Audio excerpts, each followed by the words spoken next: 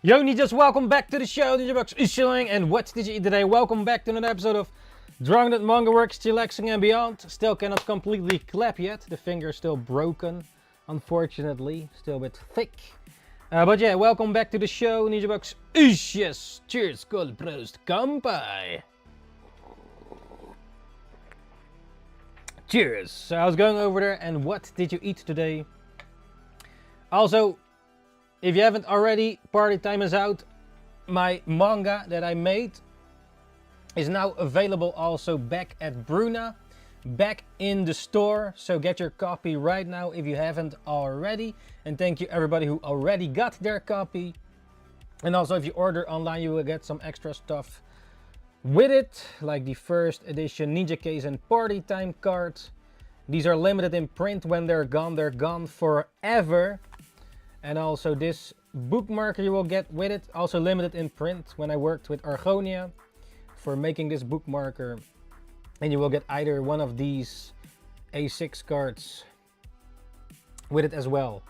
There's also a newer one with the round edges versus the not round edges. So that's the whole package that you will get in a nice Ninja box if you order it online.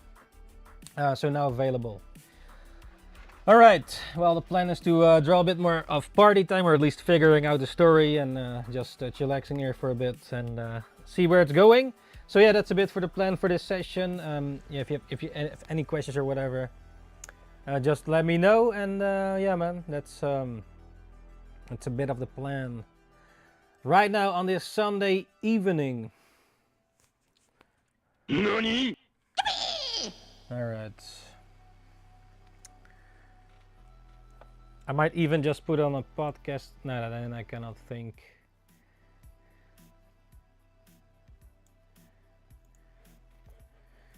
Oh, you don't see this even. All right, let's check it out.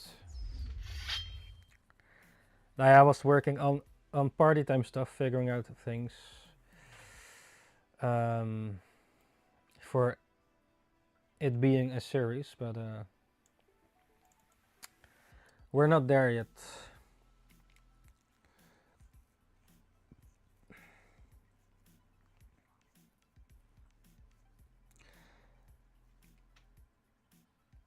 So yeah, man, I was going over there. What did you watch? We also recently watched the latest episode of One Piece, which was good. Some certain characters will appear. And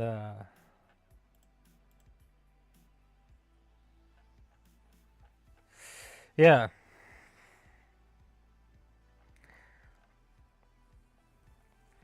So I'm not sure how long my first chapter will be exactly. Maybe I have too many ideas for in it. But yeah, I have to make a good baseline.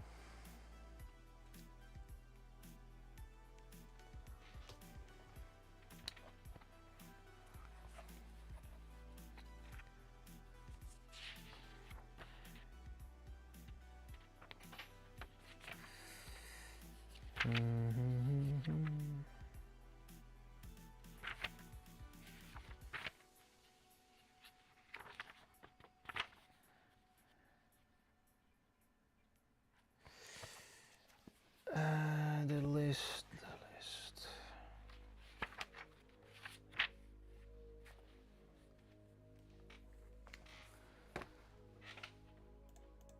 Yeah, I'm also making some side notes that is spoilers, which I won't show because it's like, yeah.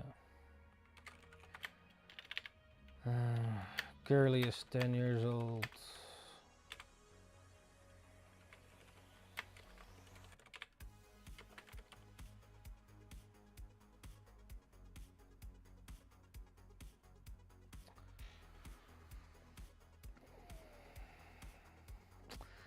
Like manga and their storytelling, yeah, there are different ways. Well, if you're not an artist or creator, you might don't even care about the creative process anyways.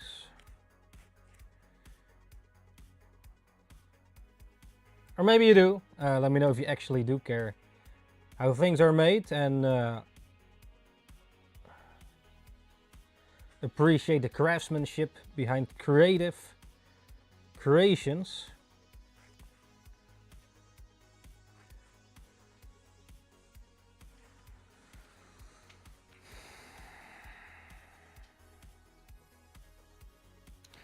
Yeah, in the end, manga is a cheap form of entertainment, right? Who said it again? One of those Japanese guys said it. What did when was it even like that Dutch guy that went to Japan? What was it called again?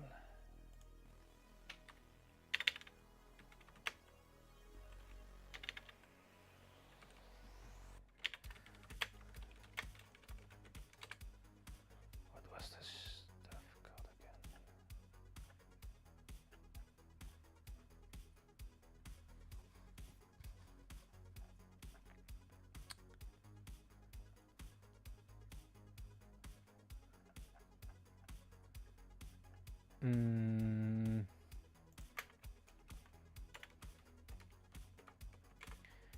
Man, where's that guy? I remember some time ago this Dutch guy went to Japan and interviewed like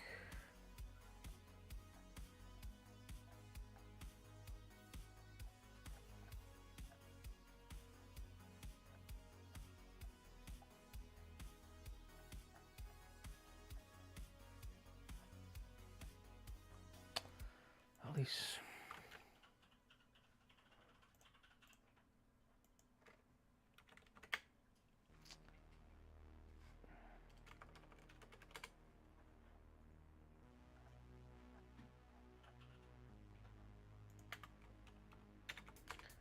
Was it a doku?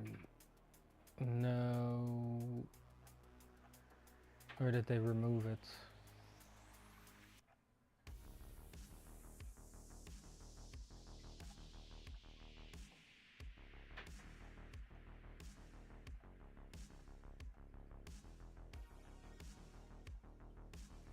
Oh well, I cannot find it right now. Probably still have it somewhere, but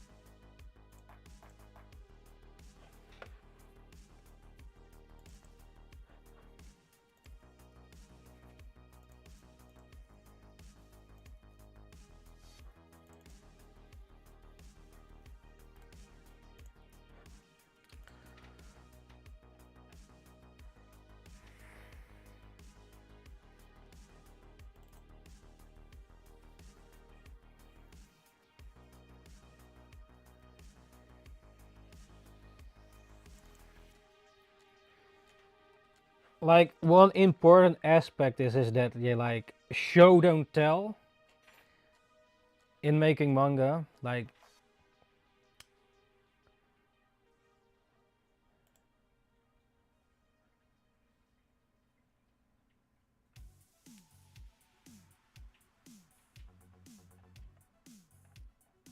Awesome 20158.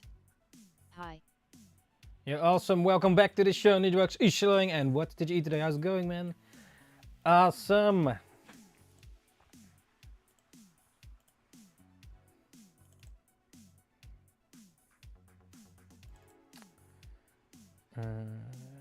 Awesome 20158. I was test out stream yesterday, Switch to run good. Oh shit. You streamed on the Switch? I did not know that was a thing. Awesome 20158. My PC.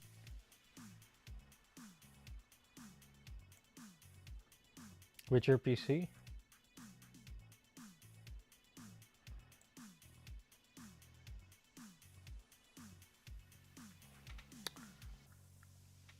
Why is this?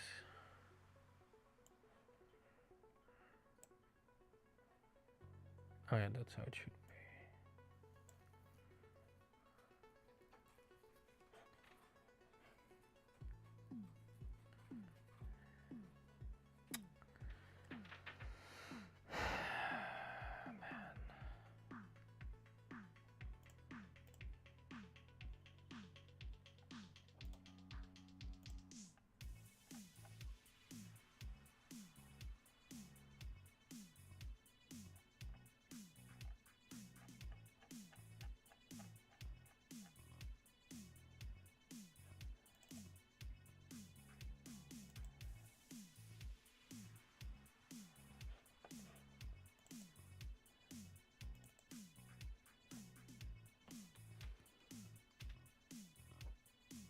Oh, you have a new PC?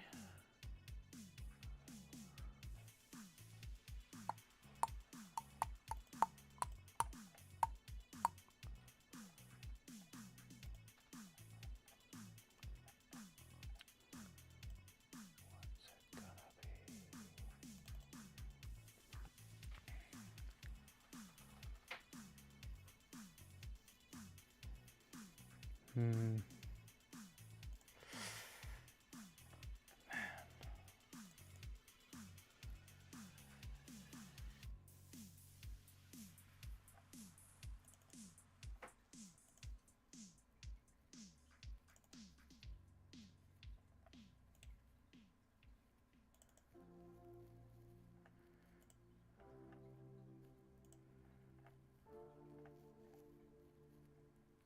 Stream elements. Keep moving. Keep creating.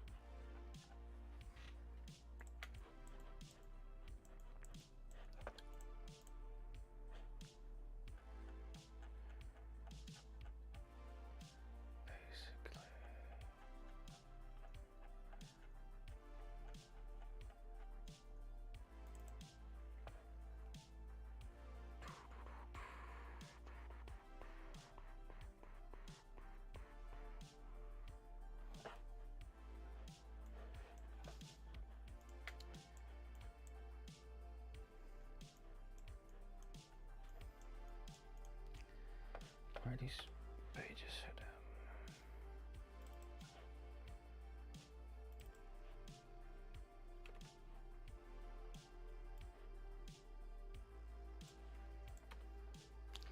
Why is it so damn small? The fuck?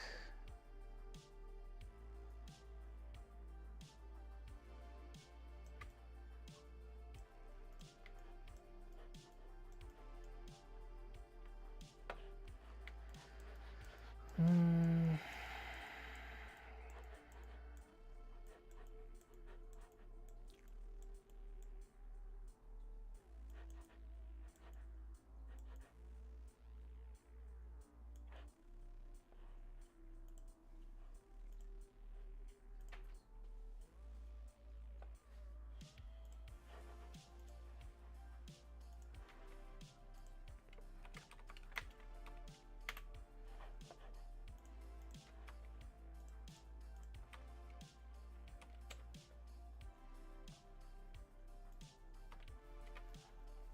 Awesome 20158. I use capture card cheap but big mistake dose work unfortunately audio delay I might buy Elgato Really? 4KS. Damn.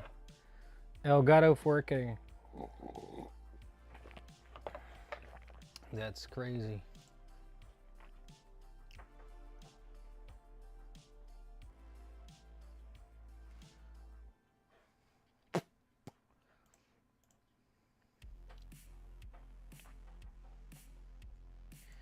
Rugato.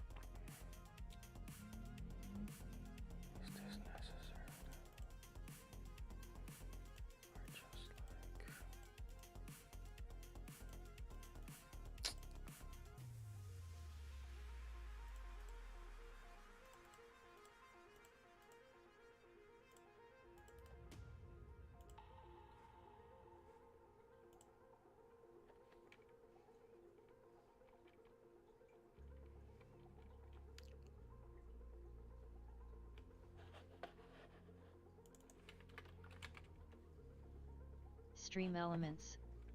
Yo ninjas. How are you doing and watcha eat today? I saw they make new Awesome game on 20158. PS5 coming soon. Yeah, I saw some of the PS5 coming soon. PlayStation 5 shit. Yeah, the problem is my finger is still broken, so I cannot really... I don't think I can really play games, or at least button. Like you want to like defeat a boss or whatever, and then I might accidentally make it worse. But yeah. But there's some games like Wolverine I want to play.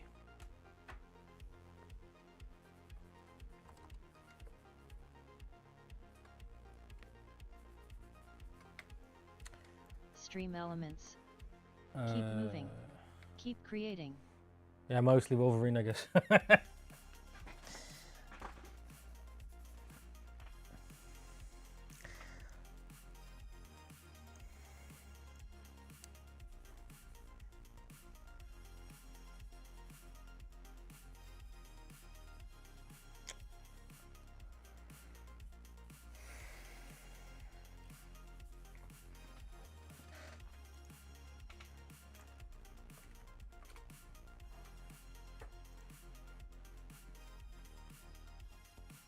Awesome 20158. Pokemon ZA I do like the game. Have you already finished Pokemon ZA?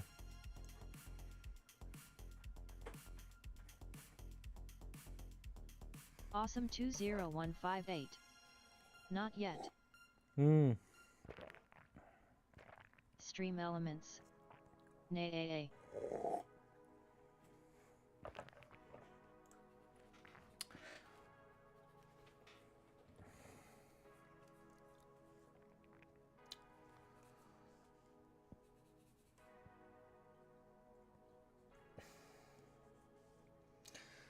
Yeah, we're gonna do that again. It's fucking lame. Stream Elements.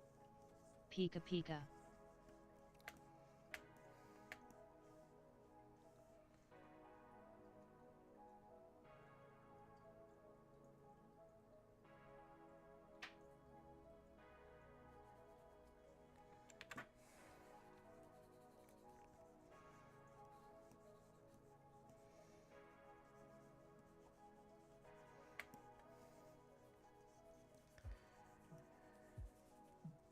Awesome 20158. What going look like in future Pokemon will go VR I'm not sure. I have no idea, man. I wonder how long Pokemon even exists. Like in 50 years, is there still Pokemon and the cards? Are they still worth a lot, or are people done with the hype? It's only about the money now, and not about the Pokemon. But hey, people with money see it as investments, right? And then you can make a lot of coin with it. But yeah, before you know it, and you will get even taxed for that if it goes too far. Maybe already, but yeah. Maybe Pokemon is a bit like the crypto shit, but better.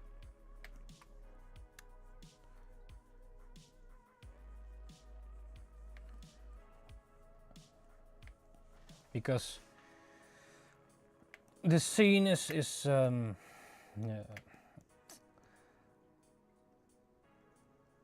how do you say? Stream Elements. What did you eat today?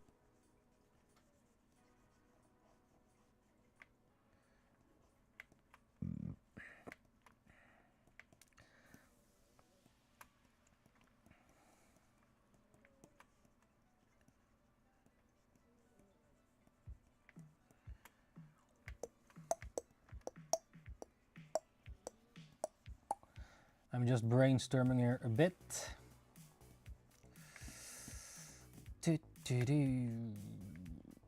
Maybe a tree or something.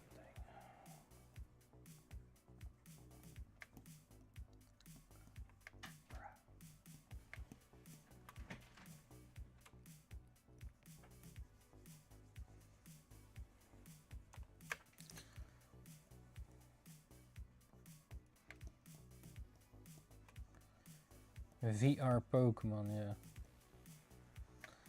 That is crazy. Awesome 20158. In 50 year maybe Pokemon Go no longer exist or Go digital cards. VR Pokemon. Yeah, I wonder, man. I really wonder. Maybe as long as people see value in it and it milks money, then it probably will stay. Stream Elements. Keep it up, Ninja. Yeah.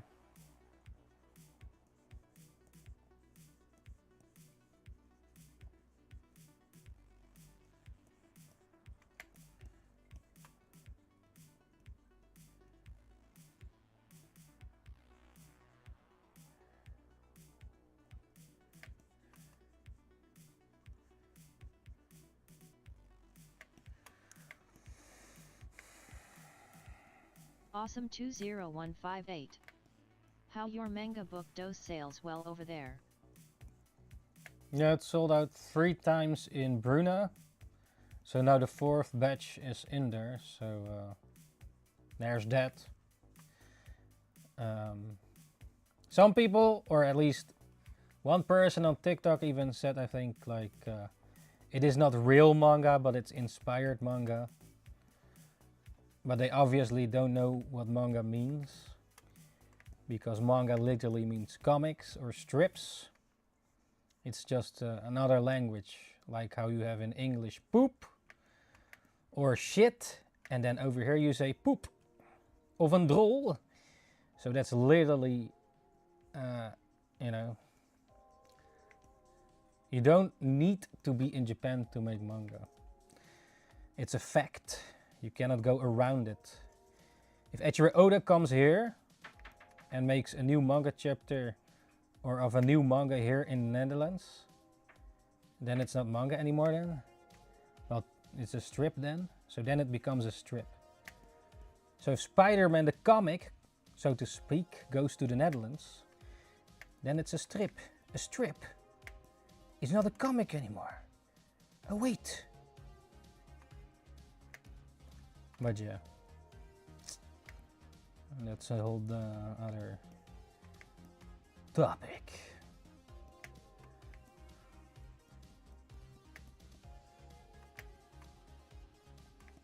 And there are many styles in there, of course. but it's like movies of films. Of what is it in Japanese? It's what is it? Eiga or something, means movies. So then, because something crosses the border, yeah, it doesn't change what it is. And there are many styles in there, of course. There are Japanese movies, but they're still movies. There are American movies, but they're still movies. Dutch movies, and yeah, they all might not be as good as the other ones. Like in America, the movies are generally better, right? At least the quality of it. But that does not mean like a Dutch movie is not a movie. Then it's suddenly it's a film. Oh wait, there's also English word film. A video. It's like, yeah. And yeah, there are styles, you know. There are many manga styles. Japanese comics. There are many styles over there.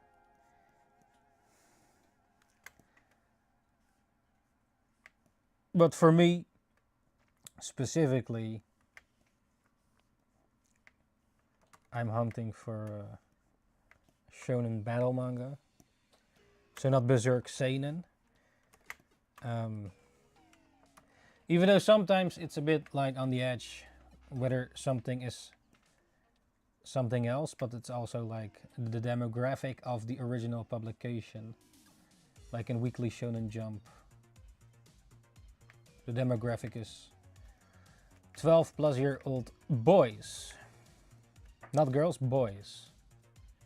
Because you have also shoujo, that's for girls or targeted as the demographic.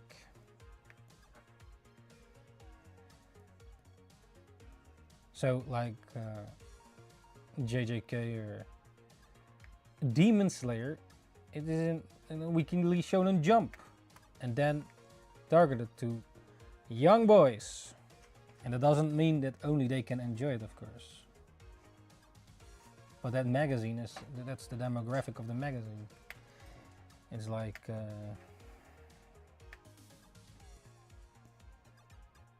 anyways, what was the point again? I forgot.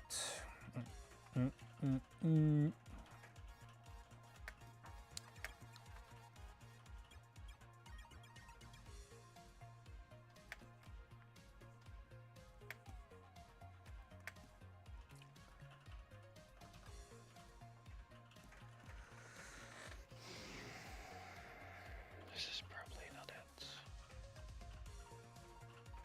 Awesome 20158. I don't see on social media to avoid spoilers some anime. Yeah, I have that too. I understand. Social media can really be cursed. Especially with spoilers. But yeah.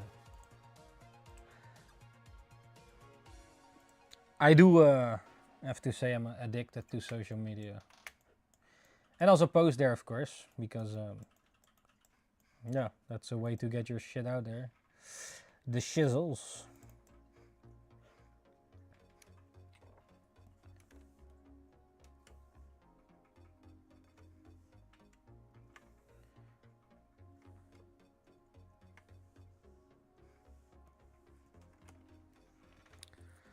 What was the point again? I forgot, man. I'm trying to make manga. Figuring out the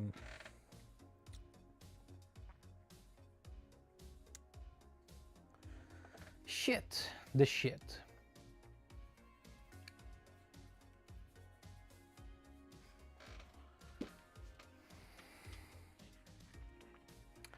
Maybe it doesn't matter too much.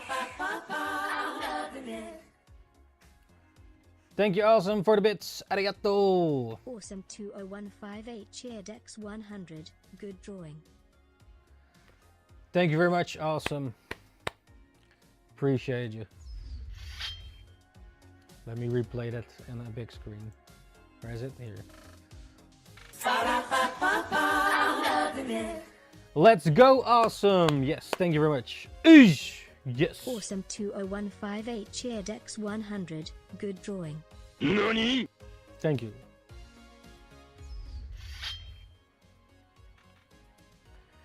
The biddies.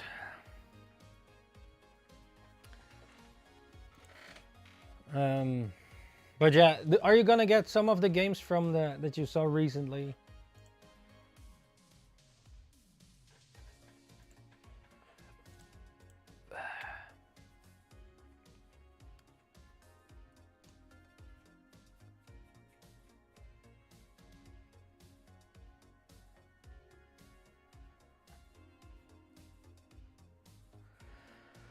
Man, shit, man. How to get this on the... Awesome 20158. I'm trying get PS5 if on sale. You heard the prices are higher, but you have Switch too, right? Yeah, I guess you have already a lot of great games over there.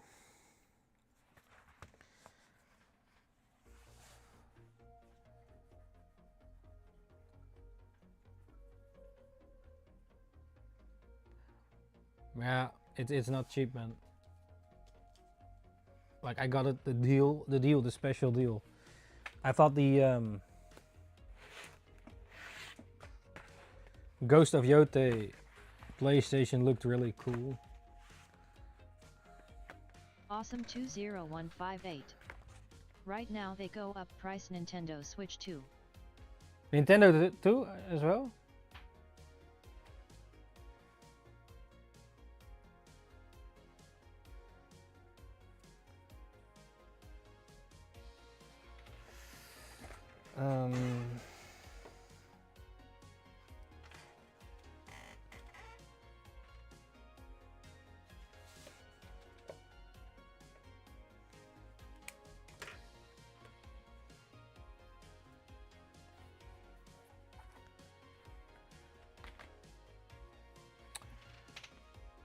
I need something to write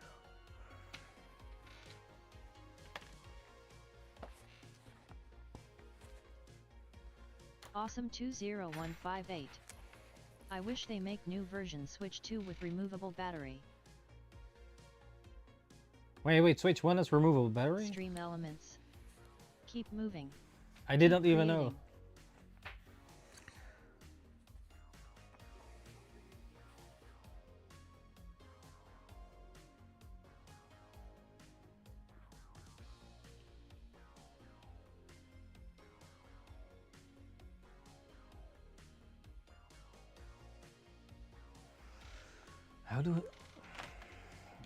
Why am I stuck again? Stream Elements. Based. Awesome 20158. No, not easy. Remove Switch 1 batteries.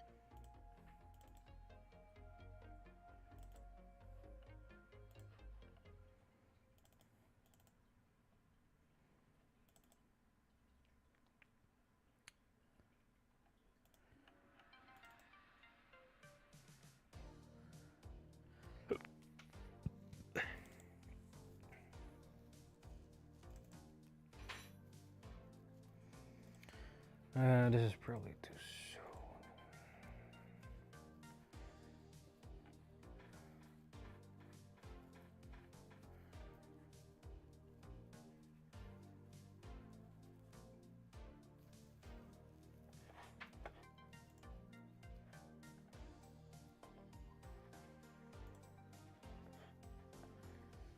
Stream Elements. Pika Pika. Yeah, the battery in a lot of devices Awesome it's like 20158. I don't why Nintendo go backwards. I remember DS and 3DS removable battery.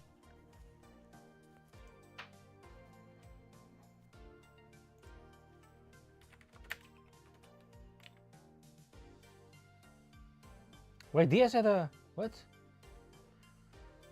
I never actually. I just charged it. I don't think I ever. With the DS had the battery removed, or it was just charging, right? Yeah.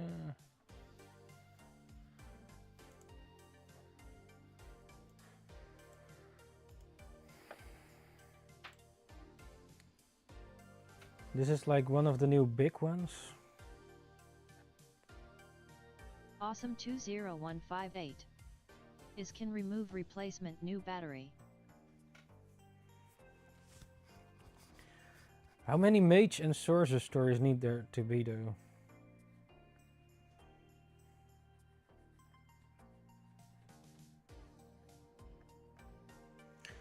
The art looks good, but yeah.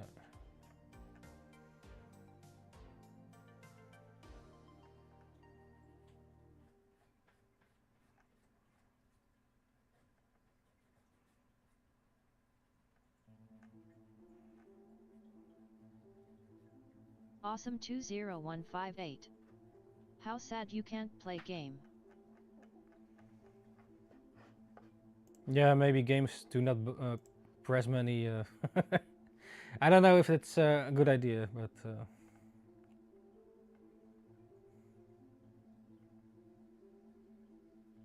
Stream elements. What did you eat today?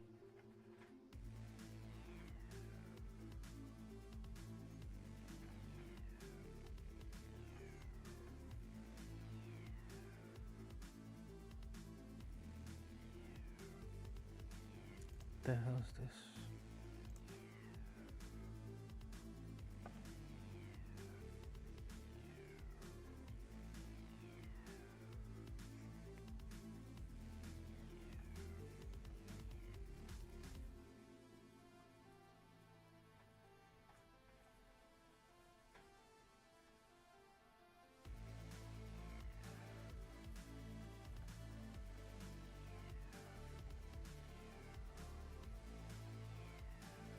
What the hell is this?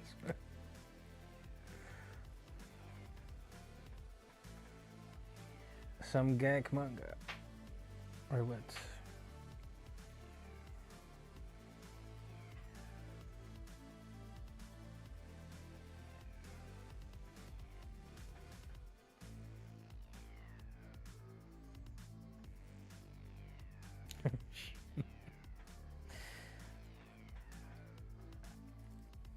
Well, what games are you playing? Awesome.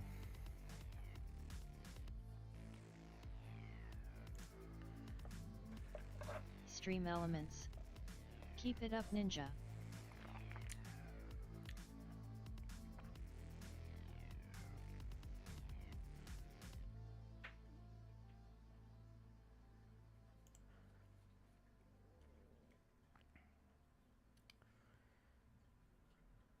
Oh, yes.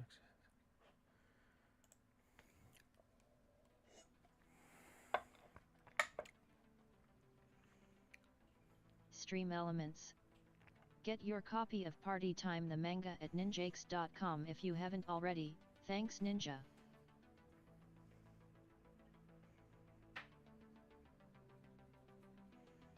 Hmm.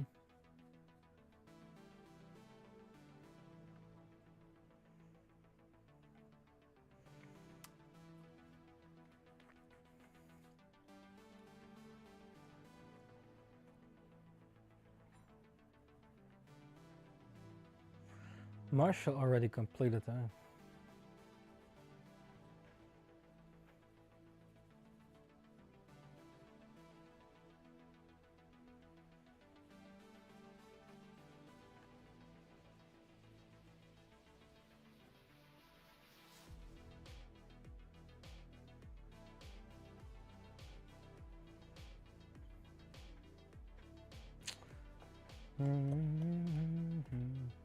Why is Dragon Ball not here?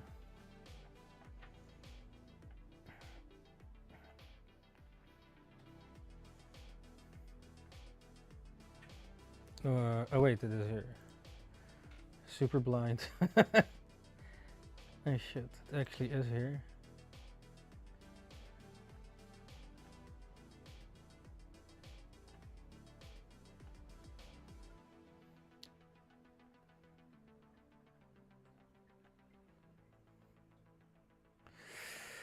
Yeah.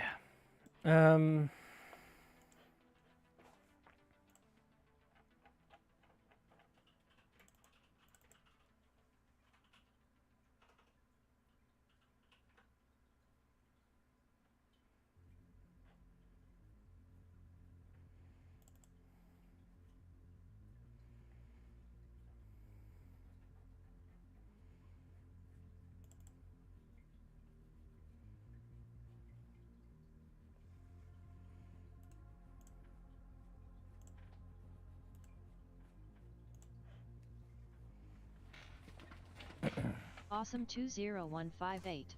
Get your copy of Party Time Ninjak 1 Horror. Huh? Horror. How did you do that? What is this? Oh! Oh shit.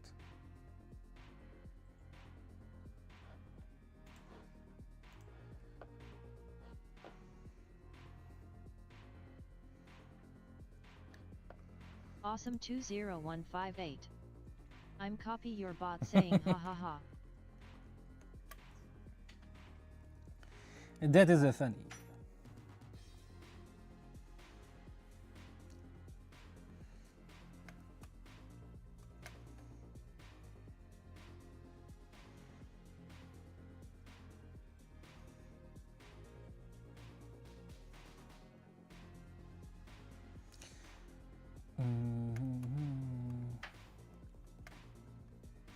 Awesome 20158.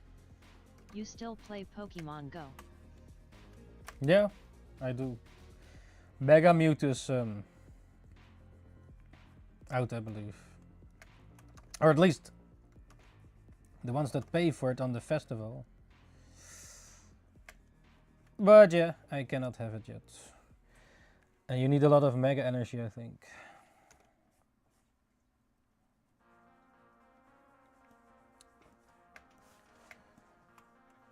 Yeah. This is one of those assholes.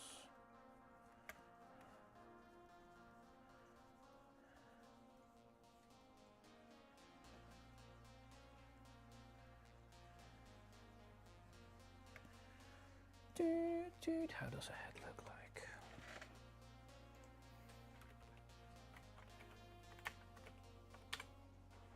Awesome 20158.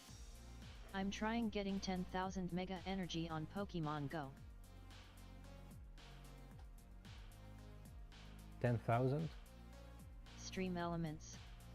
Keep moving. Keep creating.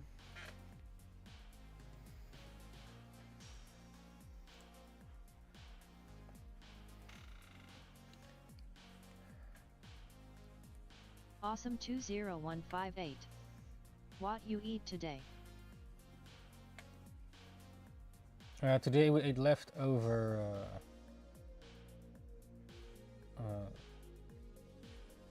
yeah, Stream we call it elements. Based. meats.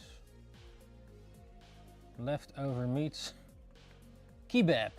Gyros. Awesome 20158. Uh, You like coffee? Yes.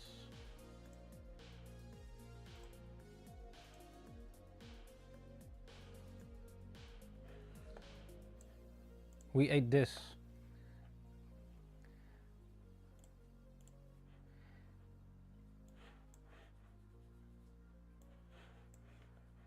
And also this. So it's like we had some meat left over from yesterday. And then Ninja-chan made like pita with it. So it's like the meat in it. And then the salad. Yesterday were also fries with it. Stream but elements. those are already Pika Pika. gone. So yeah, that's what we ate for dinner. Yeah, awesome actually. Yes, I do like coffee. Which reminds me to get some more. Without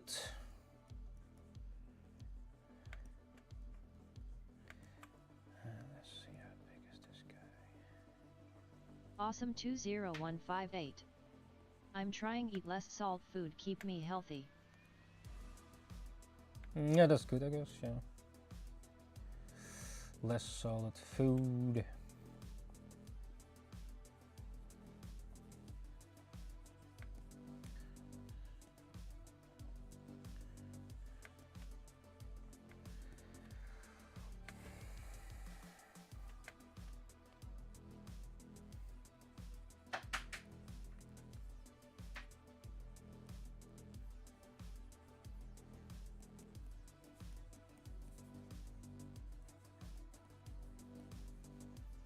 Yeah, good job, also.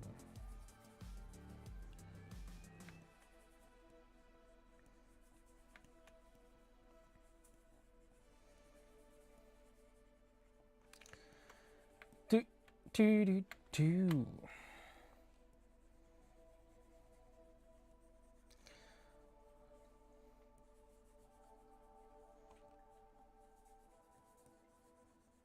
Yeah, less salt is good, I guess.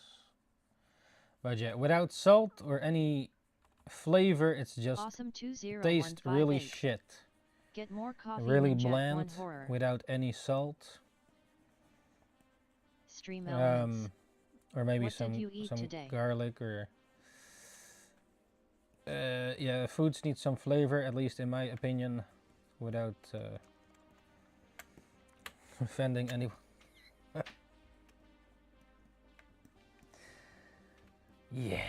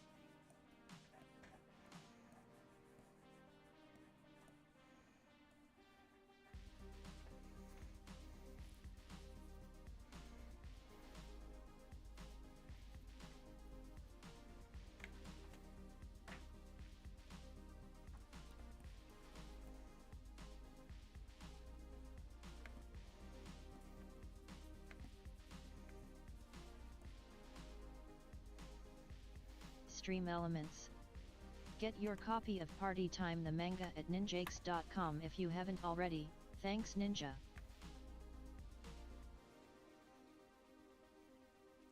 Awesome 20158. Ha ha ha, grinning squinting face.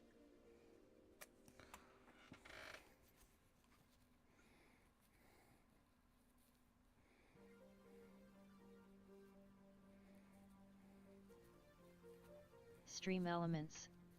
Keep moving. Keep creating.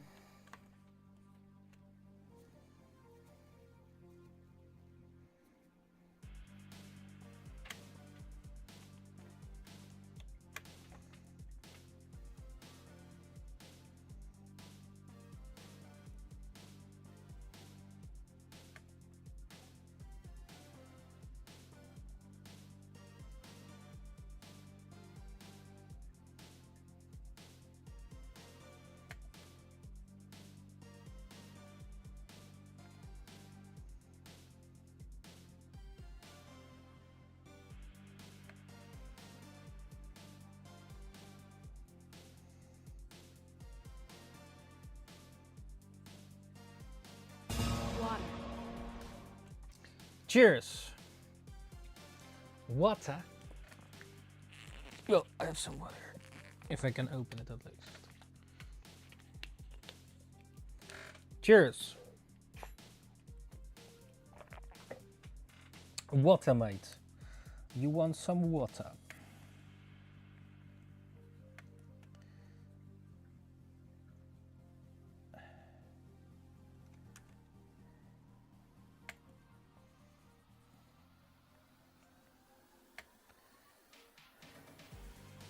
Stream elements.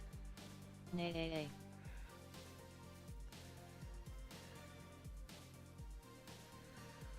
Maybe we'll make it differently.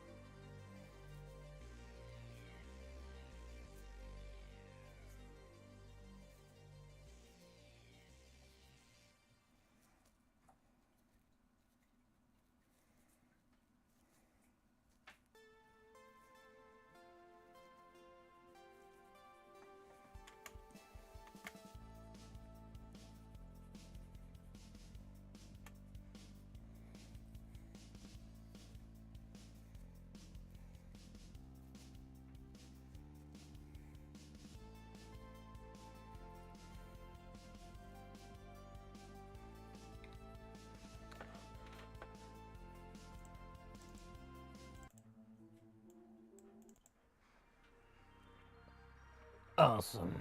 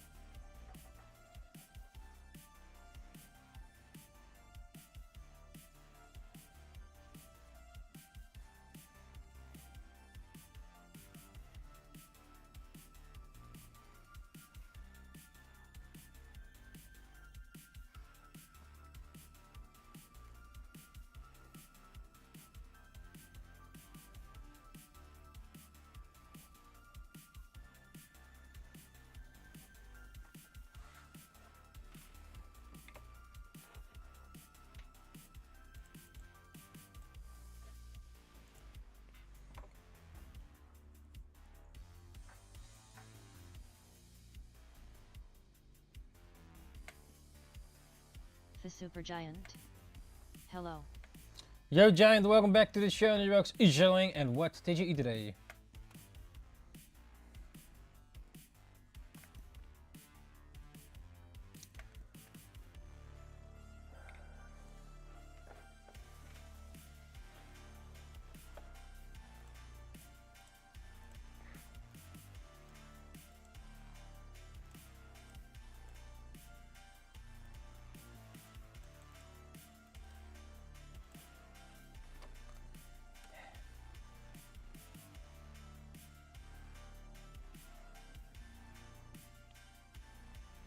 The Supergiant. Rice with beans with tomato sauce. Very good. No meats.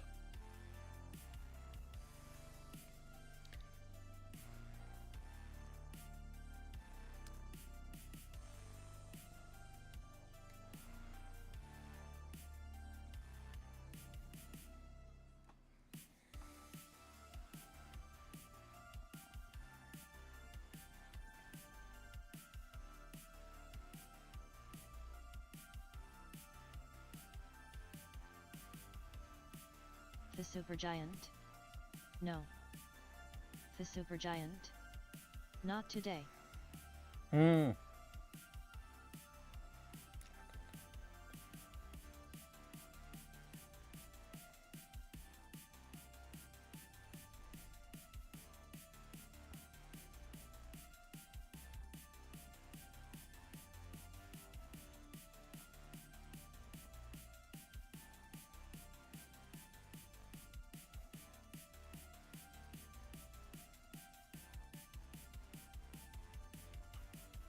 Stream elements.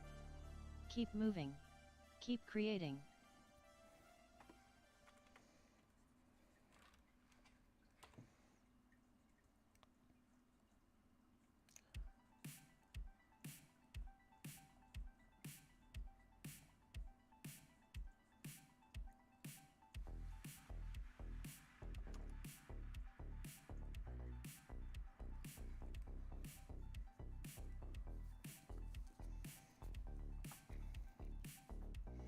The Supergiant. I was walking in the forest of Rokanye. Oh, all the way there. Damn.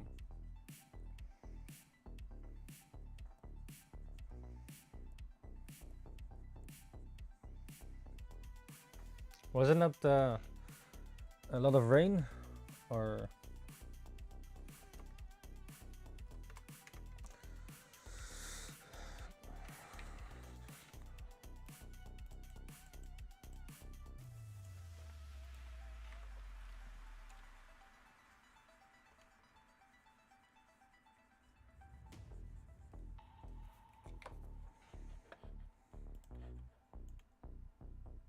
The Supergiant. I doesn't seen any rain today. The Supergiant. Oh. You. Stream elements. Oh wait, was it yesterday? Pika Pika. And maybe I'm confused.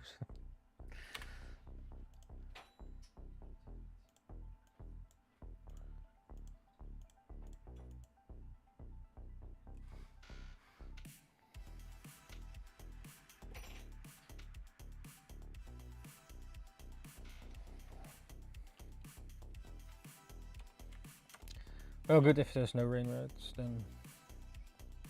The Supergiant. Yesterday was a lot of rain. Yeah.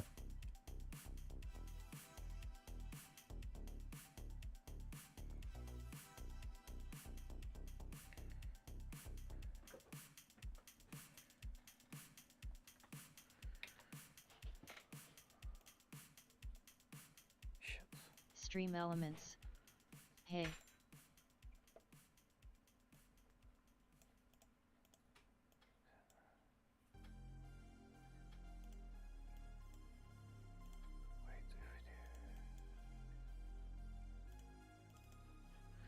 Rain.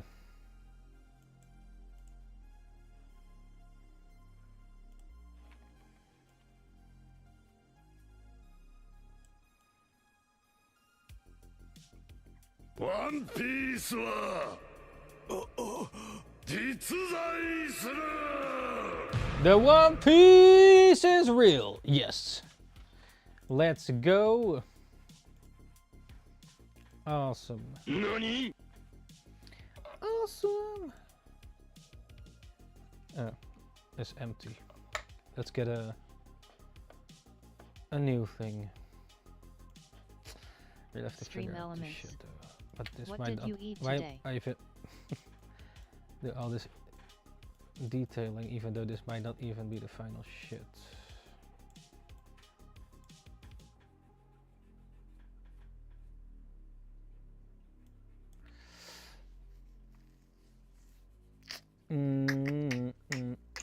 Let's make another cup.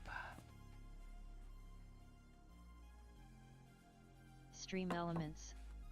Nanny. Cup.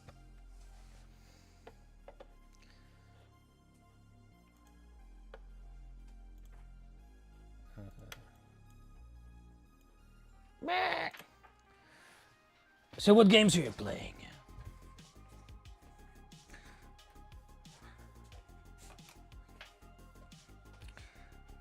That's not a game I heard of.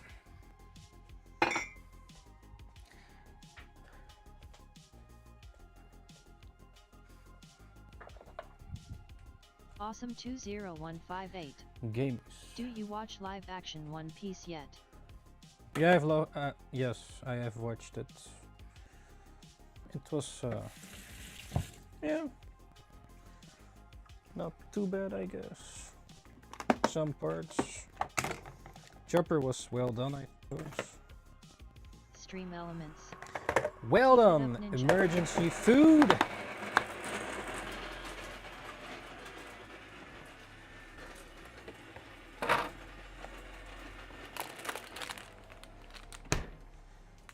Got here some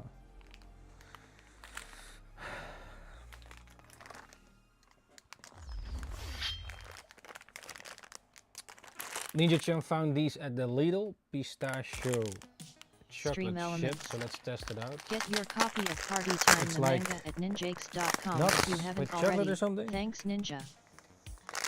So, what's this? Pistachios The Supergiant nuts. box. Awesome 20158. I'm not sure See how tasty it. if it's The Supergiant good. Ninja box. No idea. Stream elements. Maybe it's real nasty. Let's do the Ninja box. Yes. Or Digitally. the opposite. D. Stream elements. There we go. Based. The first one. Awesome 20158. You rate it. Yeah, pretty good, I guess. At least now don't have to peel them.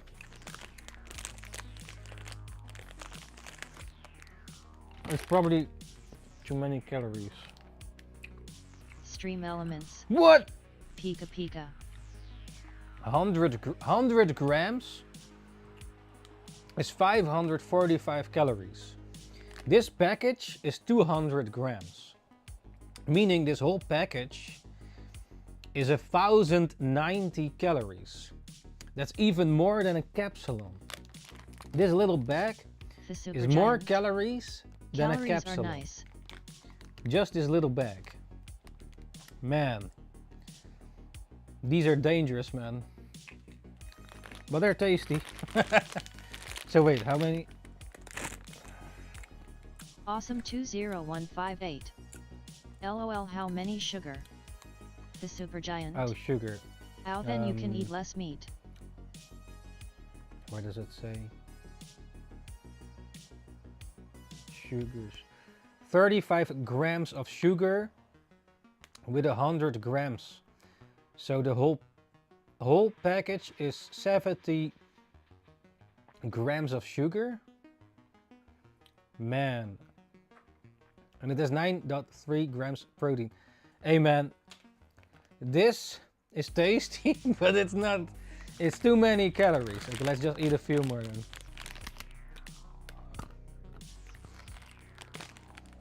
It is addicting though, I have to say. when you start it, yeah. Awesome 20158. That more than sweet 35 Cuban pesos coffee, sweet cup coffee.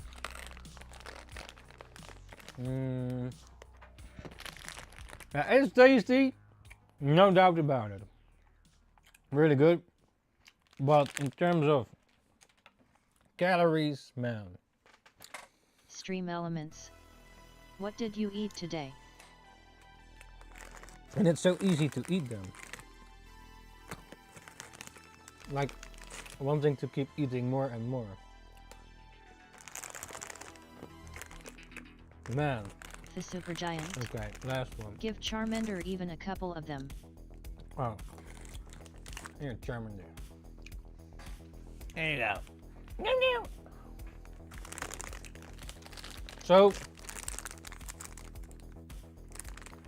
I guess it's because also Fisto is nuts.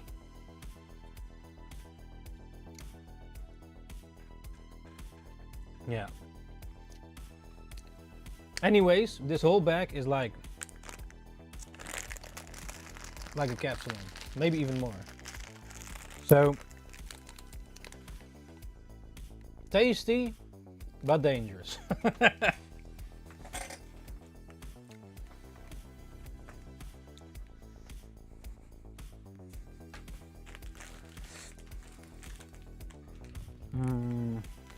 Yeah, I like to put them in the fridge since I like chocolate cold and not hot.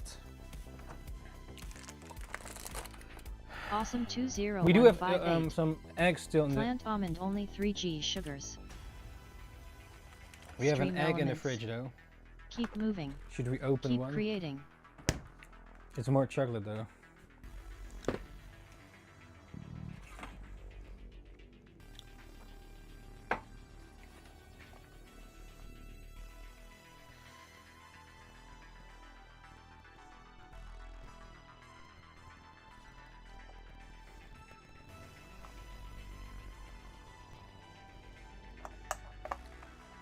Stream Elements. Get your I did copy got of like Party Time the manga at ninjakes.com. protein if you bars haven't already. today, which Thanks is Ninja. less for more. Awesome 20158. SHH don't like her knowing you eat tasty sweet.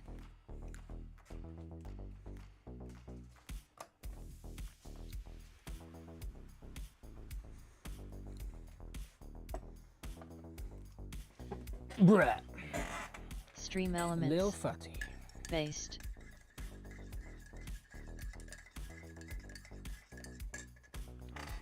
We do have this though. An egg. Maybe eat one of those. How much is this even? Awesome 20158. What happened? She knows you eat sweet. I don't know. Stream Elements. Pika Pika. 100. 561 calories for all three, I guess. Here we got the egg. The egg. Common.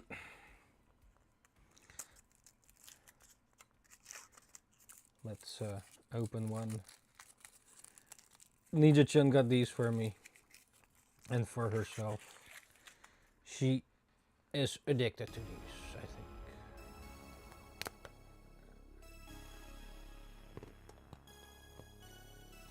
The Supergiant.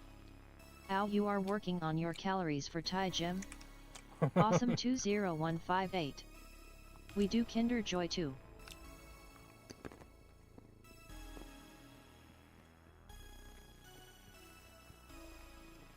The chocolate is tasty.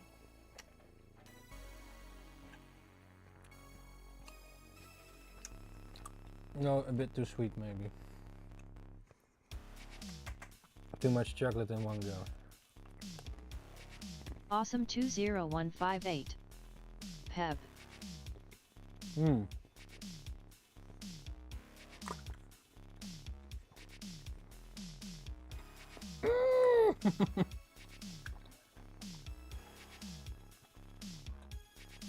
Dinosaur. It's long neck. No, that's pretty Awesome cool. 20158. People put chocolate in coffee maker super tasty.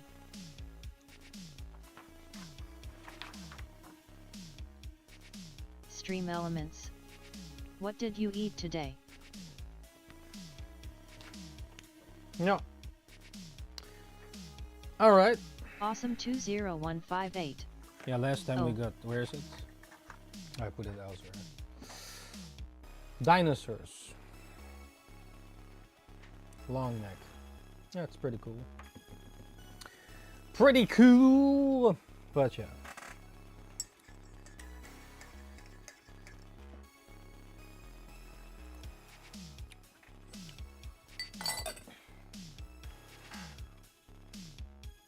Let me put them back in the fridge.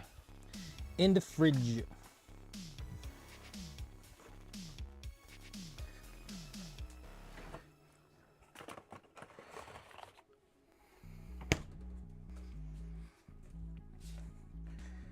Actually, got to go.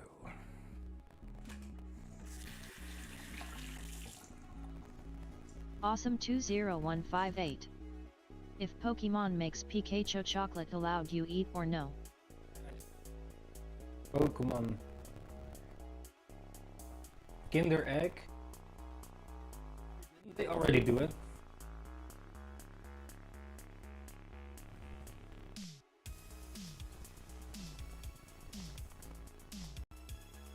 Stream Elements. Get your copy of Party Time the manga at ninjakes.com if you haven't already. Thanks Ninja.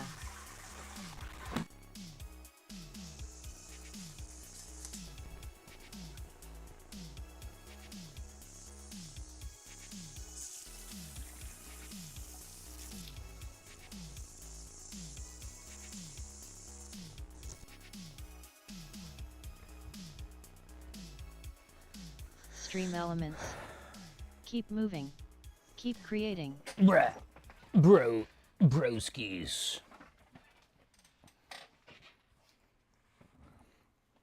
All right.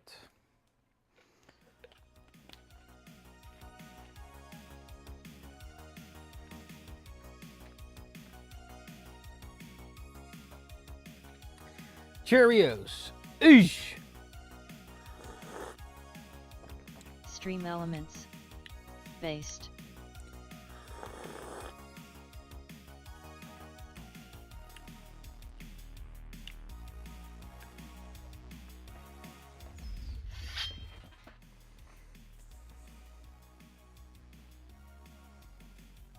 Awesome 20158.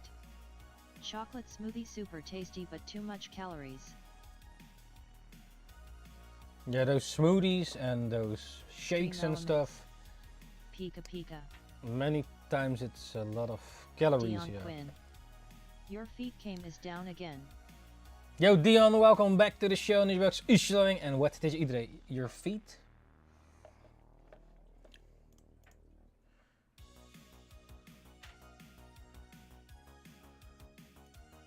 Feet?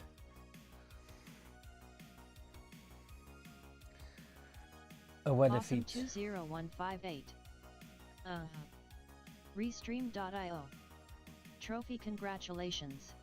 You've received 100 messages today with Restream chat. Thanks for the messages, Dion ninjas. Quinn. Oosh! There has to be at least one art streamer with a foot cam. Dion Quinn. And I think it should be you. Dion Quinn. But you have to wear your clogs. You have to Awesome stream. 20158. Watch the LOL. special stream on OnlyFans. Only ninjas.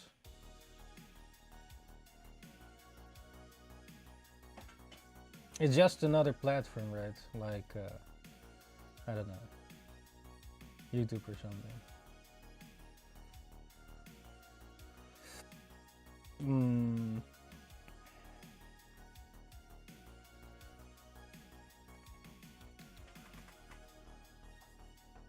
Stream elements. Clogs. What's that? Nay. Clogs.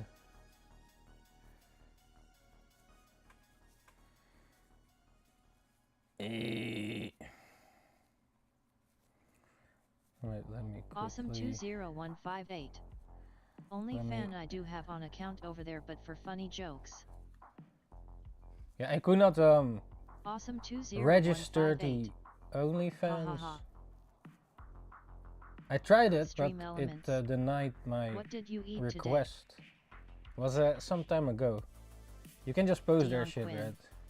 Klompen. Oh, but then you don't see the feed.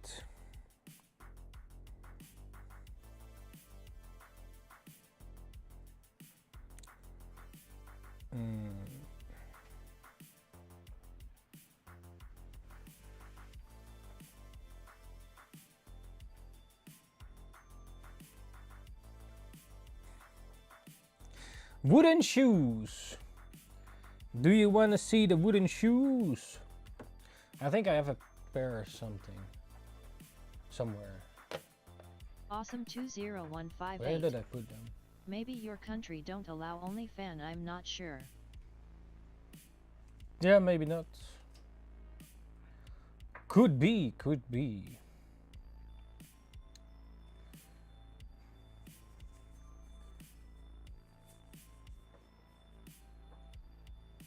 Yeah, we wear the wooden shoes every day, right? Yeah. All day, all night. What the fuck?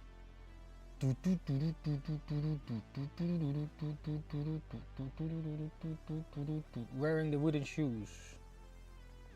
Stream elements. Keep it up, ninja.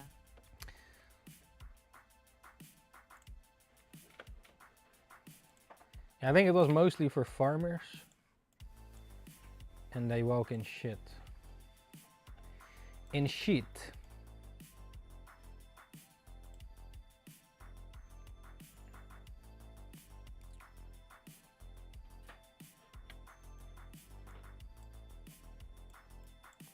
Stream In elements. that shit. Get your Anyways, copy of Party yeah, Time the manga at ninjakes.com if Yeah. you haven't already. Thanks, Ninja.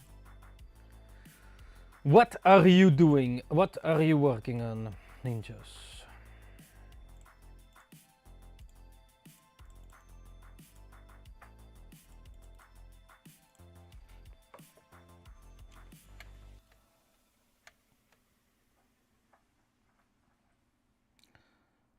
Stream elements.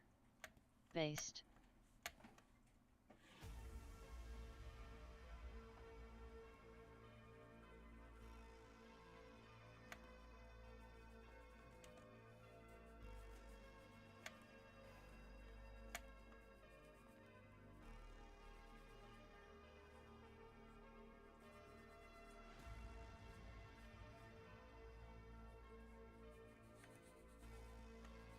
Stream elements. Pika Pika.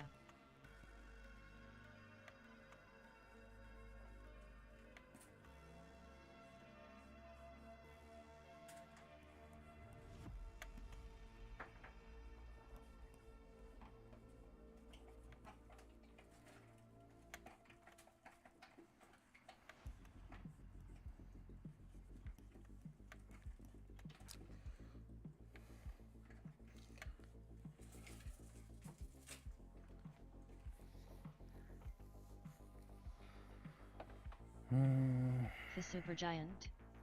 Pikachu you. Pikachu.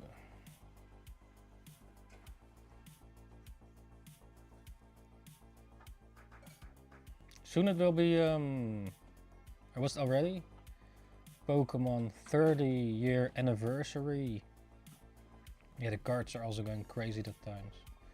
But I think also other things maybe. Are there any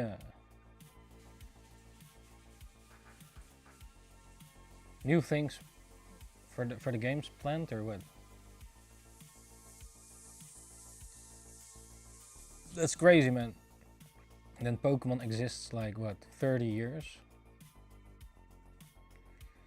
That is crazy.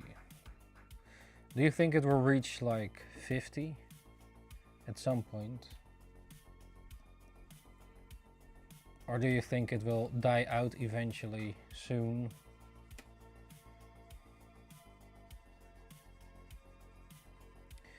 I think as long as they can milk Awesome it, 20158. they will If milk they it. don't fail, But how far? Yeah. Stream Elements. What did you eat today? Some yeah, what is it? Pita with meat. Pita breaches, pita bread, brooches.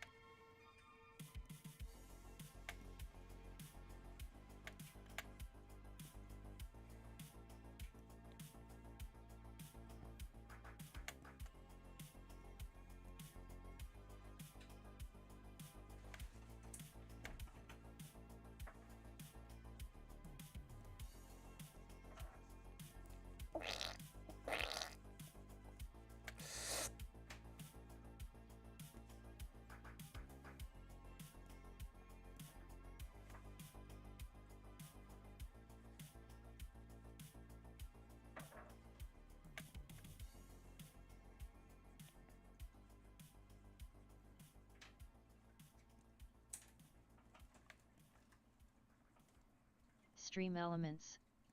Keep moving. Keep creating.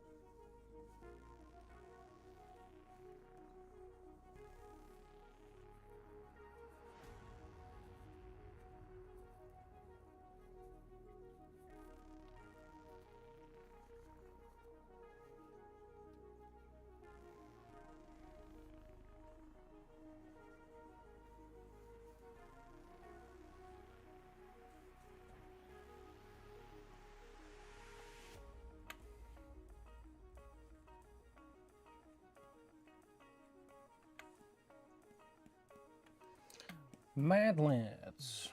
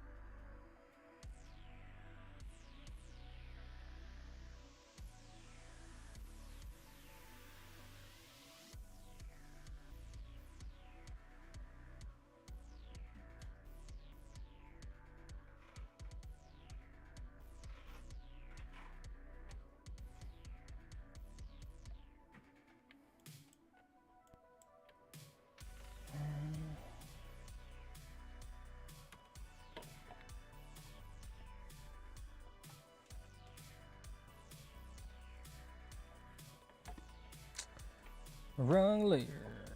Brah.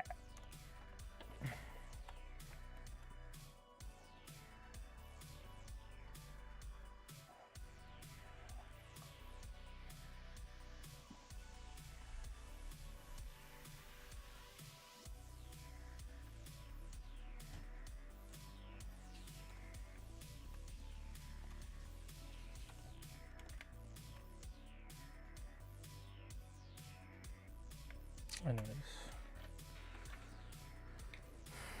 you get the idea, right?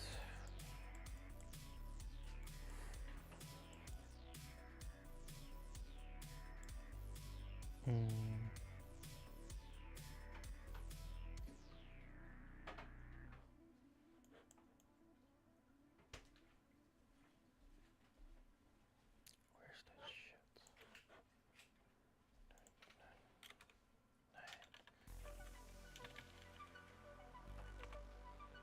Oh, what is it? Oh yeah.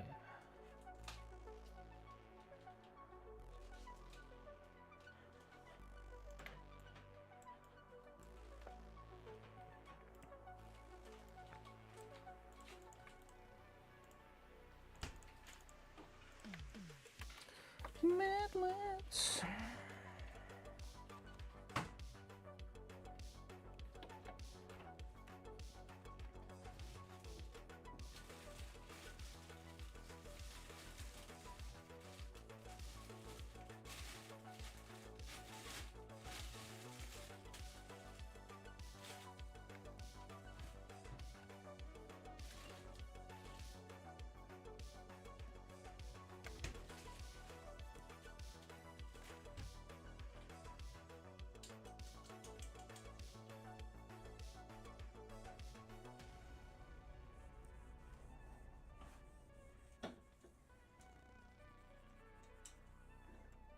No, not like that.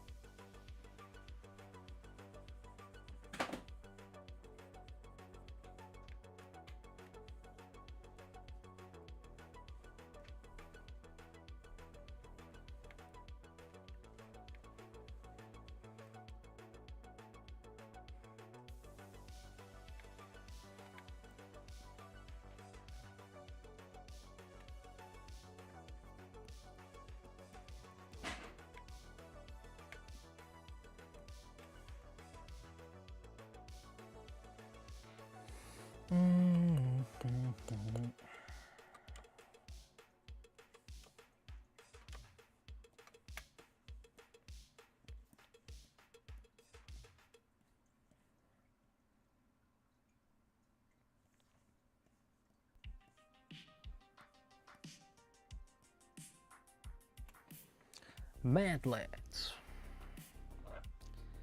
Cheers.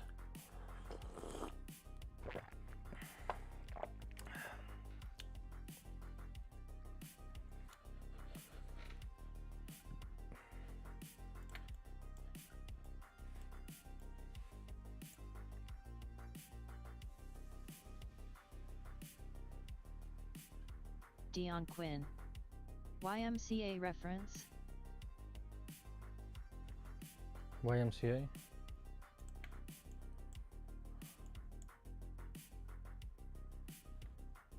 What?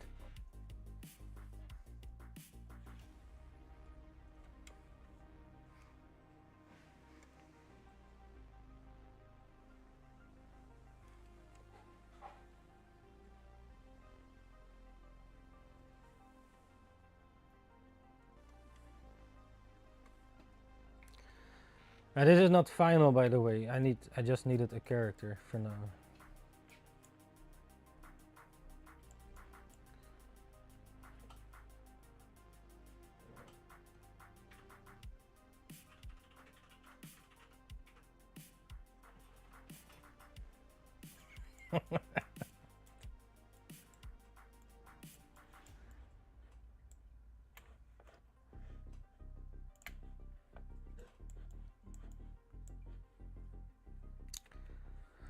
Maybe you should wear a cape.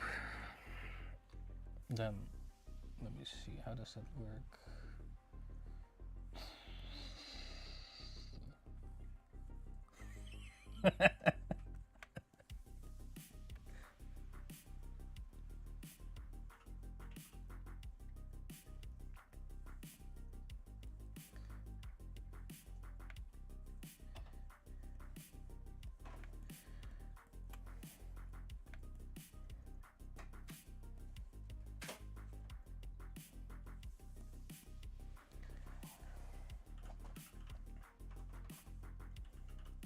Don Chan. Blat. Blah. Yo, Dan Chan, welcome back to the show. Ninjawax Ishaling, and what did you eat today? Bruh.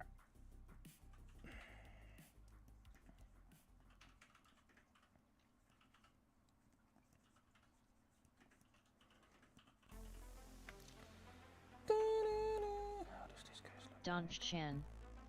Nice Greek bresh with gyros.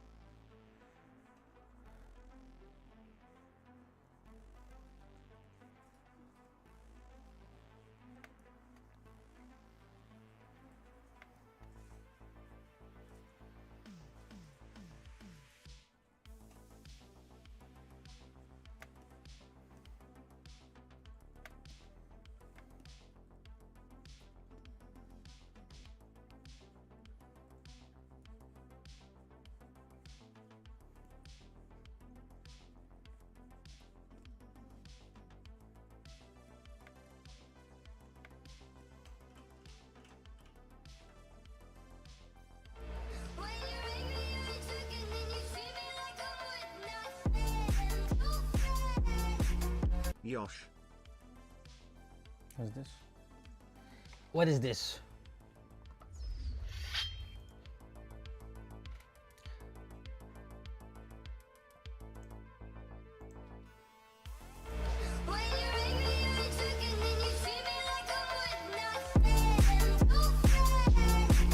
Yosh. Thank you very much, Dungeon, for the resub prime. Arigato gozaimasu. Ish. Yes, thank you very much. Yes.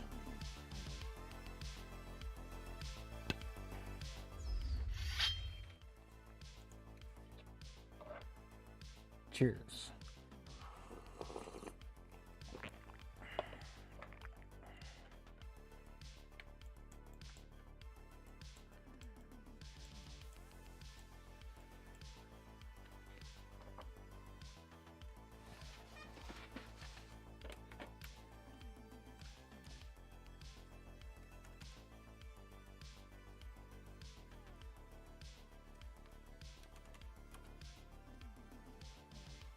Stream elements. Keep moving. Keep creating.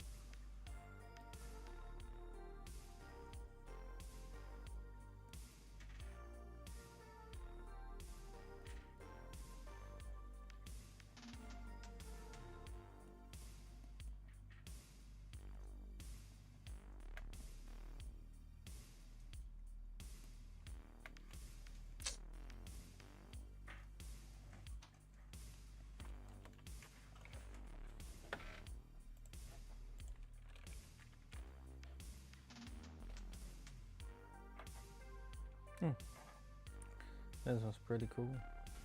Another one.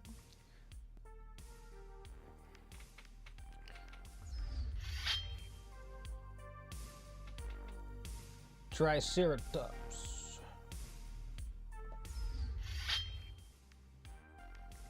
Pretty cool.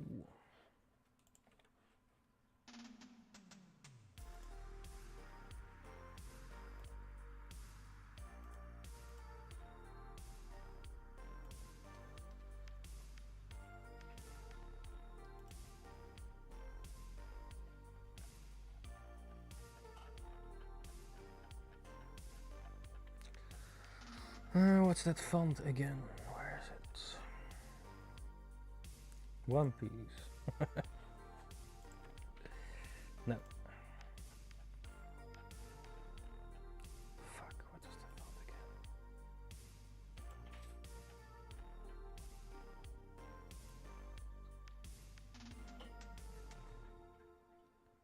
Shit.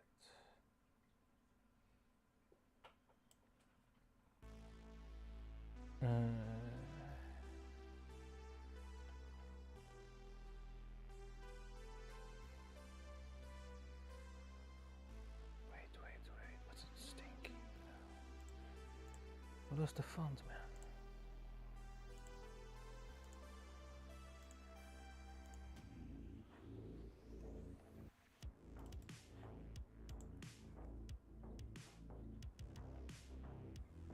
No. Oh, Comica. That's the one. Comica.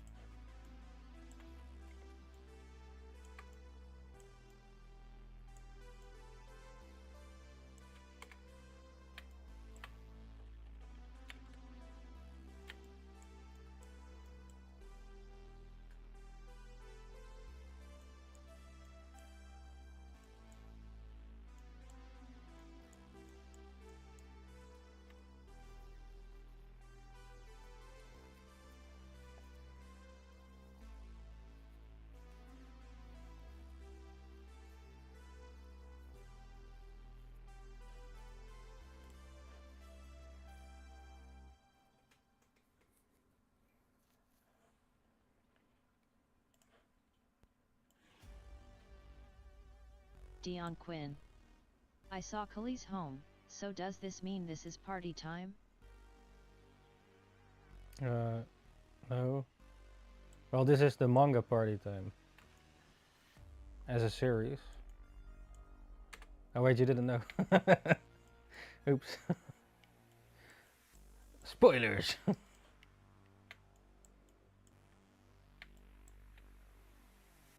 Don't tell anyone. No, it's our little secret. Don't tell anyone. Son, you mustn't tell.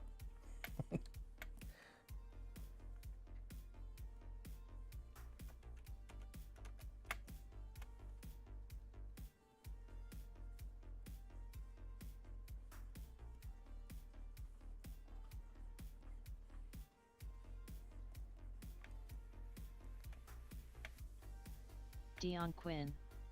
I had my ears closed so I did not hear. Okay. Dion Quinn. Honest.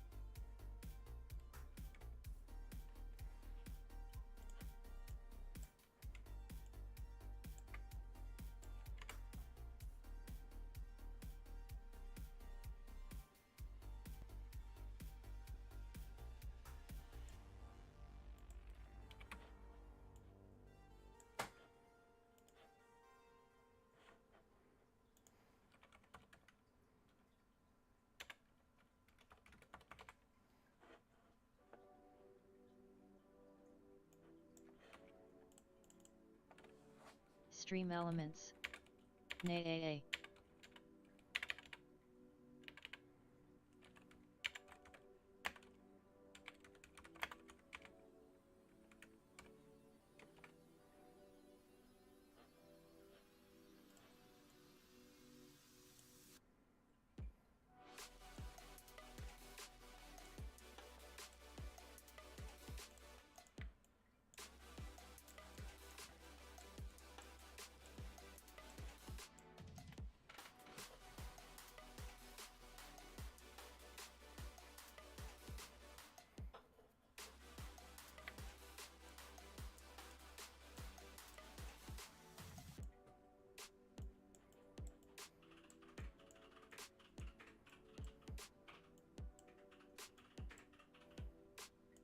Don Chan.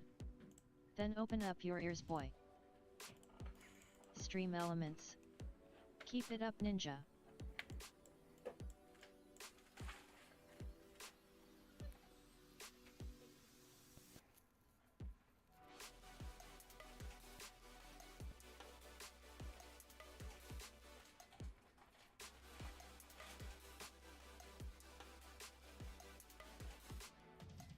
Here's mine.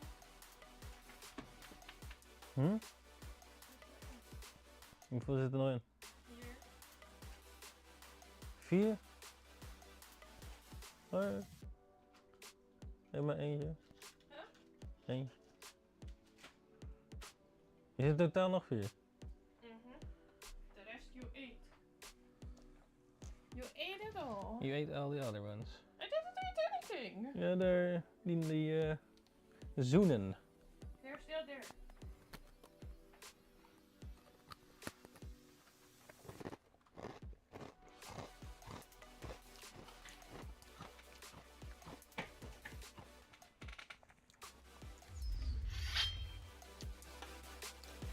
Fatty.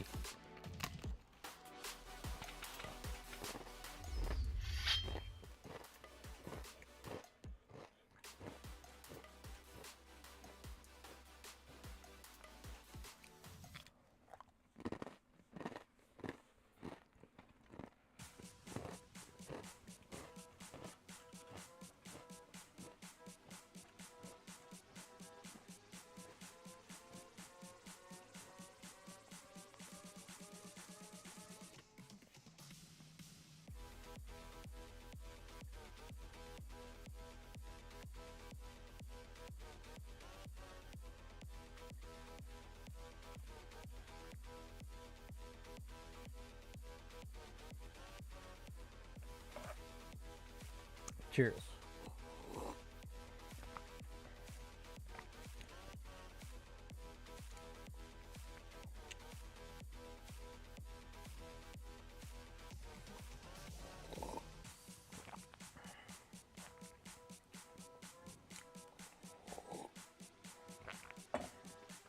By the way, this might not be final though. Dion Quinn. Shouldn't you be in the cage? Yeah, she escaped. Have to put her back.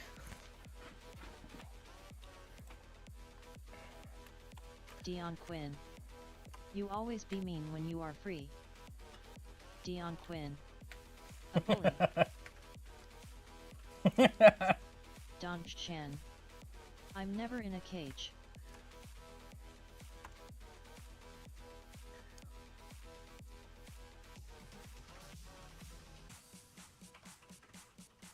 Don Chan.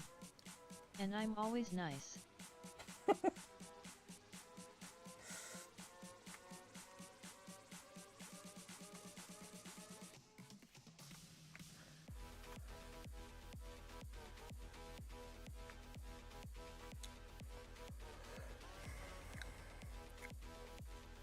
Stream Elements. What did you eat today?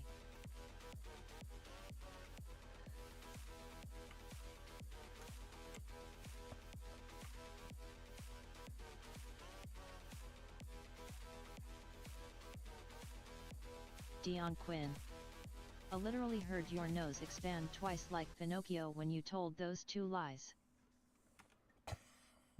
Yeah. Stream Elements. Hey.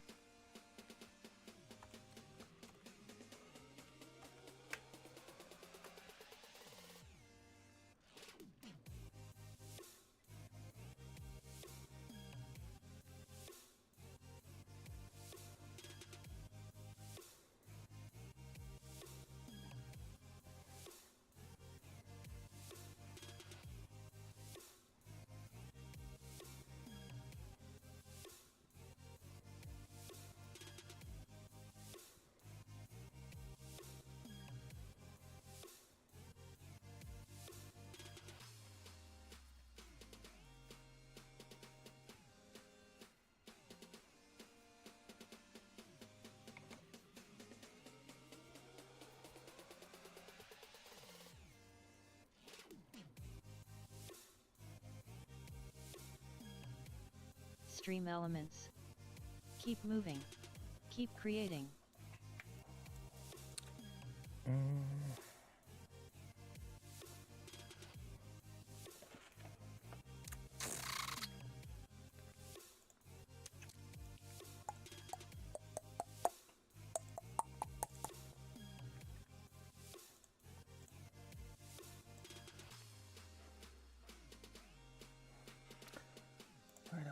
Stream Elements. Get your copy of Party Time the manga at ninjakes.com if you haven't already. Thanks Ninja.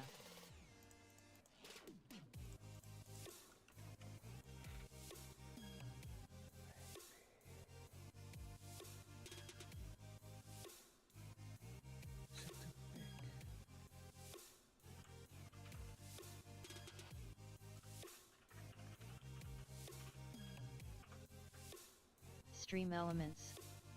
Based.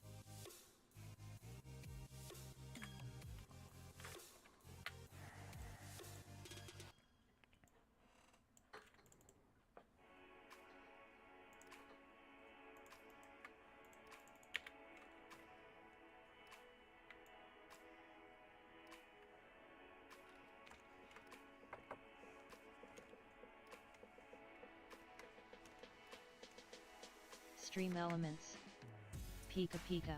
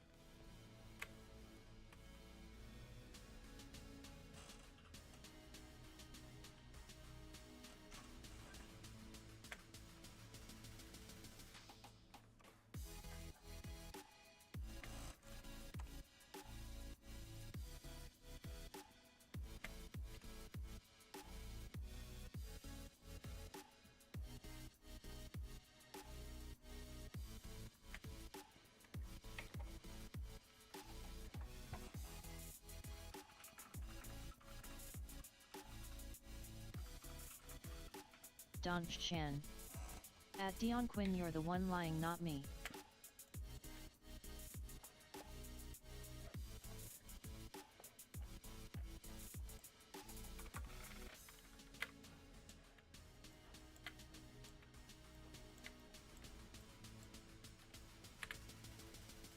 Dion Quinn. Nah.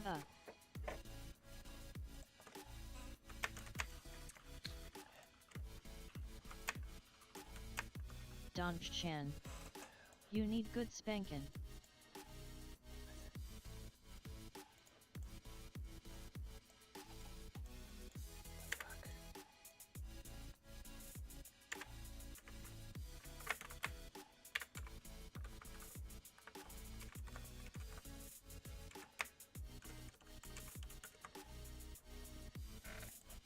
Dion Quinn. Father should make a manga about liars like you. Dion Quinn. At Donch Chan, no thank you. Donch Chan. So it's about you then.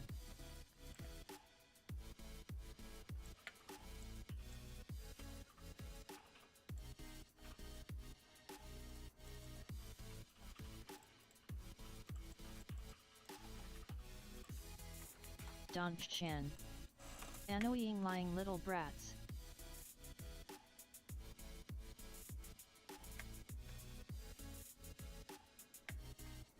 Dion Quinn. Every time she lies, her hair grows longer and curlier. Donch Chan. I wish it did.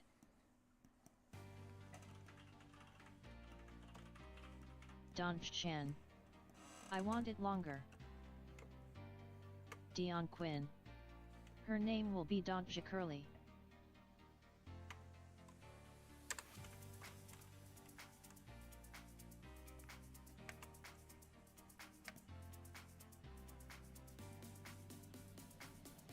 Dion Quinn. Bit of a mouthful, so we will have to shorten it. Stream Elements. Keep moving. Keep creating.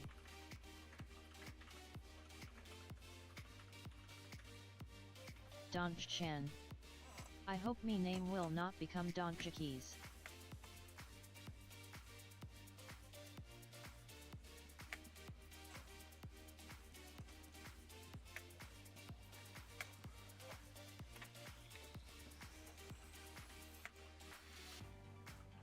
Stream Elements.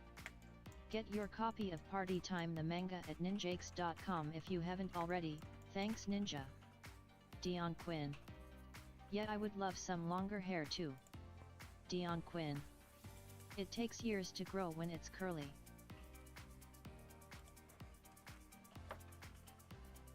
Donch Chan. True.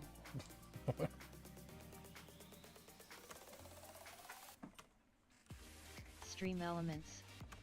Based.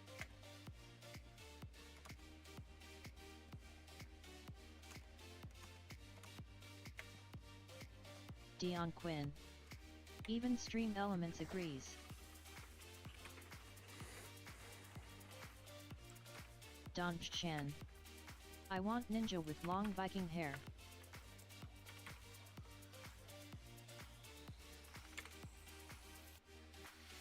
Stream Elements. Pika Pika. Dion Quinn. Yeah, I want that too.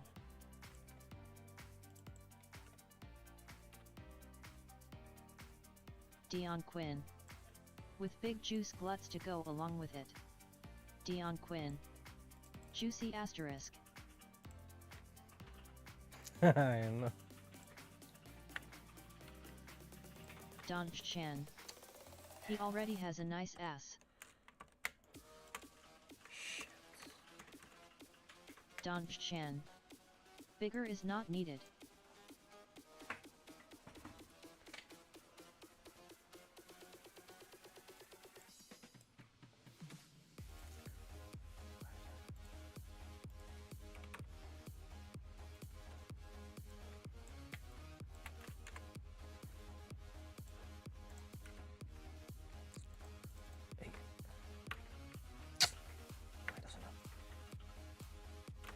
Dion Quinn. He is already perfect, I am proud.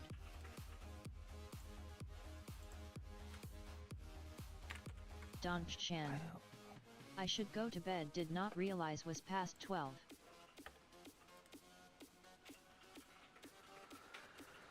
Don Chan. Weekend is over. 何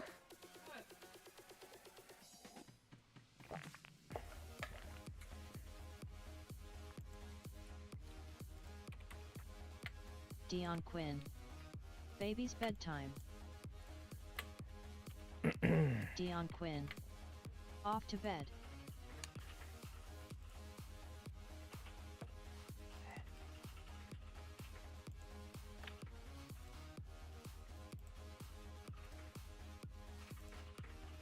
Stream elements.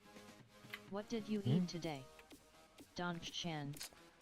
Well, some people need work at 8:30 in the morning.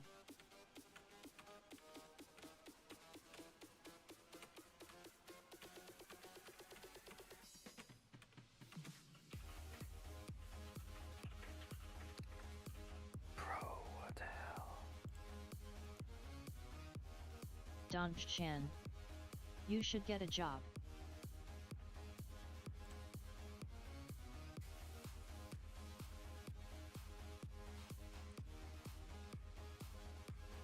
Why the hell is it not?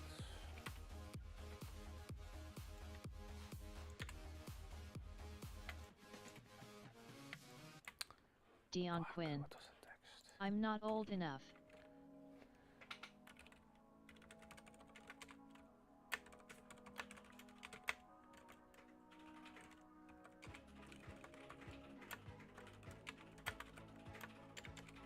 Dion Quinn.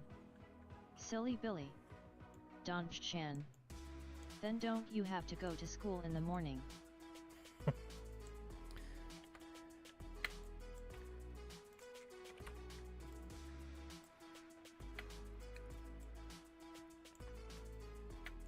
Dion Quinn. School is for nerds. Stream elements. Get your copy of Party Time the manga at ninjakes.com if you haven't already, thanks Ninja.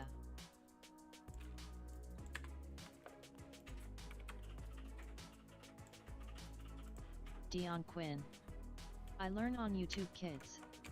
Don Chan. You are a nerd.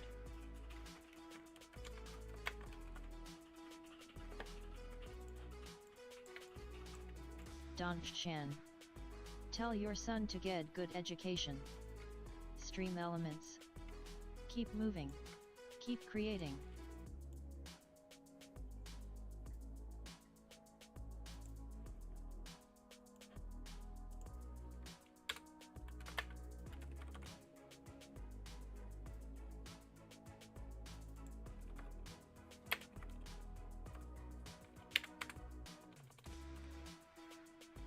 Dion Quinn.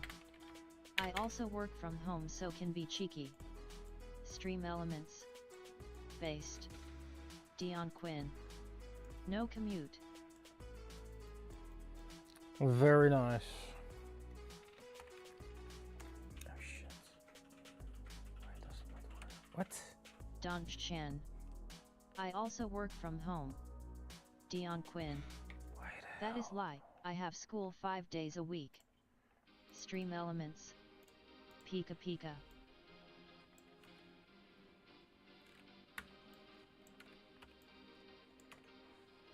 What the hell? What the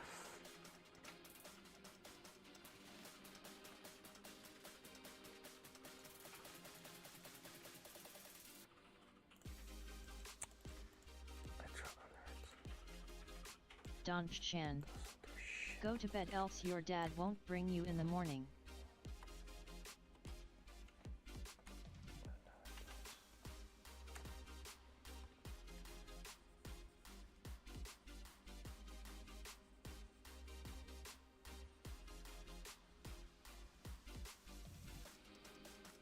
Madlands.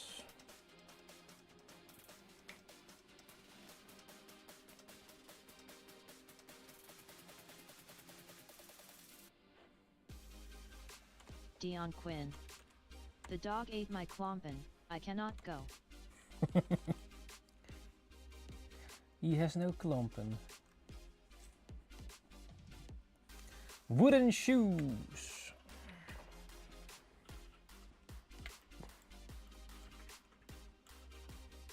Don Chan. We don't have a dog. Don Chan. And klompen.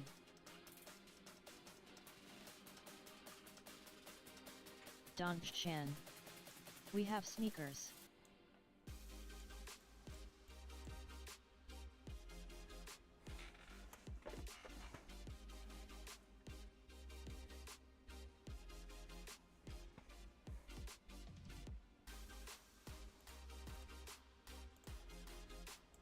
Stream Elements.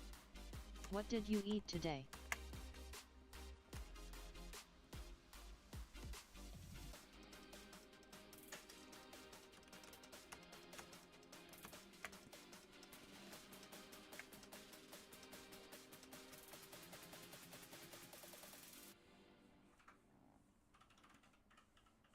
Don Chan. Ninja Box. Stream Elements. Let's do the Ninja Box. Is digitally. D. Don Chan. Oyasumi / Don Chan. Sweet. Stream Elements. Sweet dreams. And don't forget. The man under the bed, Merc that is, ha ha ha ha.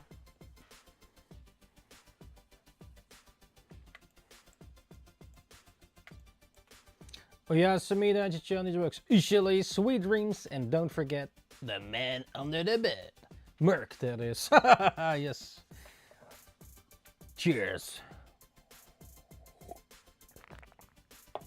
Yes, let's talk really loud. Dion Quinn. Merc should get out from under the bed. True.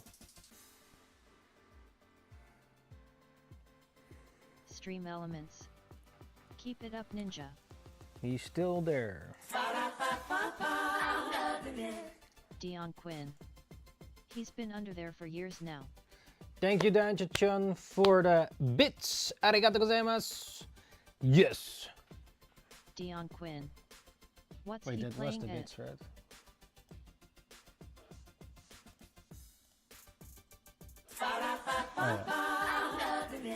Yeah, boy. Stream Elements. It's your boy. Get your copy of Party Time the manga at ninjakes.com if you haven't already. Thanks, Ninja.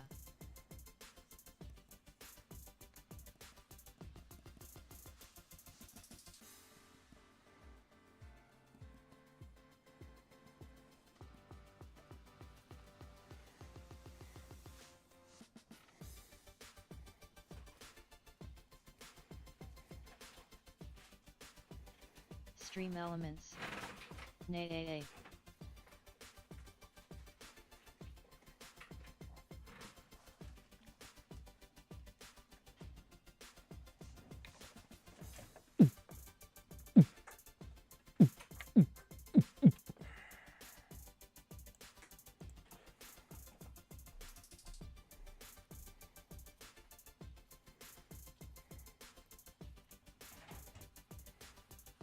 Stream Elements.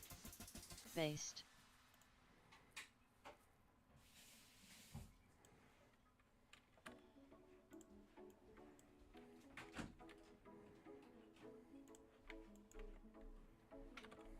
Fuck.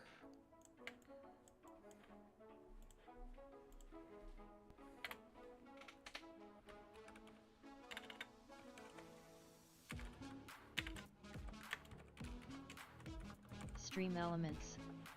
Pika Pika. Jules 1234. Hey. Jules! Welcome back to the show, Nerdbox Ishalang. And what did you eat today? How's it going, Jules? Jules. Jules 1234. Sit in full dark scares me. Full dark? You're in the dark room. NANI? The dark room with Jules. Well, Dion. Dion Quinn. Sit in the light. Dion Quinn. Easy.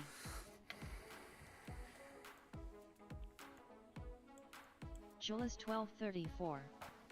OMG, not again. Dion Quinn. He is under Oh the bed, shit, I he's think. under the bed. Oh yeah. Now it all makes sense. It all comes together.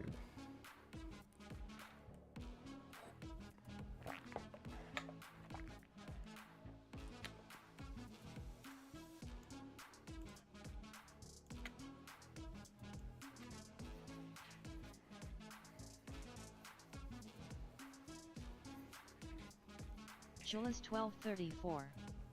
Sure, at some point XD.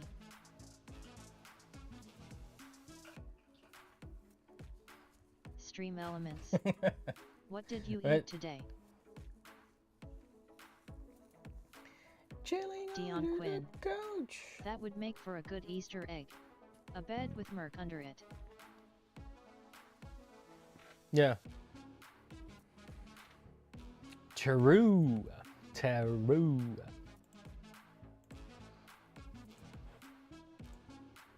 Oh, it's already a new day. What? Stream Elements. Nanny. It's already a new day. Well.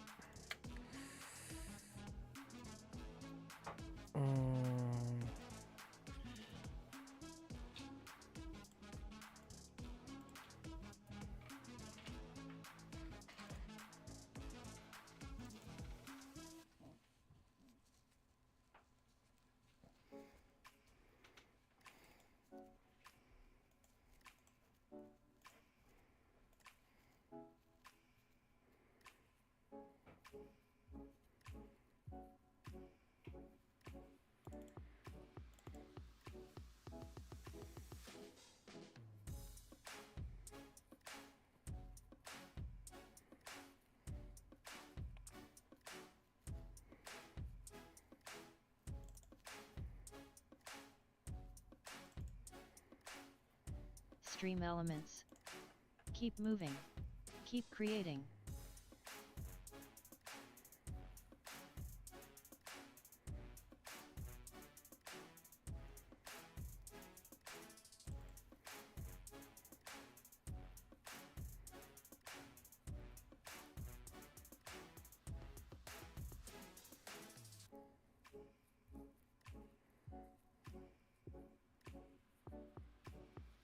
Stream Elements. Get your copy of Party Time the manga at ninjakes.com if you haven't already. Thanks, Ninja.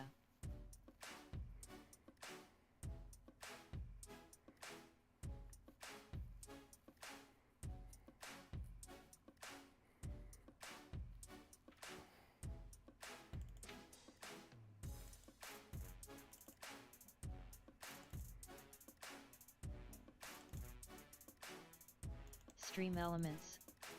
Based.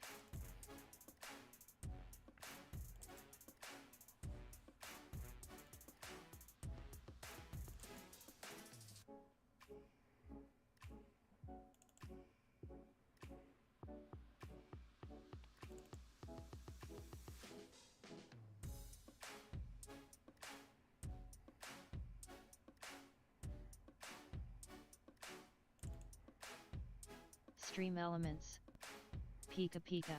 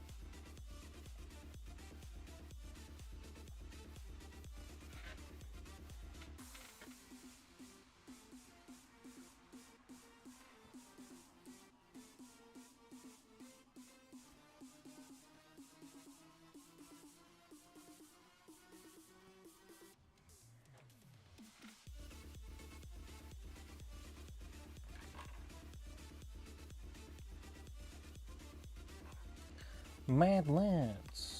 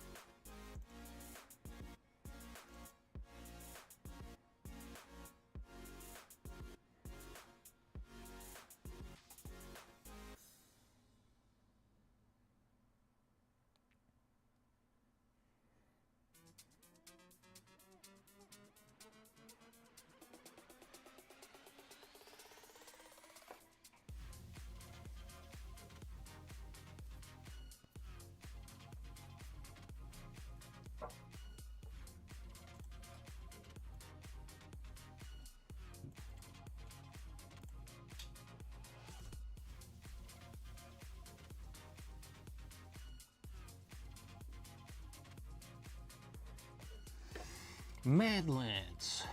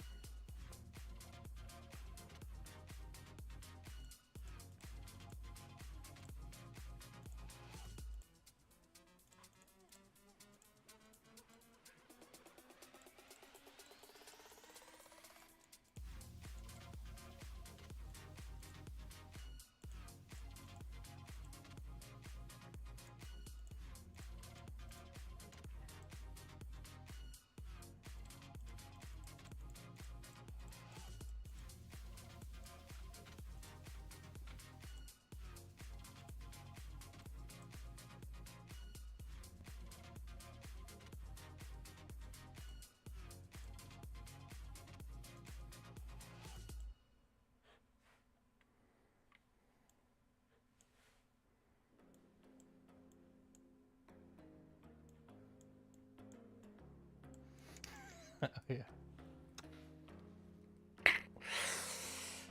Yeah, Dion.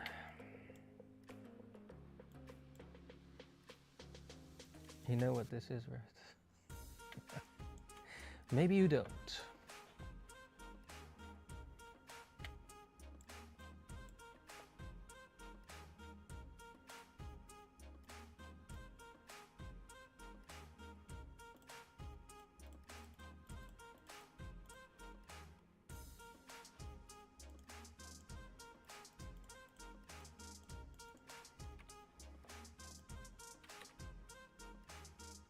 Dion Quinn. That's where all the Klompen live. Let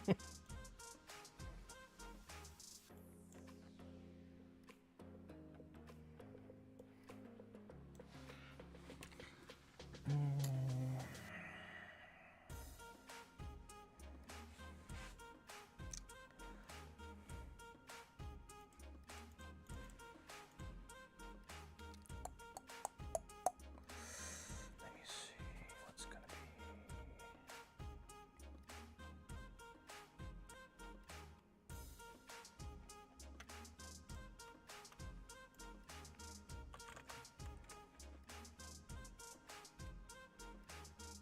Hey, what's the color,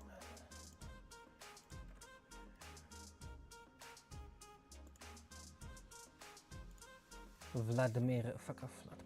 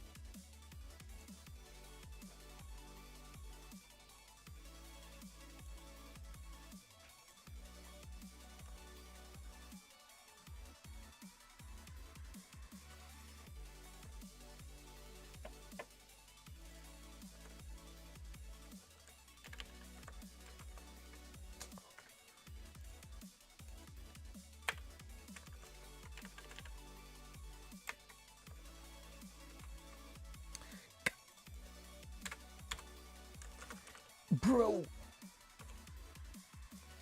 was this font shit?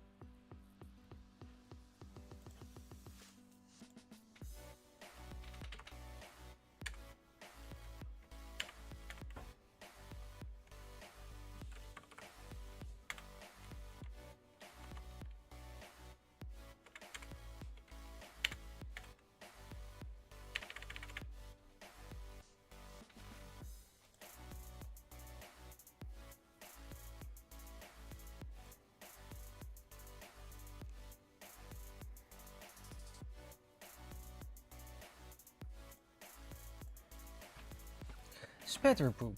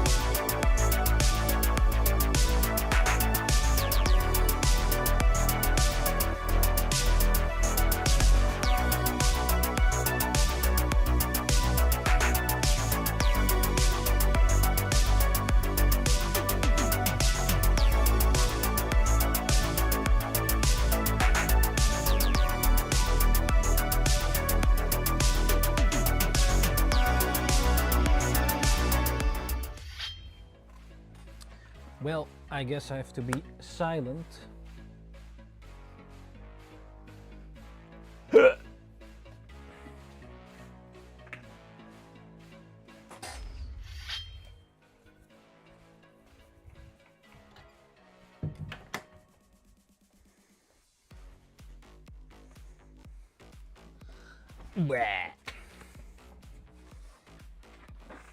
Dion Quinn. So, She is even bullying you now.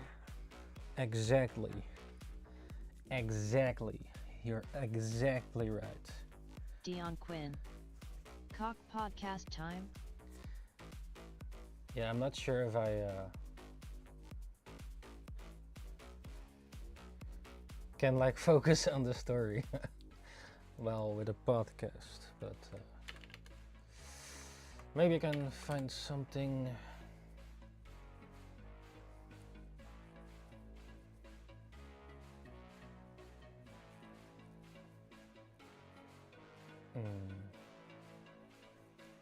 Your dreams aren't random.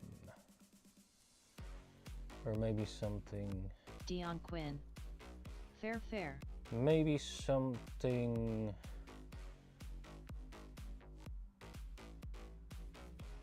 Not so deep. Or an art podcast. Or AI podcast. They talk about it. Is there any good art podcast? There was like, oh yeah, this is 3 years ago. maybe we can listen to it, and if you have thoughts about it, just talk about it. Oh yeah, wait, I actually should be silent. Wait, how is this?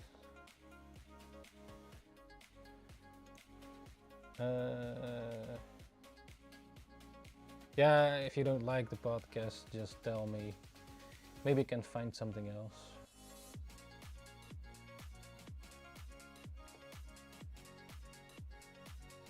Let me see. Stream elements. Keep it up, Ninja. If I... Hi there, Stan. Is this with music? What up, brother? Man, Stan, the greatest of cheers and good wishes to you as a human being and as a professional and as the founder and principal And best friends. of Proco and best friends Yes.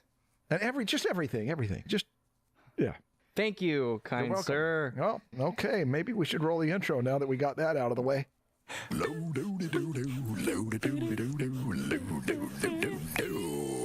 It's the Dressman Show. Yeah. Welcome back to the podcast, Marshall. I have returned from beyond the veil to discuss a matter of vast intelligence. Not the pathetic intelligence that your meat machine can produce, but a different sort of intelligence. Intelligence of the artificial variety. That's right, Marshall. We're revisiting the most unpopular topic of this podcast. There is no escape, Marshall. Embrace your fate. What? What was the last one? Embrace your fate. Oh. It did not sound like that. No, I thought he said unbrace your fight. Embrace your fight. Prepare to fight. When did you record that? I did not. Tell me more. Whoa. The anticipation. Oh, man. That was AI. That was AI. And that was artificial intelligence. What do you do? Well, embrace Embrace your fight. Embrace your fight. Yeah. That's what you do. Embrace your fight. Marshall, Yes, Stan. I wish we had your voice. Well, maybe someday. Yeah, we didn't get permission from Marshall, which means we have to just use a different tool Yeah. where we don't have to get written consent. Ooh. Ooh, snaps. Ooh. Ooh. We're going to talk about legal implications of all this. We're gonna talk Probably, about yeah. ethical implications. We're going to talk about opportunities, creativity, Oh, what's going to happen in the future, the way the world's going to end. Yeah, this is going to be a 3-hour special. Oh, people Okay, will love way to it the way throw they love the down. other ones. You know what? We were way We were. we were You way too early. You were ahead of the time. Nobody cared. Nobody because their cared. job wasn't on the line yet. Everybody cares now. Yeah. No, not everybody. Well, Some no, people no. aren't paying attention. Oh yeah, but that was Descript.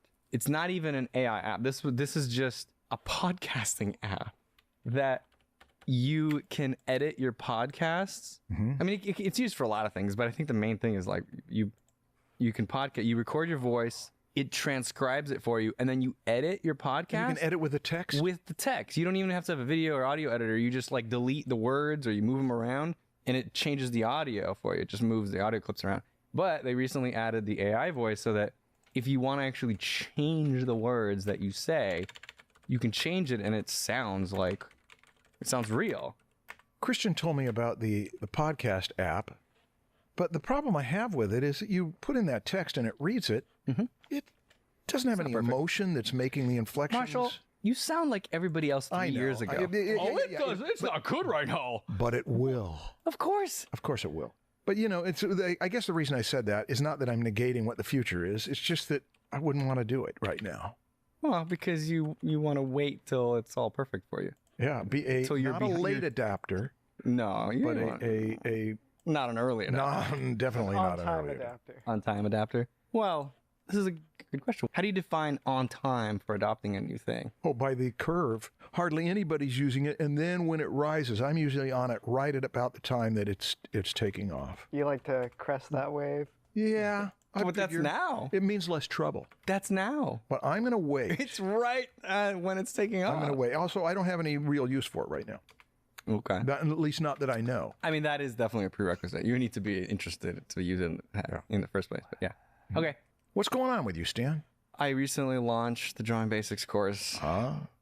Yeah. This is the drawing basics course for beginners at drawing so that they will be ushered into this discipline well. Yeah. It's kind of weird. I've never made a course for beginners. You've been planning it for a long time, though, Supposed right? to be, like the drawing resource for people trying to learn how to draw. And like, I'm starting them off with figure drawing.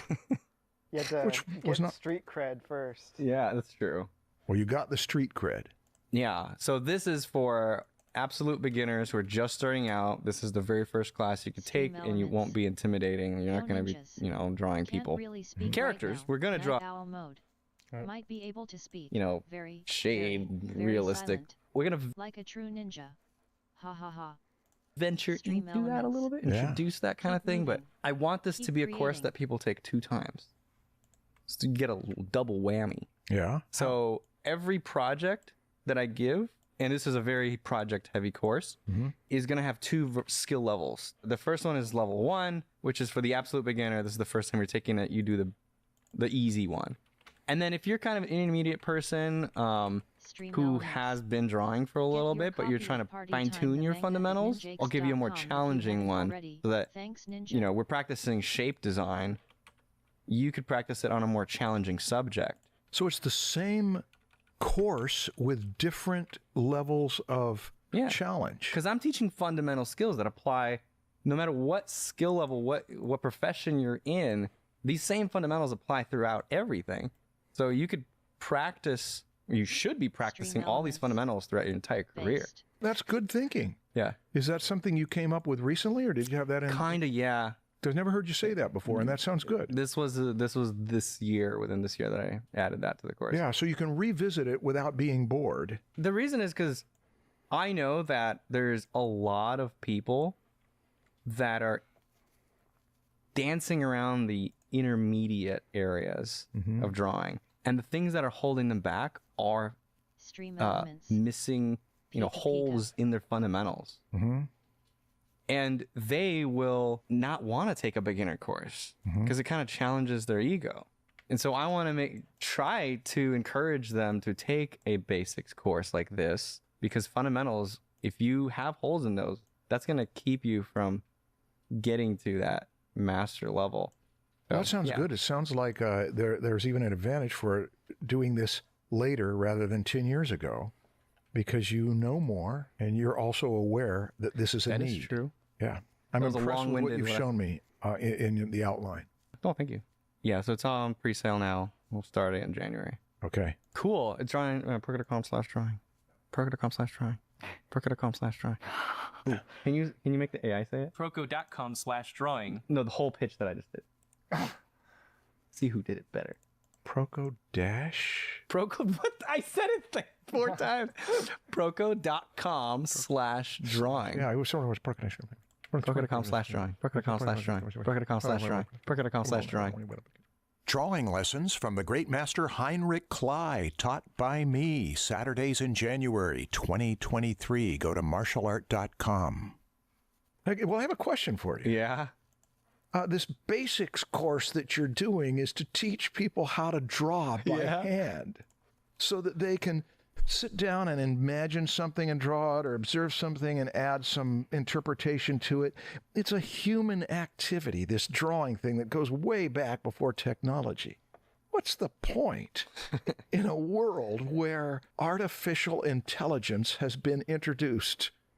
And what's the point of drawing when the machines can do it so well?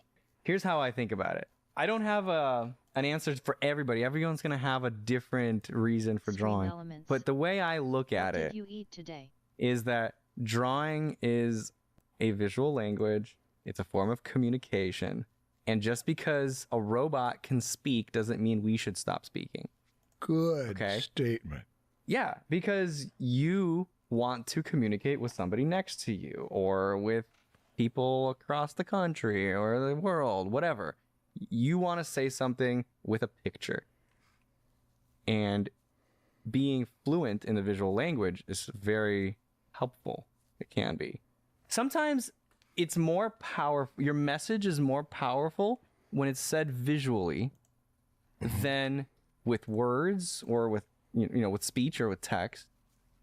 If you create an image, you can say that exact thing that you're trying to say.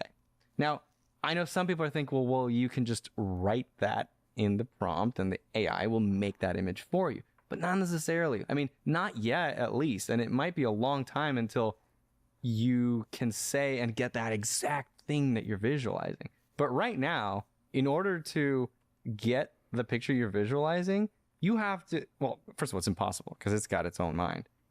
But to get even something really close, you have to spend like 30 minutes trying out all these different prompts. And eventually you're like, okay, yeah, that's kind of close.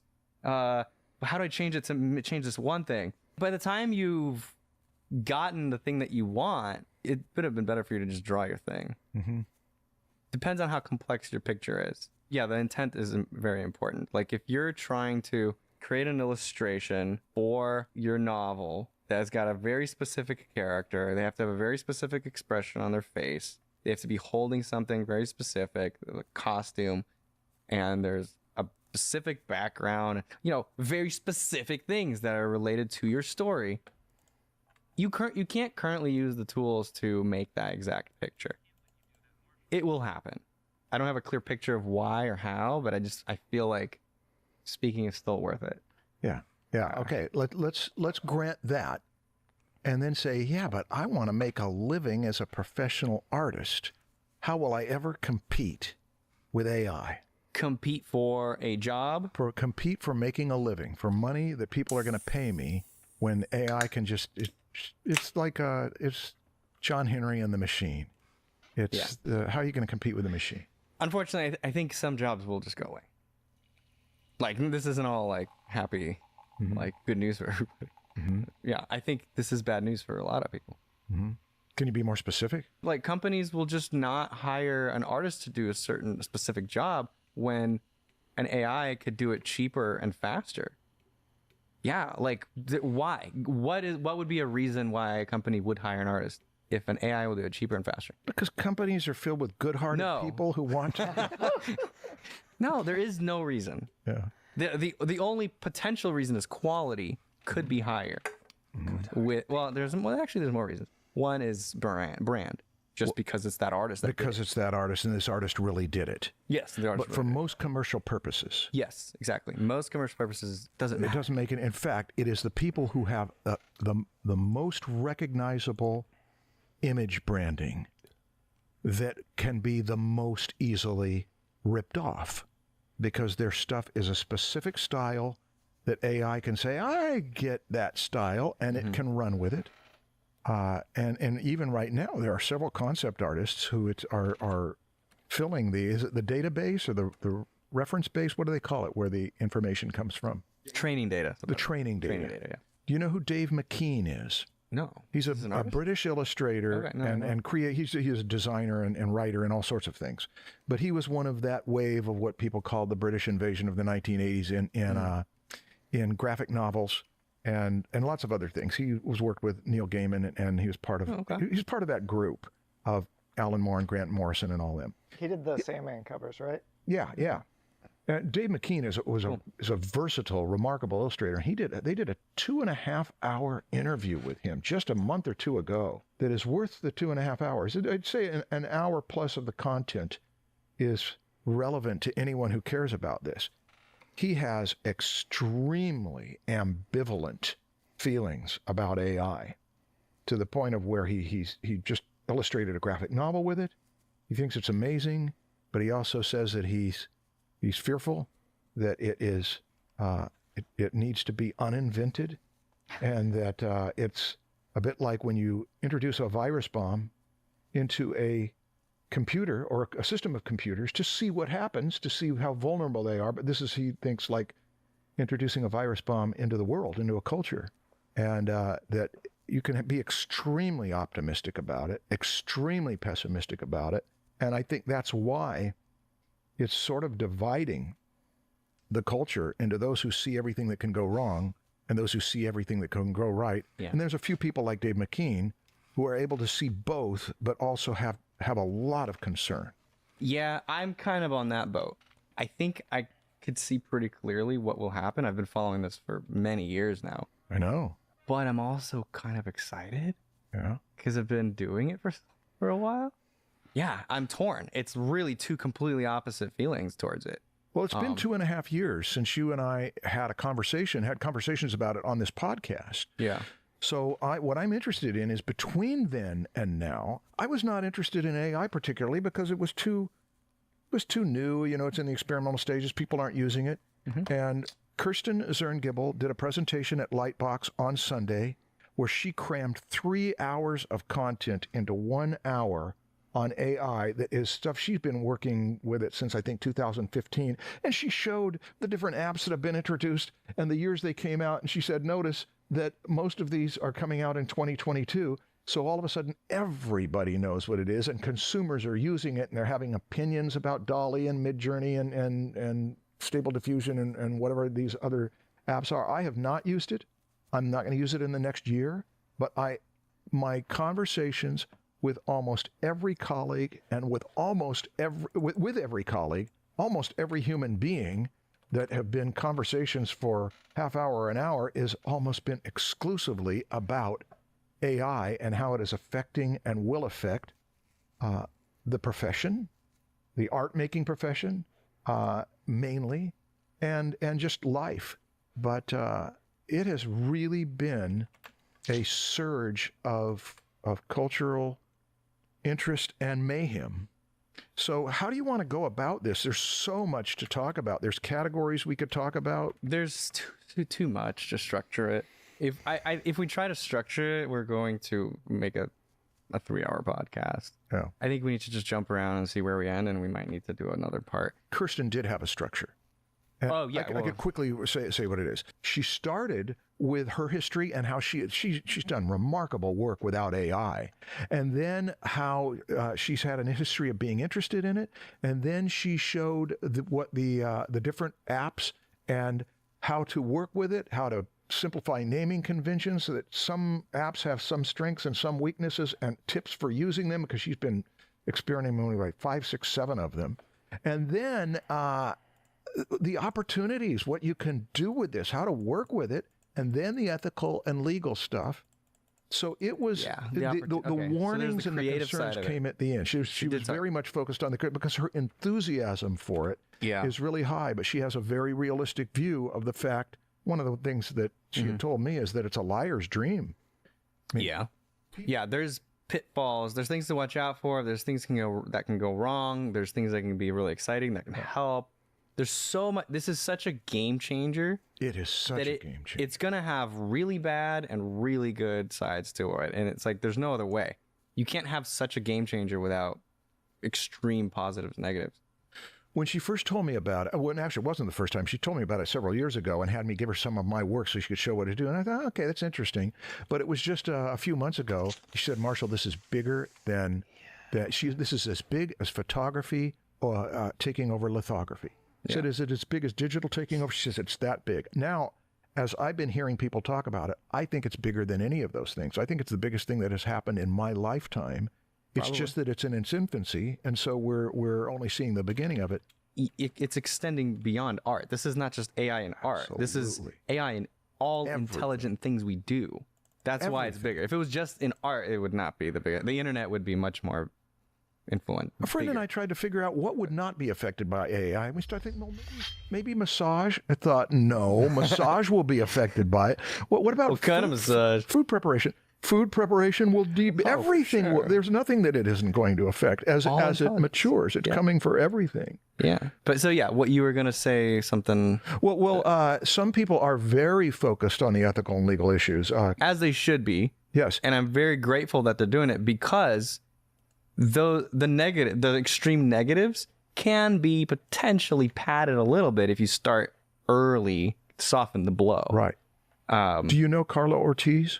Yeah. Yeah. And you know that she is a champion of let's try to do this ethically. Which is the only way. Anyone that's trying to stop it is just wasting their time. Mm-hmm. The only way forward is to try to do what she's doing, which is realize that there's no way you can stop it.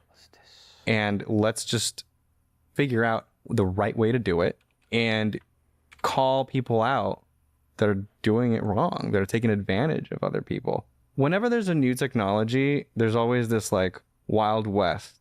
There's no consequences for doing bad things. Mm-hmm. And you always have to get past that in order for an industry to mature and become beneficial for more people. Kirsten gave a list of a spectrum of 7 things. Number 1, don't use AI at all.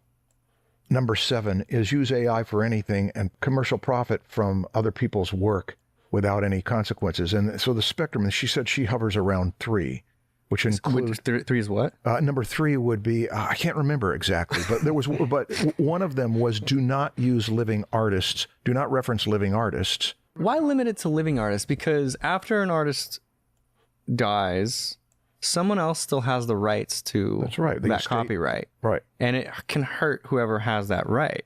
It could be a whole group of people that... Which would be just a little gradation there of don't use living artists for the last 100 years or that are still... Then it becomes public. Yeah. But there is a gradation on there and people will make up their decisions. I've already seen in my life people who are at number 1 and people are at number 7. It doesn't make any difference. I'm going to use this, and I don't want anything to do with it.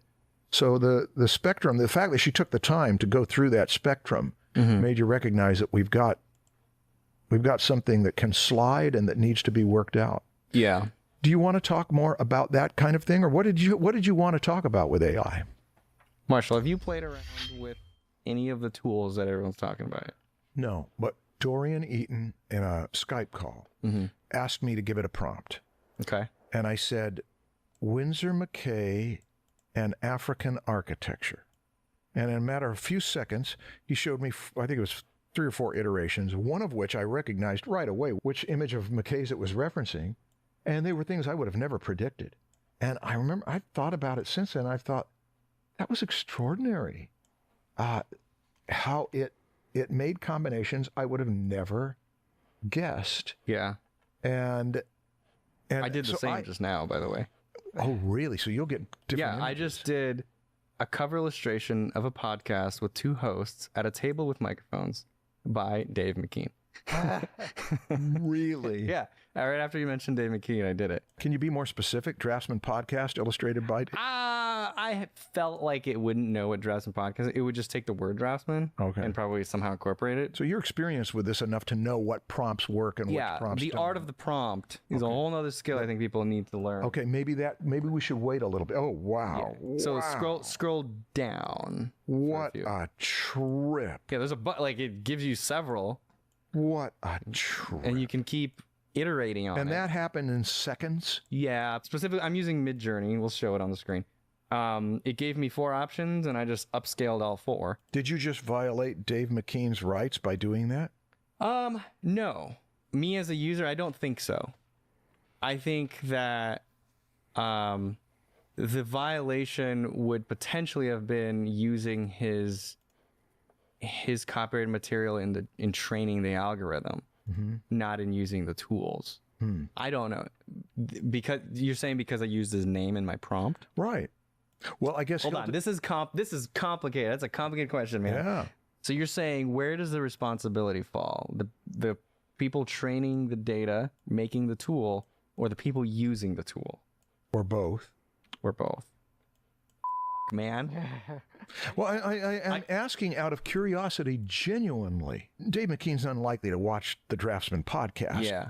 But it makes me wonder if you use anybody's name in a prompt, how much you are violating, stealing from, referencing them. I mean, if you use Norman Rockwell in a prompt, is the Norman Rockwell Foundation or the estate?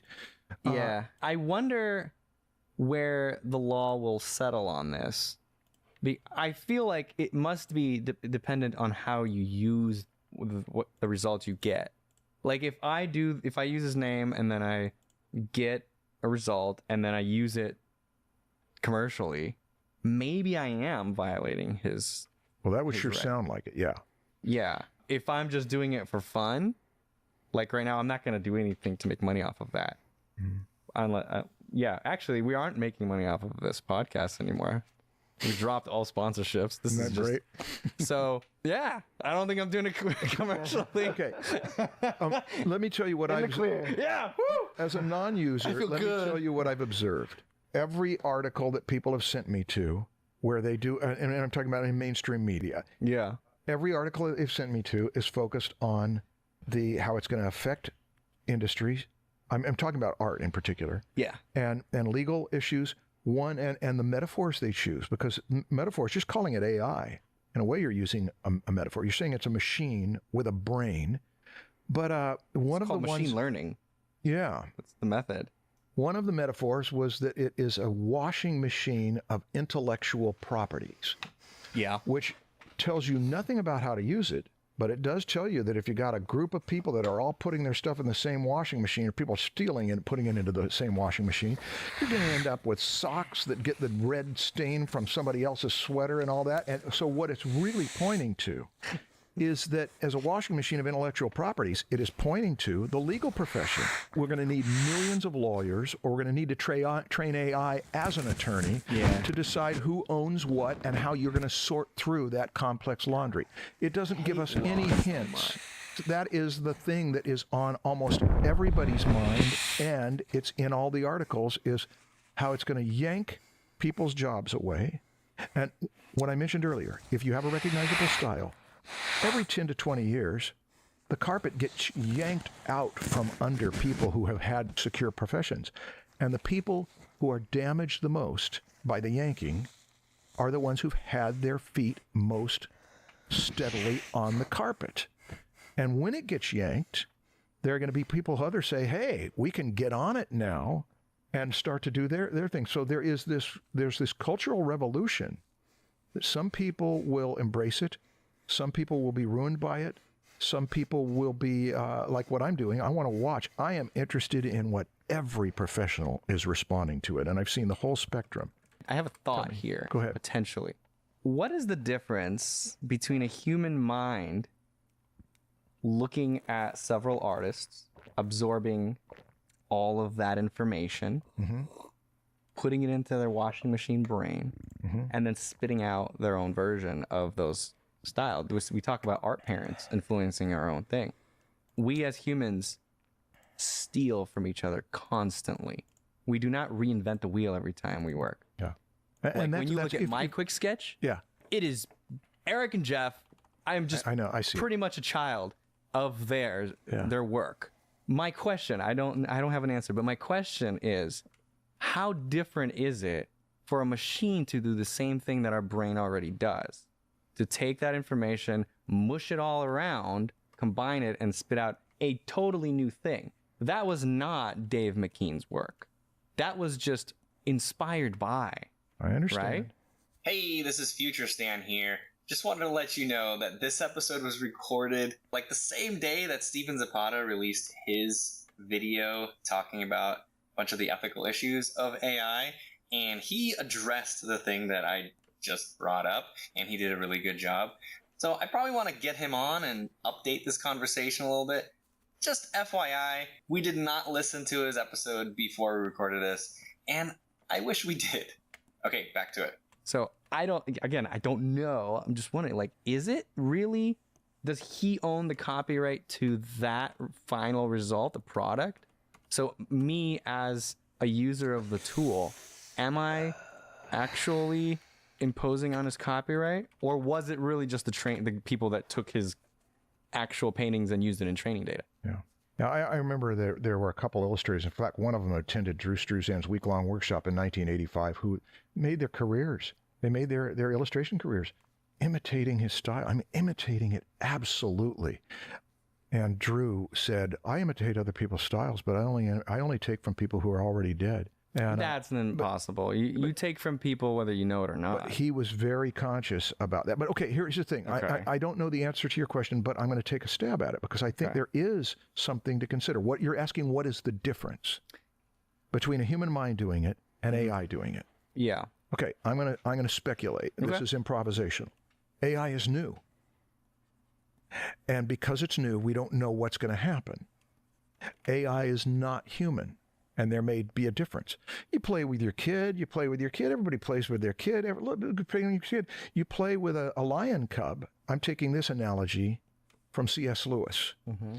You play with a lion cub, and it is fun. But that's before it's tasted human blood.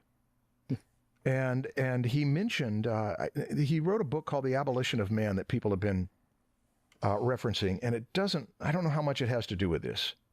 C.S. Lewis's book, The Abolition of Man, is mainly about the fact that classically education was about training people not just in technical skill, not even primarily in technical skill, but in moral discernment about what is the good life, what is good, what is best for us to do with our technical skills. Are you saying people should not be allowed to play with lion cubs? No. This was in a separate essay, and I'm sorry I'm doing all this from memory. He was pointing out that the sciences, when they began in that revolution of where science is working, it was a trick. You can do cool stuff with it. But it was not until we started to arrange our lives around what we could make. And the first science fiction writer was right on the heels of that. Mary Wollstonecraft Shelley wrote Frankenstein when she was like 18 in the early 1800s. And you can make an argument that almost all science fiction is Frankenstein. Is that we create something with our sciences, with our technology, that we cannot control, that becomes bigger than what we can control. So it's a staple of science fiction. Now, I want to go back to I wandered off the train of thought. The train of thought being AI is not human. So we may be entertaining something that is a beast that will eat us alive. And we cannot predict, we can speculate, but we cannot predict. Some people will be better predictors than others of where this is going. And so there is a legitimate concern that it's going to do what it does in ways we don't know yet. So we ought to at least prepare for that. When I asked the question, I think it specifically pertained to the ethics of using someone's copyright. I wonder what Carla would think. She's got such a high ethical sensibility of here's what's right and here's what isn't, and she's given so much energy to that. Yeah. I'd be interested to hear what she'd say about it. Yeah. I think it's pretty clear already that there's risks to this. It is like playing with a lion cub. Mm-hmm. And it's even more than that. It's not that there's a risk. It's there's guaranteed bad things to happen. People will use it for evil. Yeah. They're energized by, whoa, we could do this with it. It's just inevitable. So I guess my energy, because I'm talking about it, nothing we're going to say on this podcast history isn't going to hinge on this, but people's careers and our relationships with people, the people we're working with, a lot can hinge on that. I have people in my life who are so upset about it that I feel like expressing any enthusiasm for what it could do is a breach of ethical concern. It's like you do not start speculating how fun it'll be to play with this lion cub when it's going to kill your family. And so I've felt a little anxiety. Everyone's got their freedom to take their own risks. Yeah. You just have to think about effects that your actions could have on other people. I don't think that me saying this is bad and me not using it will change anything. Mm-hmm. Go over that list of things that you were talking. One of them was prompts, the creativity of prompts and the art of the prompt. The art of the prompt. That's one topic. Trademark. Mm-hmm. It's been documented. Yeah, I said it. Said first on the Draftsman. Don't use it in your AI. The art of the prompt. Yeah, I think prompt design or whatever is a skill that people, maybe not our generation because they're opposed to it, but as AI just becomes a part of everyone's life, prompt design is going to be something that everyone is going to learn. Communicating with AI. Mm-hmm. How do you say what you want it to do in the way that it will understand and give you the results you want? And that is a skill. That is also an art form. It is a skill. Kirsten said that it's all artists are going to become art directors. So verbal communication becomes really important in visual communication. So writers, people who speak well, people who understand the language and subtlety of words will be better at this. Yeah, I see it. People who are creative with their words will be better at this. There's an interesting thing I saw recently where a company was showing initial tests of their thing. That it was it was actually Facebook. It was Meta. They were showing their animation AI, or film AI. You give it a prompt and it gives you a movie, not a picture, a clip. could be up to like 2 minutes long. And Stream one of the elements. prompts was like Yo ninjas. a Can't really speak bear right now. Night at owl New mode. York, Might be able right? to This is speak. something Very, that very humans silent. wrote.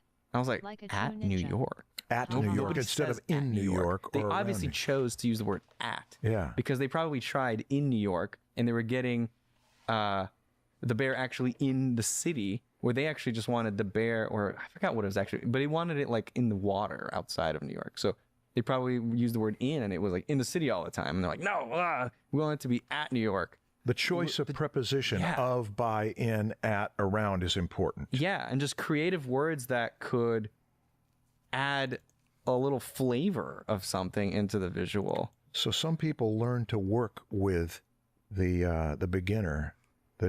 Another metaphor beginner? Kirsten used was every art director now has a junior pocket artist that can do anything. Give me 4 of these. Give me 4 of these. Give me 4 of these. Some will communicate with it better than others. Yeah, I'd like to give an example of a potential benefit. Okay.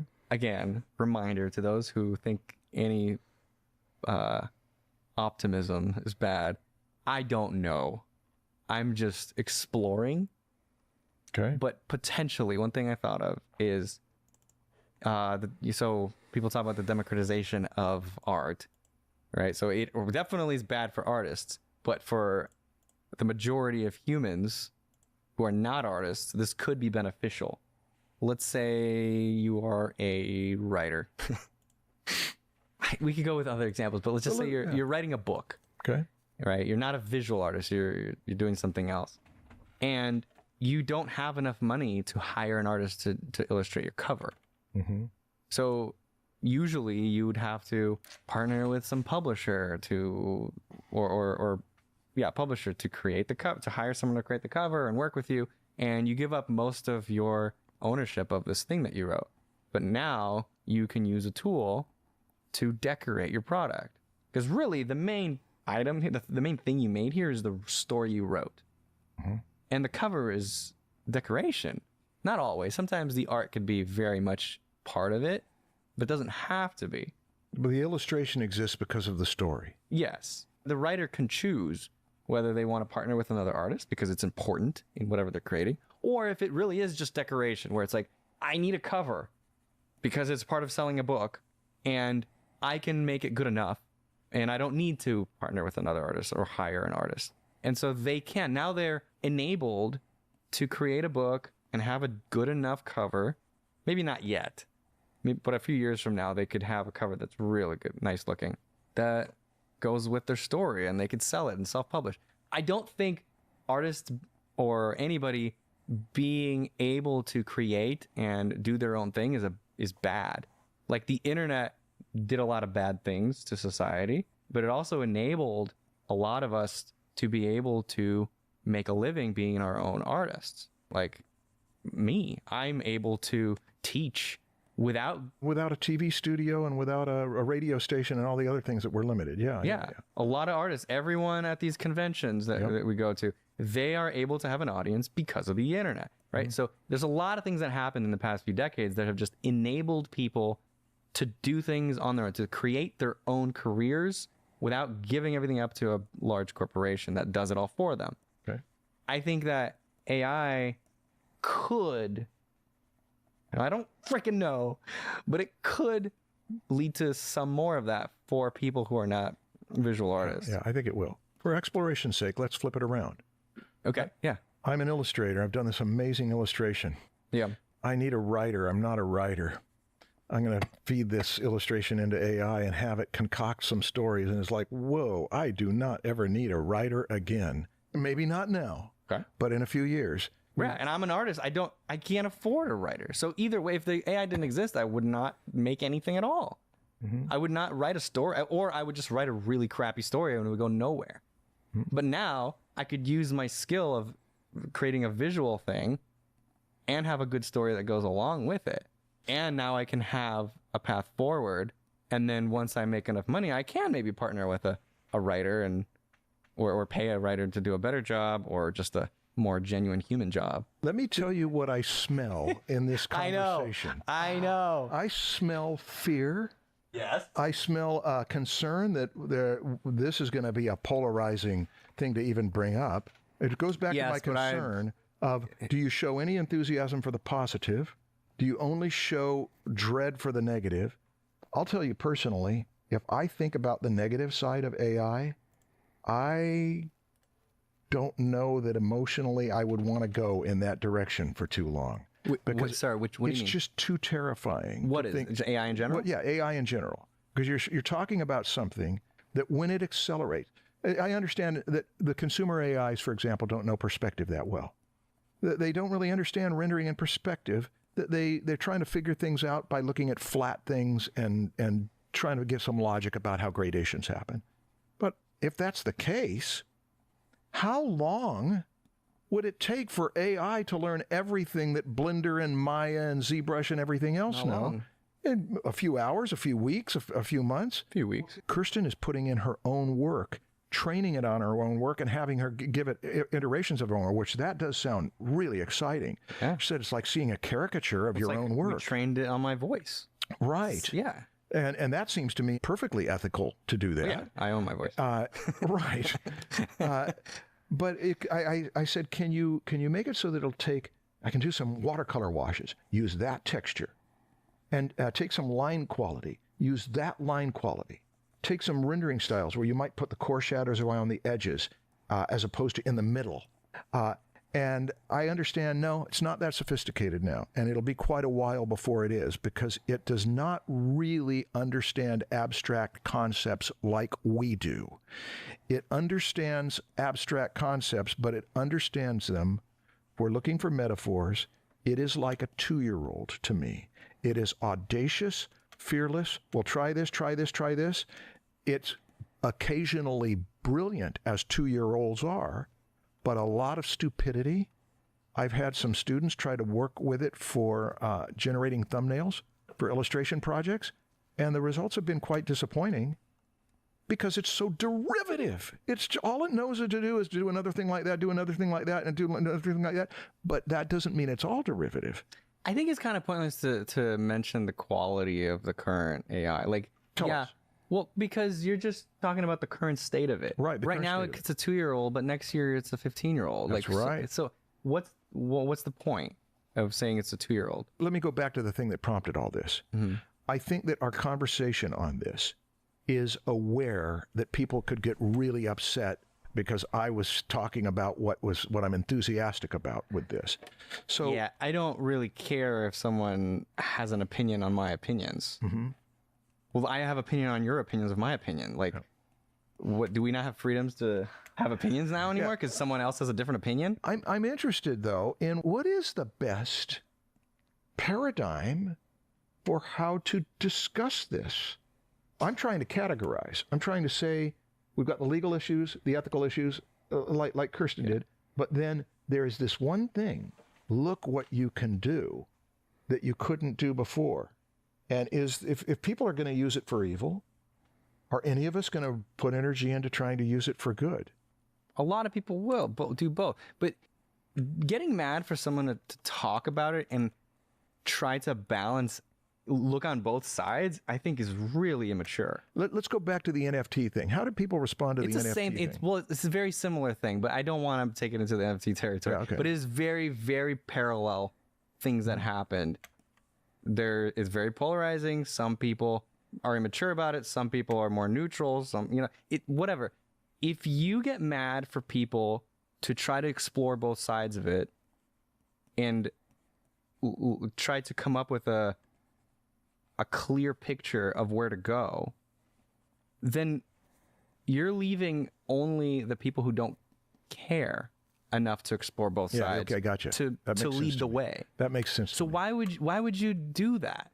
Well, I'm even a little concerned that 10 years from now, AI is going to know what I said on the Draftsman podcast. Say, oh, you thought I was a 2-year-old, huh? Cute. Huh? Oh yeah. And then what? Yeah, we'll just resurrect pull the you plug just on to torture you again. No, it's silly to attack people for having thoughts on this. Mm-hmm. That's one thing that I saw with the NFT thing is people were attacking innocent artists for even using it. I'm unfollowing you because you mentioned the word NFT. It's like, how old are you? Like, are you not able to have an intelligent adult conversation anymore? That like anyone that has a different opinion, you just like you attack them immediately. Yeah, but that's sort of the zeitgeist right now. Is that it's turning into that's a big problem. I think that's a bigger problem. It's a bigger problem. So we won't talk about that. Back to, tell me what you've done with it.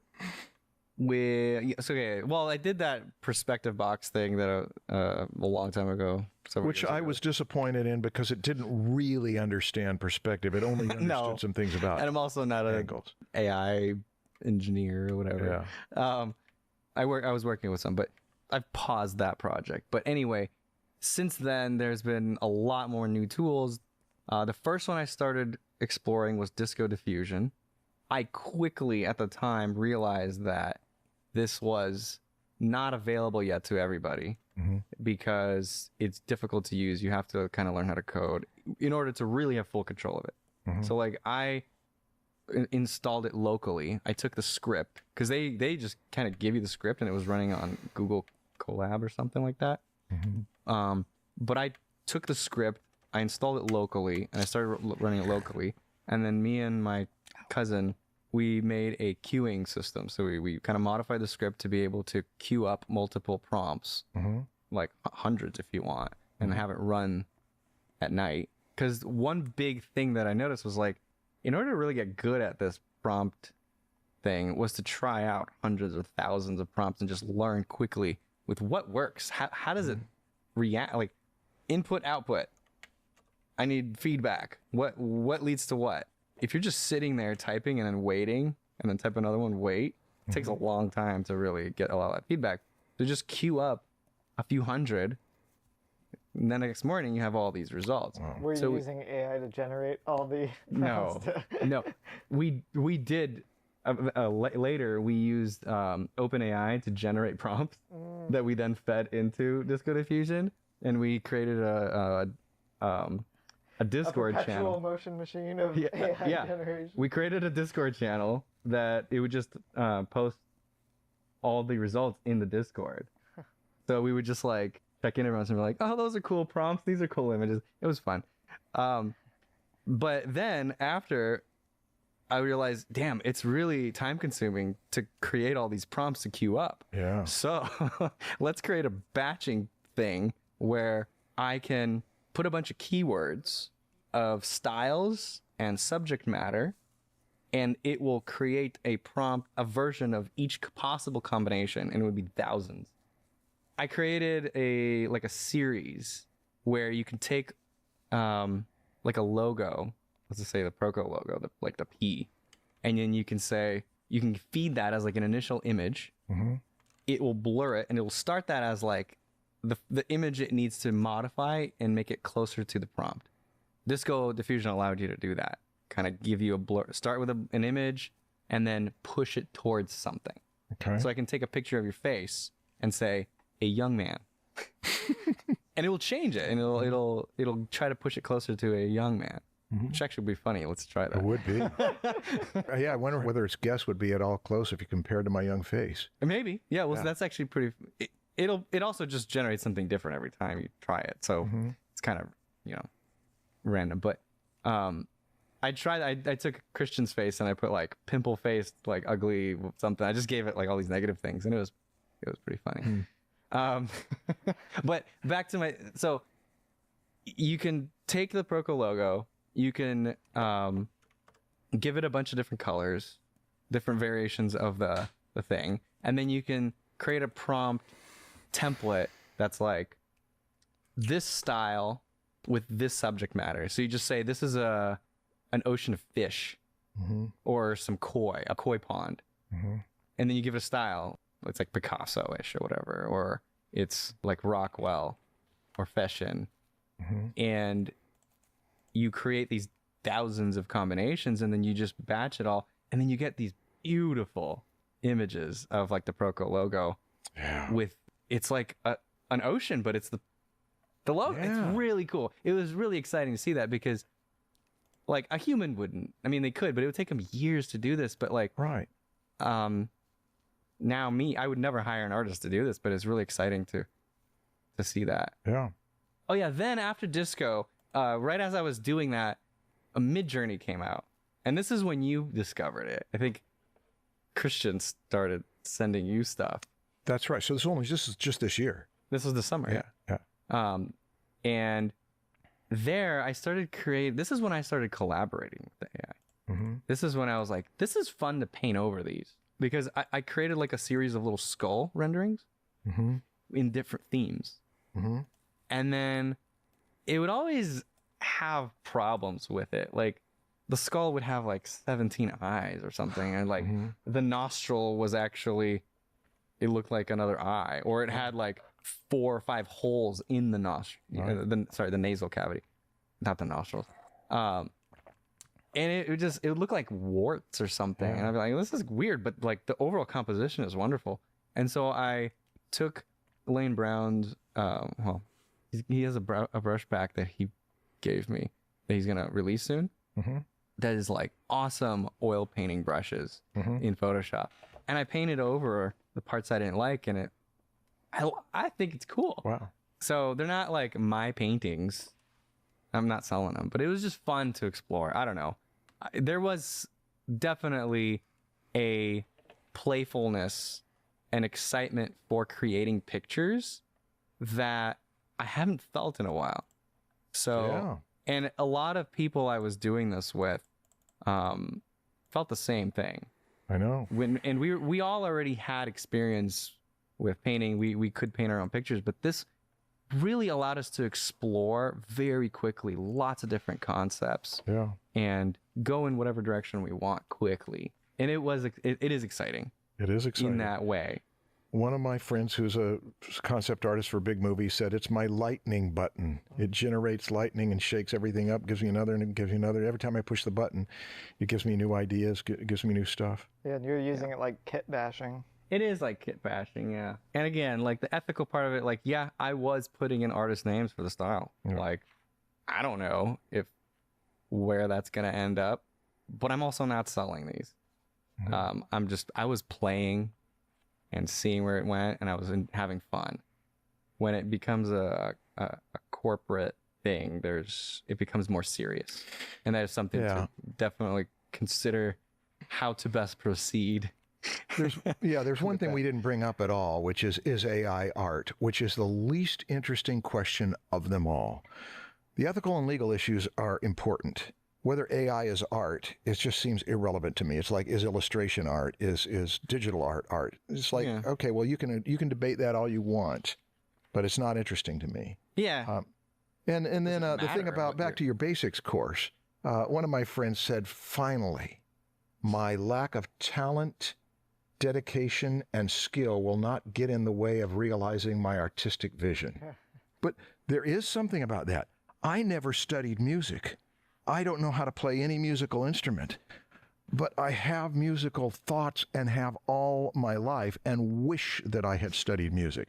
And so there's a part of me that when I look at how much Stephen Sondheim knew about musical form, how deeply he studied Bach and Ravel, how he really got a grip on it emotionally and technically, and how that made him into one of the most versatile composers that ever happened, it makes me think, well, I can't do that, because when I was a teenager, I didn't start learning it so that by the time I was in my 20s and 30s, I had command of all of it. But it may be that I could experiment around with some other people and say, let's see what we could do by having by collaborating with AI to make songs, to make funny music and that kind of thing. So there is a part of it that I feel like the friend who said, finally, my lack of will not get in the way. I think that experience in communicating visually definitely leads to better results while playing with the AI. Like, if you just compare a really experienced artist looking at an AI-generated image versus someone who's not an artist at all, an experienced artist will see it and immediately they'll know what they don't like about it and what they like about it and what they want to change. Right. Whereas an inexperienced artist or someone who's not an artist will have no idea. It's like if I tried to generate music with AI, I might be like, oh, that's kind of cool, but I wouldn't know what to change. I don't know any music rules and what makes a good song, and So I wouldn't know how to lead it. I wouldn't know what to tell it to do. Mhm. But because I know how to speak visually, I could lead it towards a certain way, or I can collaborate with it where I generate 20 images and then put them together literally in Photoshop, where I'd be like, I generated something and then I was like, I like this composition. Now I don't like how it did that monster witch thing in the back. It's kind of like, it looks weird. It's a blob. So then I start playing with just trying to make a witch. And then I lead it to that and be like, yeah, that's a cool shape, right? And I can identify a cool shape that will match that composition, that will create a gesture that I'm looking for, leading the eye. And then I'll put that into the composition. Then I'll do something else. And that tree is really distracting. What's all these branches? They're ugly. Generate a different tree, put it in there. Like, these are things that an experienced artist can identify as a problem in the composition. Somebody else wouldn't. Now, I don't know how long that'll last. Eventually, you just be like, bad composition, good composition. I got a question about it, because what you're bringing up, the keywords of what you're bringing up are taste, discernment, judgment, aesthetic judgments, emotional judgments. Are we headed in the next few years to where AI will learn that Stan's tastes are this way, Marshall's tastes are this way, Kirsten's tastes are this way? I don't know. And be able to make decisions like an art director makes a decision for a client. Oh, I know they won't like that kind of thing. And they're able to guide it in that way. Can AI come to the point where it says, oh, Stan would really like the way, he didn't like those complex trees, they were ugly shapes, but this is a beautiful shape, and I know what he likes. Maybe, but I don't think it will be all that good at it. For example, you can compare it to like social media news feeds, where we train it to our tastes all the time, but it can be bad. It can overcompensate and just give you things that you're used to. I notice when I buy any or any kind of movies, it always figures, well, he likes that actor, which the actor is the least important thing to me in the movie, but every movie that has that actor in it. But it makes me wonder, are you going to eventually learn that I don't seek my movies by actor? And I don't know whether it will or not, whether it can put in its database, he's starting to seek it by other factors. Yeah, and it depends. I think it'll take the AI posing questions to the person, like when we get to that level where they can ask. Do you want the actor or the writer, the director of the year, or the studio? But sometimes you want to just discover new things, not just give it something it thinks you'll like. It just depends on what your goal is there. I don't want my social networks to always just give me what it thinks I like. I want it to give me things that other people like. All right, but if you're the art director, you're the one who makes that decision. I remember I had an art director that I worked for that I loved this guy, but we were having so much trouble on one job because he had a creative director, and he explained to me that every decision this creative director makes is bad.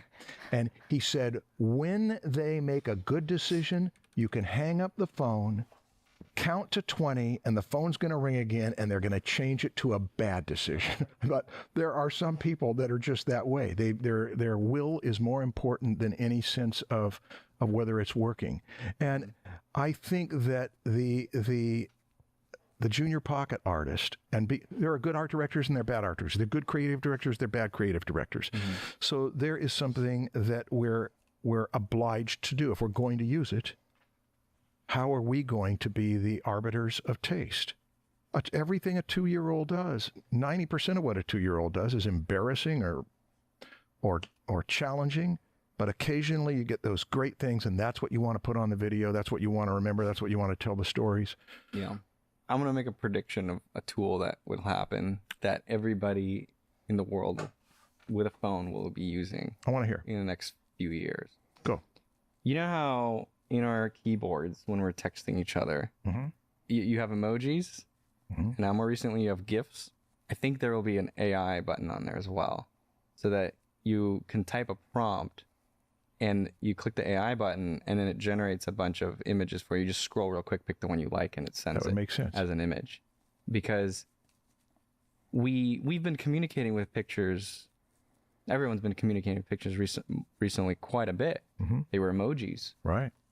And it kind of changed things. We can show emotion now with a little smiley or with a heart or with you know, thank you, or whatever. Then GIFs came in where it's like, oh, now we're expanding the visual library a lot. Now we can take from movies and comics or whatever, GIFs, and we can add that. Now it's like much more complex. It's a scene from The Office that's funny that people be like, I know what that was. That's hilarious. And that fits what we're talking about right now. Much more complicated than an emoji. And then with AI, you can now direct it much more. And if it gets fast enough where you literally can just type a sentence, click on the button, and you have 100 options to choose from, and you can quickly just pick one that fits, that is now an improvement to our communication. That is a very likely prediction, I think. That makes perfect sense. Yeah. It's like upgraded Bitmoji. Yeah. Generated version of yourself. Yeah. And set your own prompts for it. Yeah. Oh, yeah. And we might be able to even teach the AI like what we want it to represent us. Yeah. I could be like, me doing this, and it'll just get me correct every time. Me as a cartoon doing this. Me as a Pokemon doing this. Me and you kissing. Not us, but I'm talking to my wife. I understand. I'm texting my wife. What other? Yeah, my waifu. What other professions have you paid attention to for how this affects them? Health industry. The health industry, absolutely. It's just going to be amazing how healing could be augmented with AI. It's hard to find an example it won't. That's really the question there. I thought about detectives. I mean, even the fact that it doesn't understand 3D space, or these versions don't understand 3D space yet. A detective has to figure things out. You've got access to 1 million Sherlock Holmes all working on it that can say, is there a 3D component to this? And you can explain to the AI that if the character was wounded or they've been running for 20 minutes from the cops, that means they're going to slow down, and it can figure out how many steps. In 12 Angry Men, they figure out how a potential thing could have happened by reenacting it. You've got a detective has AI, but so does a criminal have AI to figure out how they can get around all that. So we've got kind of superpowers that are being offered to everyone who wants to use it. Yeah, but notice how when we think about industry or professions that it affects, whenever we think of an example that is not our profession, it seems like a positive thing. Like, whoa, I can get a better doctor that'll know me better. Yeah. Or, oh, it'll solve crimes faster and we'll have safer neighborhoods. Oh, I can get a more dishonest politician who can succeed above the others. No, we don't think of that when we're thinking of examples. We usually gravitate towards how will it affect this industry, and oh, that's exciting. I'll have better movies. I think it depends on the predisposition of the person. I guess so. For how they think about it. That's true. I mean, when I have these conversations with my friends, it always leads to like, oh wow, that's cool, because it's like, I'm not gonna lose my job as a police officer, but someone will. There's no threat to us in somebody else's profession that we can see. There it is if you really think it through. Yeah. Like if it creates better books, or if it creates movies and animations that are better than what humans can do eventually, and they all lose their jobs, I don't lose my job. I don't make movies, but it could improve my life because I get better movies.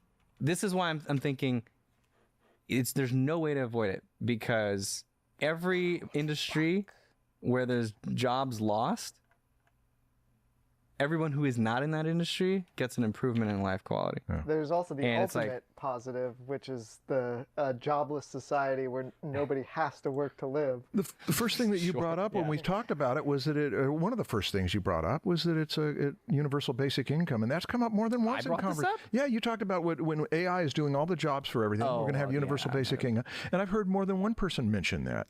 They might have even mentioned it on that Dave McKean interview. The problem is we're going to have to live through many decades or more of an in-between. Oh, it's going to get worse before it gets better, yeah. It's kind of like when digital art or photography or kit bashing kind of replaced movie posters. Remember when they used to all I just do be remember. paintings, and all of a sudden it just became like Photoshop 1990s. crappy movie posters, and it was just this in between. Now we have pretty decent like movie posters. Do we? Kind of.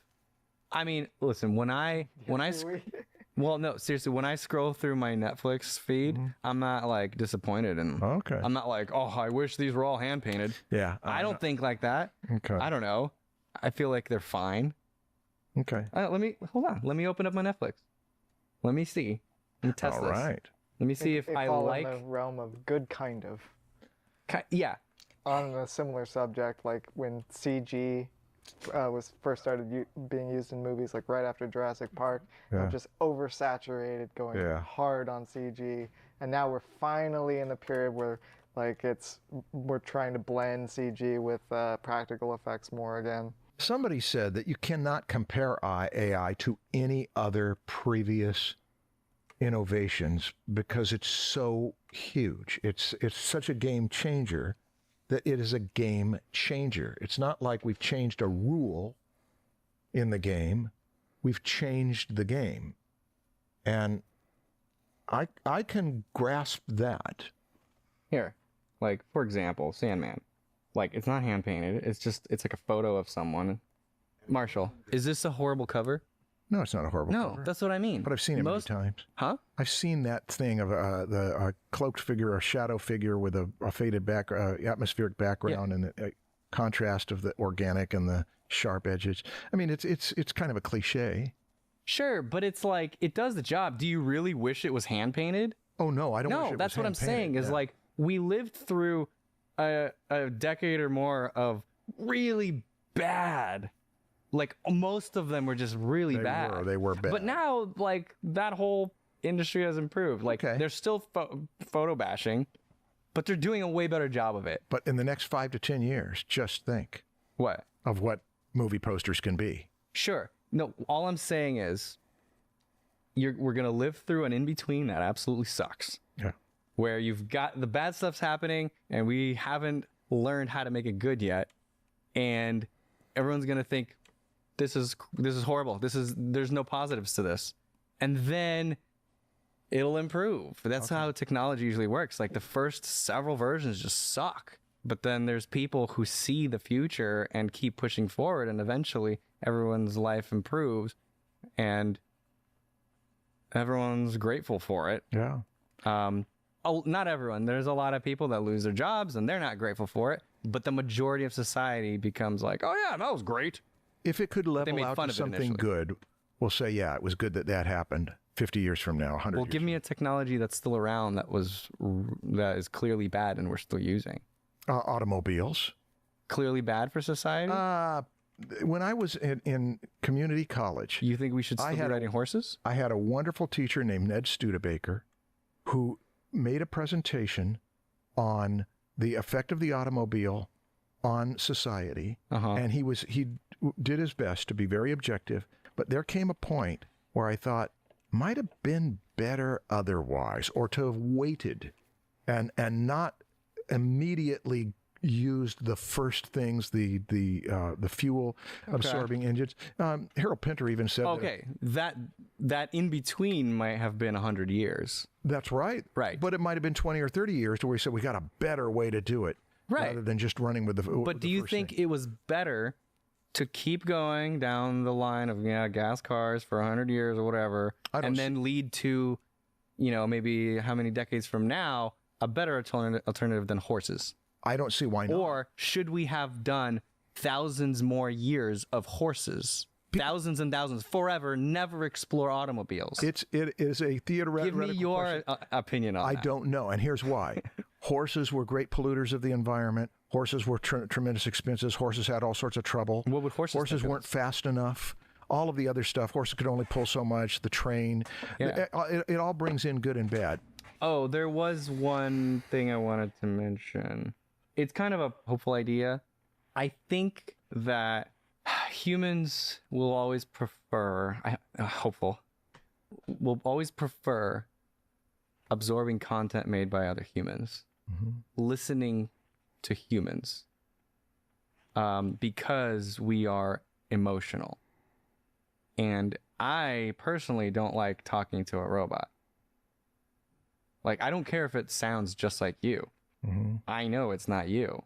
I know I'm not actually building a relationship. Mm-hmm. There's been a lot of talk with Kim Jong-il passing, and somebody immediately trained in, a whole algorithm to just replicate Kim Jong-il's stuff. And obviously people are like, what the dude? And then others are like, well, it's not his. My view on that is like, I don't look at that and I think like, oh, cool. Yeah, I love that stuff. Because there's a story behind every piece of art. And if I know that Kim Jong-il didn't actually make it, I don't care for it. Mm-hmm. I would rather hang and look at a worse piece of art that Kim Jong-il actually did than a better one that he didn't do. Because I'm human and there is a story. Story dictates so much of how we observe something or connect with something. Process it. And the story of an AI generated thing is blah. Oh. There is no story there. And a story behind a painting created by a human is all the hard work that it took to get there, to be able to communicate so brilliantly. You can't replicate that. When you go to a museum, don't you just think like, holy shit, like they did that? Right? Would you have the same emotion if you looked at an AI generated painting? I get where you're coming from. I could have the same emotion with the content, but I would not have the same emotion of what happens when I love filmmakers and I just kind of want to know that, oh yeah, they made that movie. That one made that movie. There's something about the love of the fact that this music came from a particular person who's done the other music too. Yeah, I know what you mean. Yeah. It's like you don't want a love letter that's been generated by a machine. Yeah, it's fake. There's no real emotion there from the person. So it doesn't mean anything. It's like, cool, this thing says I am loved. Does that matter? Those words don't matter. There's nothing real behind it.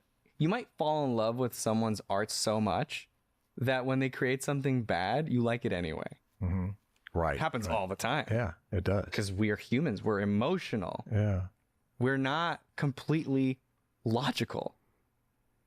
And that's where I have that hope that this actually won't completely remove humans from communicating with pictures. Mm-hmm. Like, it doesn't matter if robots can speak. So can humans. I'd rather talk to a human. Yeah, rather have a relationship. Yeah. So that doesn't solve the more technical professions for art, but it does kind of save, I think, the art of picture making or visual language. Okay, I have a thought that runs on that. That's as optimistic as assuming that this thing you want to play with is safe and legal and ethical. Now, what would you do with it? Dave McKean said in that interview, about an hour and a half in, said nobody's making album covers anymore, something like that. I mean, who would make an album cover now? Actually, it wasn't Dave who said that. It was his host. When he made that statement, I thought, when I was in middle school and high school, I fell in love with album covers. A lot of why I wanted to become an artist was because I loved album covers of the 70s. And there was something about the square format. There was something about the size of it, too, that it wasn't a CD cover. It was big enough to where you could get your face in front of it and look through it and see the detail in there or put it on your wall. And it made this statement that was graphically powerful. And what if nobody can make album covers anymore, because who would hire an illustrator to make an album cover when you can have AI crank out thousands of them and say this one, this one, this one? Thought, well, if it ends the profession of illustrators of album covers, what about having non-utilitarian art jams? This is not to make money. It's not to commercialize it. It's to say the square format has got its own challenges and strengths.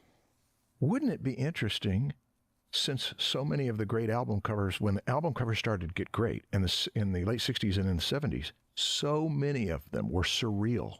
And one thing AI does very well is surrealism, because it's a hallucinatory dream going on in that mind. Yeah. So if you were to really play for an hour a week with let's try this with some friends, I think it could result in fascinating imagery. Non-utilitarian, we're not trying to sell an album cover, we're just experimenting with a square format of a certain size and surreal images and seeing how creative we can be the prompts. I think that would be a ball. Yeah, that's exactly what I was doing with my friends, that we would each create a little series and we would share with each other and give each other ideas. Yeah. It was very fun. Anything else you want to say? Yeah. Kind of general advice, and this is advice for artists that don't have technical jobs. The one advantage we have is being human. We really need to play that up because what I was just saying, how people will most likely want to connect with you because they follow you because you're a human. You actually made the thing.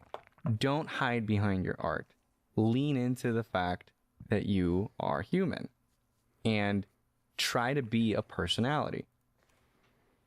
Have people follow you because you are an artist and they like your work and they want to listen to what you have to say and they like your images. That might not solve it, but I know it will give those people a higher chance of growing an audience and being able to make a living off of that, because they will buy whatever thing that they sell, or people will hire them for whatever visual problem they can solve. They'll be better art directors. They'll be wiser art directors. Well, not necessarily. You don't even need to use AI art to make your art. Okay. You could keep painting with oils. If you don't take advantage of the fact that you're human, you'll have a lower chance of people actually following you. Don't just have your paintings speak for themselves. Like, they're visually nice, because the AI can replicate that. And it can also have visually nice paintings. But if people follow you because they like you and they like your art, they'll keep following you. So be a personality, use social media, be transparent with who you are, and be true to you. And I think you increase your chances. I mean, that's my plan. Okay.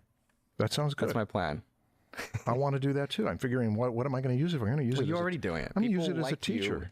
Yeah. And I want to see, is there a way to use it as a teacher to be better? The stuff you brought up 2-3 years ago is stuff that interested me as how will you use it? It's a feedback model that does not have an emotional relationship with the student, but we can use it.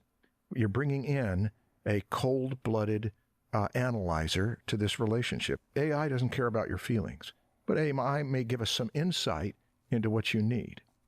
Fine art specifically is mostly about collecting. So if you're a traditional drawer, painter, or whatever, you really are just selling to people who want to collect your work. They're literally art collectors. They don't want AI replicas of your style. Right. They want your thing. Right. It's rare because actually human-made art might become more rare and more valuable. I think so. So now traditional art comes back a little more, I think. Right? I think so too. Digital art was like really ruling and killing a lot of jobs, by the way. You digital artists who think that you're all innocent, you did kill a lot of traditional art careers. Right. So give and take there. Traditional artists might come back, and that the whole medium might come back. And for example, like when we were at conventions, even just getting a signature from an artist, people were like really excited. They were collecting signatures from people. Like, they would not value that a photo of a signature, which is that's the same thing. Yeah. But the hand touched it, and it's real, and they have an emotional connection to that. I buy original art from artists I like because I want to support them, and I love their stuff, and I like to decorate my studio with it because I get inspiration. I get value from that. Yeah. I have these Aaron Blaise drawings on my wall there. I would not have the same connection to them if they were AI generated versions of his style. Scarcity creates value. Yeah. And a person who can do an oil painting or watercolor may be the rare person. Oh, there's one of them left. There's a few of them left. Let's treat them well. Yeah. Yeah, I can see that. In fact, there are some people in my life, one in particular, who is not embracing AI, not that interested in it, but she may be the one who is becomes the most valued person because she can paint, she can draw. Yeah. Good. Yeah. Good thought. Here's the last thing I would have to say. When the digital revolution was happening, I was well into my 30s, and I was in a career. I was making good money as an illustrator, and I had to switch to digital because the people around me who were not switching to digital lost their careers. So I was not an early adapter. It was 1994 when I went digital. But everything changed after that. And the CA magazine had an article where a thoughtful writer or person they interviewed said that digital is not a tool. People keep saying it's just a tool, it's just a tool. Digital is not a tool. Digital is a medium.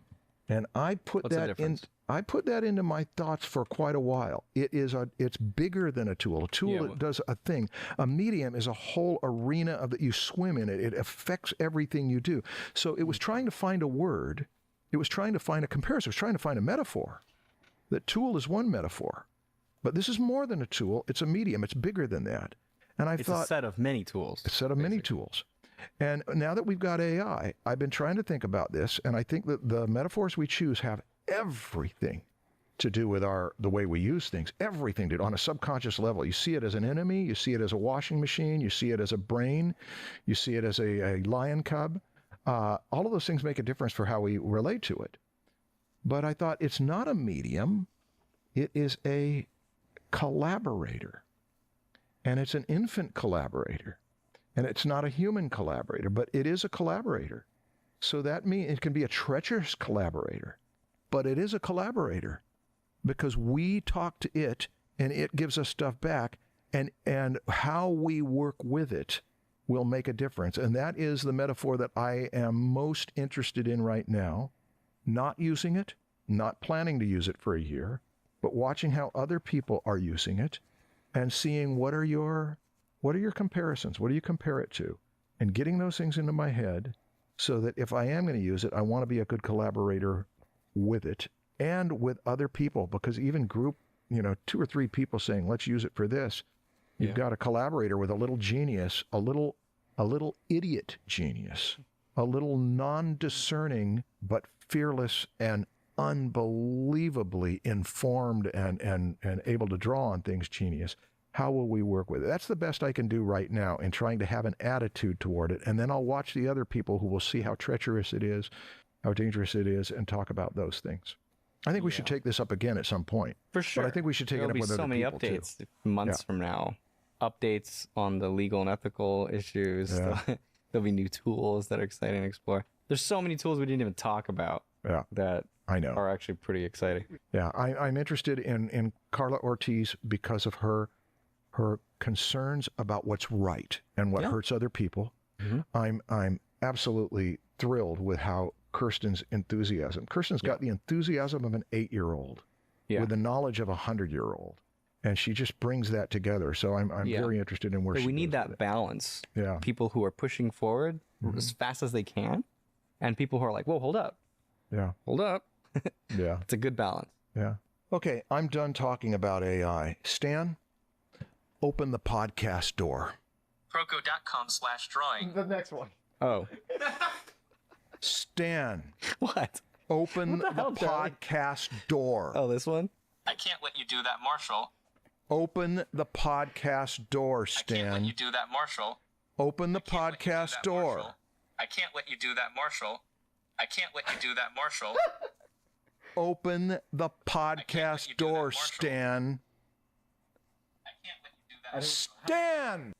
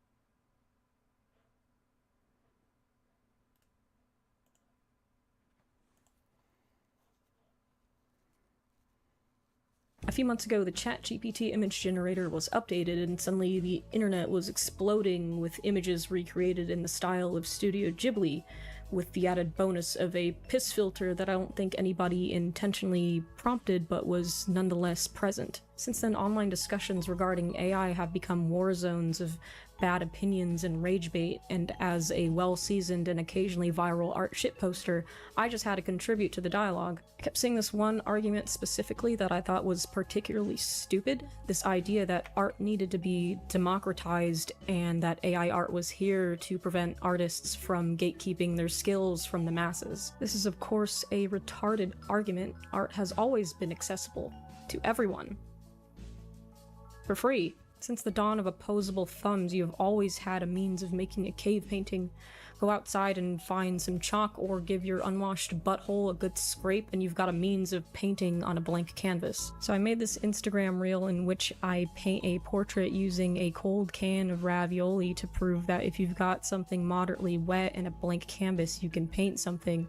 It gave me the opportunity to pay homage to Filthy Frank, gone but not forgotten, and it successfully enraged a few prompt jockeys in the comment section. The replies I got from the tech bros were interesting to say the least, and it got me thinking about how non-artists and tech bros might be interacting with artwork in online spaces. The replies ranged from people telling me I needed to adapt or get left behind to a guy having a full-on crash out because he insisted that I was using my talent to gaslight him. Deadass, this guy started immediately barking nonsense, and I told him if he was serious about improving his art, he could just DM me and I would be happy to give him a few pointers and send him some of the resources that I used when I was first learning how to draw myself. And then he just kept rejecting everything I said, and then I thought, okay, this is somebody who doesn't want to have a dialogue about this. This is somebody who just wants to be angry in an Instagram comment section.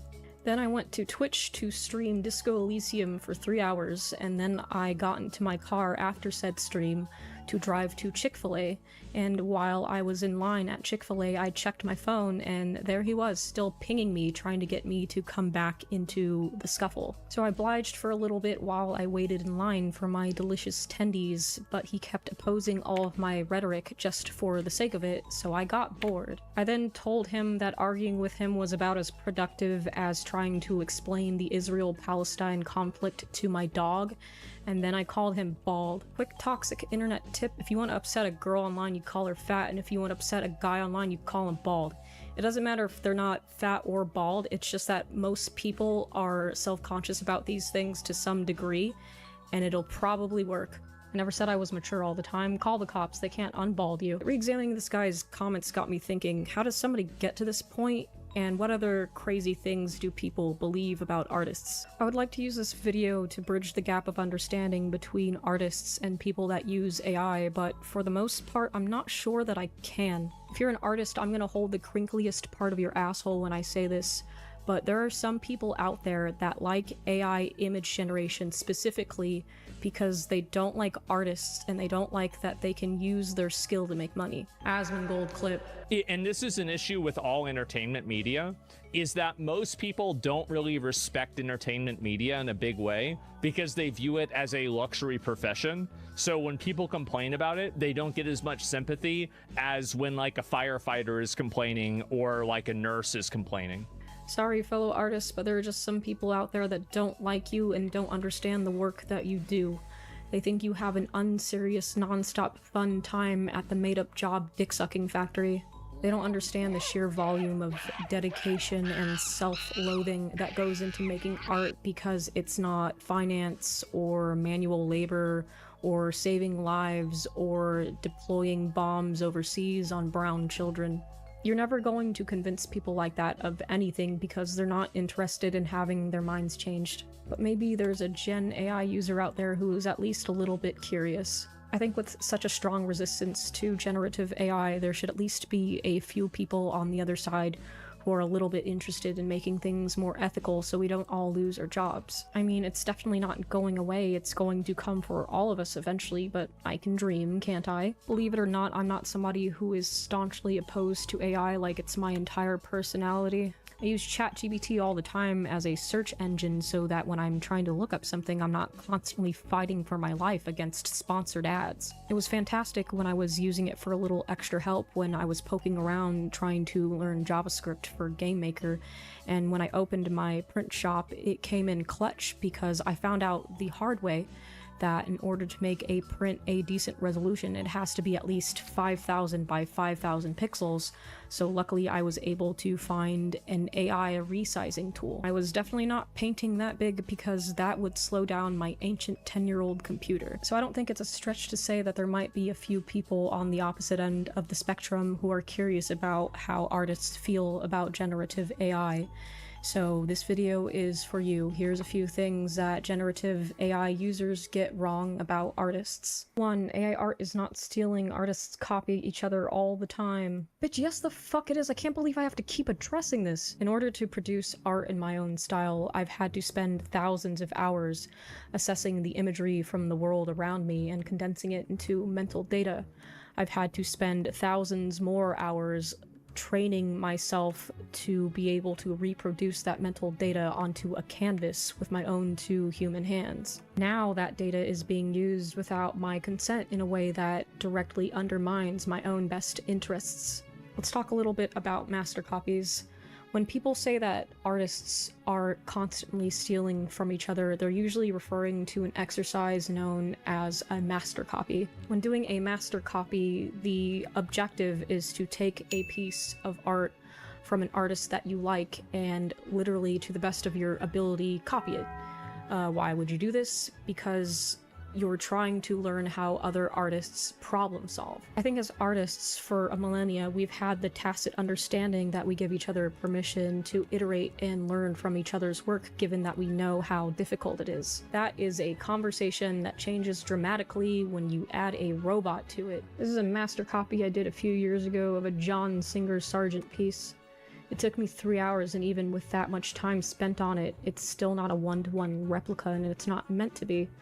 I did this to fix my bad habit of over-rendering objects in my illustration because Sargent is able to imply form with a few brushstrokes, and I wanted to learn how to do that. When an AI is trained on someone's artwork, it literally just downloads the image and then sorts it into a dataset, and it can do that with literally hundreds of different paintings an hour, probably more. It's not copying, it's just taking. And I wouldn't even call that an illustration at this point. What it spits out is more of like a hybrid of millions of stolen paintings to produce a unique result. So that's more of a collage to me, but I digress. The problem here is I have not consented to have my artwork stolen and repurposed by something that moves that fast. And to add insult to injury, the tech companies that do this profit off of my work. Bitch, I don't even profit off of my work. I just like making Deltarune fan art for fun, and now you're telling me that tech companies have scraped my shit and are scraping other people's shit and are now selling it back to people in the form of ChatGPT premium subscriptions? Huh? I shouldn't be forced to participate in this just because I shared my work online to other people that like Deltarune. The way I think this should work, because I'm not under any delusions that this shit is ever going away at this point, is simple. Consent. 1. If you want to use my artwork to train your robot to do generative AI, I think you should ask me and I should be able to opt out. 2. If I opt in, you have to pay me. And why won't companies do this? Because the main gimmick behind AI is that corporations can get away with not paying artists while making big monies. This means that these large language models compete directly with the artists that they were trained on. These AI companies could license the work that they're taking, and some already do, but most of them won't. That would mean having to go back and compensate all of these artists from which gorillions of dollars were stolen, provided that these artists opt in. I feel like I'm not even saying anything controversial here, but there are still some people that are disagreeing with my right to my own work. So why is that? Artists are a very self-flagellating group of people, and modern art has ruined the idea of standards and merit in artistic spaces. Modern art, a banana taped to a wall, this lone urinal, this canvas full of absolutely fucking nothing. Anything by the balloon animal cuck. A few weeks ago I saw a video by YouTuber Gary Young VO, wherein he discusses modern art, AI art, and how those two things relate to a philosophical conundrum. If artistic beauty is in the eye of the beholder, it is actually impossible to justify that human art is any better than AI art. Gary argues that modern art has destroyed all standards in the art industry as a whole, and that the prevailing sentiment is that anything can be art, and all art is beautiful even if it's a bunch of stray pubes glued onto a canvas, and AI art falls into this category because artists have seemingly removed all of their standards 100 years ago. He then goes on to do this little thought experiment on his art friends, wherein he asks them, between this Jackson Pollock painting and this AI-generated illustration, which of the two paintings has more artistic value? All of the artists chose the Jackson Pollock painting, the gotcha being that the Jackson Pollock painting is also AI generated. So I don't disagree with everything this guy says, but he's also definitely wrong about a lot. So first of all, I think lumping modern artists in with every other type of artists and then pinning them to a wall with this question is a little disingenuous, because I can also play that game. I can also ask my art friends, I can ask any of the hundreds of people I've met in the throes of AAA game production or film and animation who in fact do not bust nuts onto canvases and insist other people buy those canvases and hang them up over their fireplaces. Like, I don't know what sample size this guy was working with, but I have hundreds of art friends and they all hate Jackson Pollock. Here are some of the things that they said in response to watching this video. Regarding the experiment mentioned, very poorly done. It was a plainly leading circumstance. He knew exactly what result he wanted to get, so the experiment was set up to give exactly that result and nothing else. TLDR, people who think modern art is good is like asking the guy who drinks piss what constitutes a good beverage and then saying, see, there's no objectivity in what makes a good beverage. Yeah, the experiment doesn't really say much when you mislead the subjects. Almost like how online Reddit debaters try to catch you on a gotcha question. Yeah, this sentiment of art is already bad, so who cares is incredibly piss-spray and disingenuous and shows a fundamental misunderstanding of what value people attach to art as a concept. Also, Jackson Pollock or whatever his name is was a government sick, but that's barely relevant. The TLDR is, the US wanted to show that if someone as bad as Pollock can succeed, that means anyone has a chance. The Soviets had insanely high art standards and forced them to be so specific that there was no freedom, so Jackson Pollock was funded freedom propaganda basically. That's a shortened version of it that might be missing some stuff though. Modern art is just Bored Apes NFTs for rich boomers trying to launder money. I met Jackson Pollock once. He kept touching me inappropriately, and when I asked him to stop he kept yelling, it's modern art, you just don't get it. Any artist worth their salt thinks Jackson Pollock is a knuckle-dragging, googly-eyed cocksucker, and anyone who thinks that his art is valuable is even worse. When I was watching this video, before he even pointed out that both of these paintings were AI generated, all I could think was, man, I hate Jackson Pollock. That looks like shit. I like the AI one better. There are standards to art. I don't know where he's getting that from. As a 3D artist, I've only ever been hired because I was good at sculpting. Knowing people helps a little bit, but it can only carry you so far. If you don't know basic anatomy as a 3D sculptor, I don't care whose dick you're sucking, you're not getting hired. So in this example, the AI-generated fantasy landscape is in fact better than the Jackson Pollock painting and the AI-generated Jackson Pollock painting. Why? Because the fantasy landscape one is trained off of artists that are good. So again, we are working with stolen valor here. Art does have standards. Art has rules. There are fundamentals that you have to learn in order to make good art. Color theory, light, value, composition, perspective, anatomy, all of those are required. And yes, there is good art and there is bad art. Art doesn't inherently have merit just because a human made it. I still think the endeavor is cool because you tried, but that doesn't make it automatically good. Do you think Leonardo da Vinci is the draftsman that he is by default? No, he's got probably thousands of bad drawings that nobody's ever gonna see because he threw them all away. Because that's the iterative process of learning how to draw, and there's nothing wrong with that.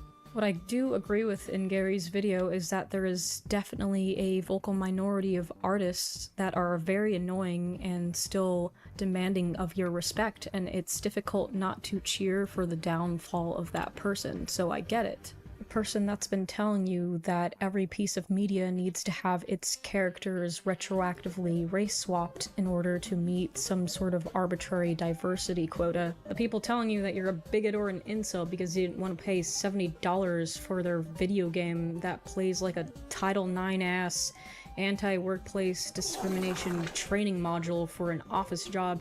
Person telling you that they're better than you and more emotionally intelligent because they are artists and you work in construction, and if you don't want to keep using your hard-earned money to fund their lifestyle, you're a bad person. This is where I think a lot of the misplaced hatred for artists come from. In reality, most artists are normal. They're not permanently glued to a soapbox, constantly spouting annoying socio-political opinions on Twitter. Most of us are just trying to make it, or get a paycheck, or express something deeper through paint. When we're working in productions, we're not the ones in charge of the messaging. We're kind of just held hostage. I was working at this indie studio a few years back and I was tasked with modeling this non-binary character, and there was a lot of discussion about how this character would look with regards to overall proportion and color palette.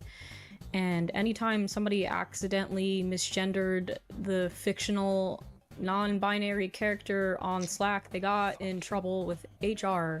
Do you think I wanted to be in that situation? No, I just wanted to sculpt and get paid. Pandering in the slop isn't gonna go away if you drop all of the artists from the project. Arguably, there will be even more pandering and slop than ever before. There's pandering and slop being made by humans right now without AI. When was the last time Disney made something that inspired you? I know the art industry has been kind of broken for a long time, but I don't think the answer to that is fighting human slop with AI slop. When you start to replace the artists with AI, it's going to make it so that the slop comes out faster, and there's going to be so much slop, it's going to obfuscate the things that are not slop. It's already doing that. In the top 3 videos on YouTube as of writing this, 3rd place is an AI slop video called Lovely Baby Met a Plane Crash, Poor Pug. To say that the soul of art doesn't matter and that all that does is its consumability is just going to get you more of Lovely Baby Met a Plane Crash, Poor Pug. Which brings me to the next thing that people get wrong about artists. Soul in art doesn't matter, and all that does is consumability. In the short term, yes, that's true. In terms of profitability, economics, people voting with their wallets, that's correct. People are gonna buy whatever fires up the old dopamine receptors and avoid things made by people that piss them off. I'm not gonna sit here and argue with you about whether or not a robot can replace a human artist based on this immeasurable and ethereal value of soul. What I am going to say, however, is that you should care. Personally, I think art is about the endeavor, and I think what makes art so remarkable is the fact that it does take so much time. And I know non-artists don't care about that, and a long and arduous journey is antithetical to consumerism. But it's not just about that. This isn't just about art anymore. This is about something more threatening. AI is going to come for all of us. Art is just the first industry to fall, and you shouldn't be cheering this shit on. You're gonna be putting the fries in the bag soon too.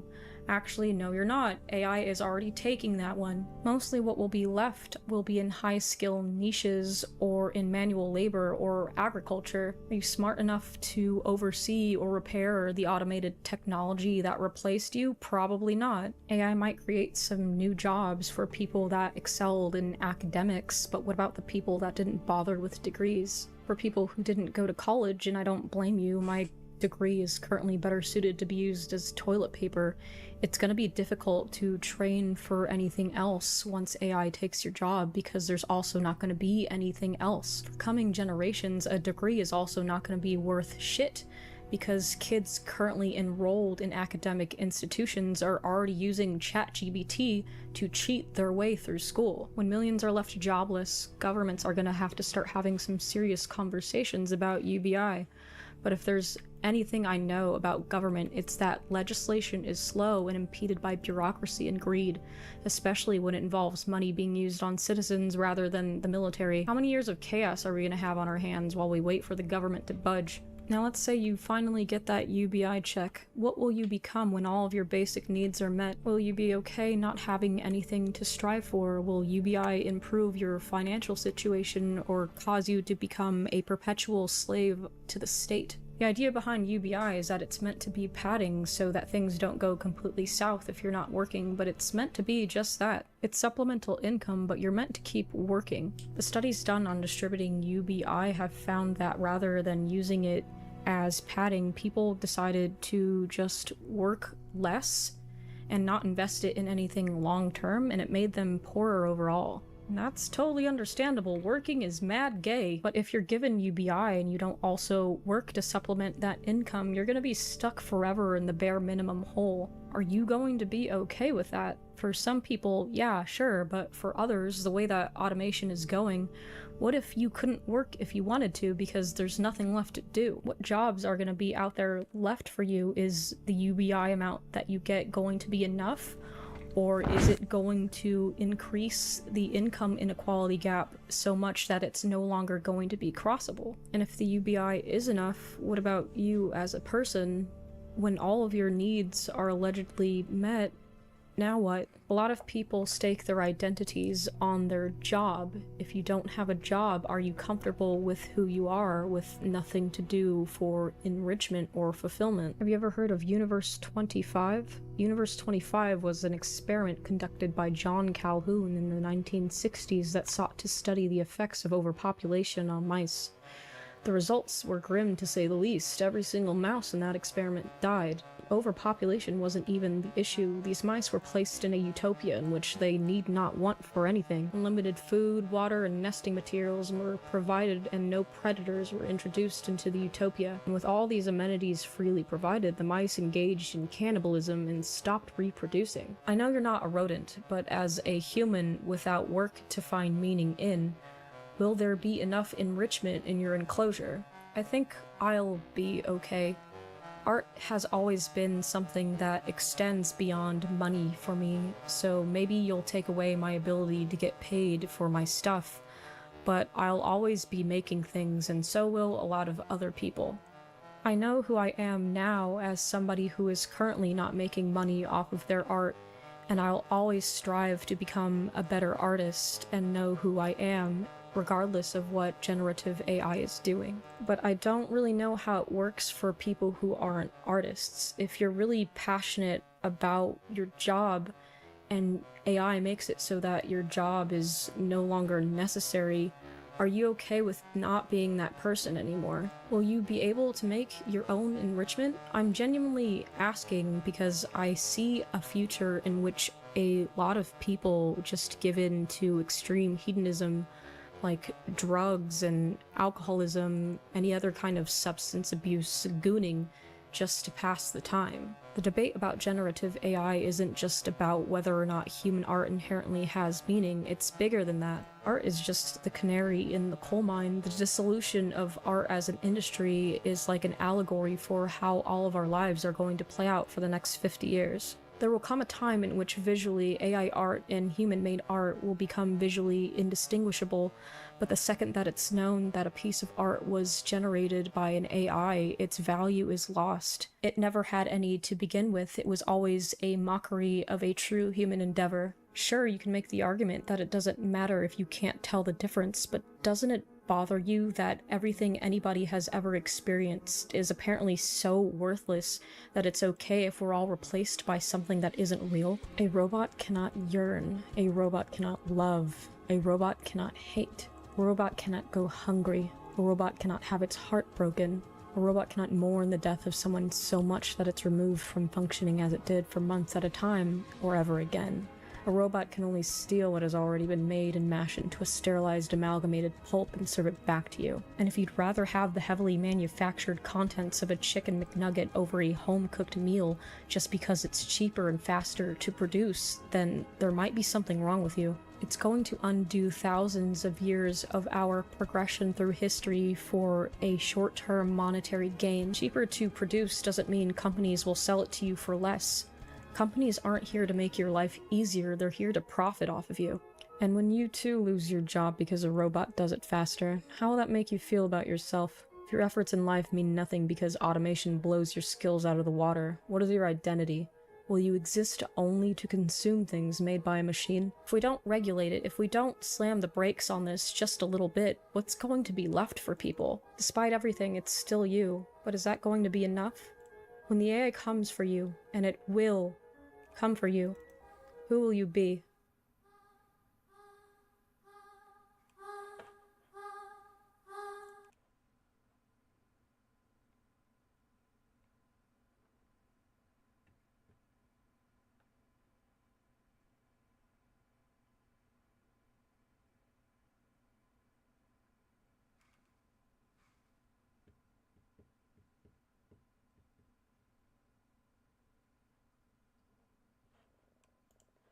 My fellow artists, welcome back to my channel. Now look, this video is going to be a little more off the cuff, a little more relaxed, bit of a stream of consciousness, but I think it's time that we had another chat about this. And before we jump into our conversation all about AI, I just want you to know this is my opinion.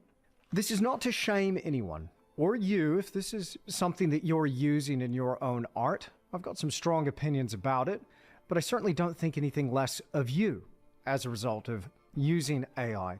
But I wanted to make a bit of a case for why I don't use it and why I really would recommend you don't either. So hear me out. Now, maybe you've been under a rock for the last 3 years. Maybe you're not quite familiar with what is AI art.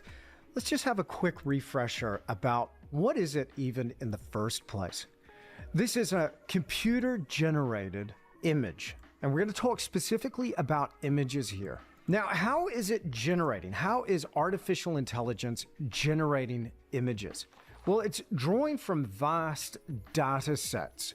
Anything that's been uploaded online, whether it's on Facebook, on Wikipedia, but it's drawing from this enormous resource that we have on the internet, and that's what it's using to know what a particular thing looks like based on human inputs.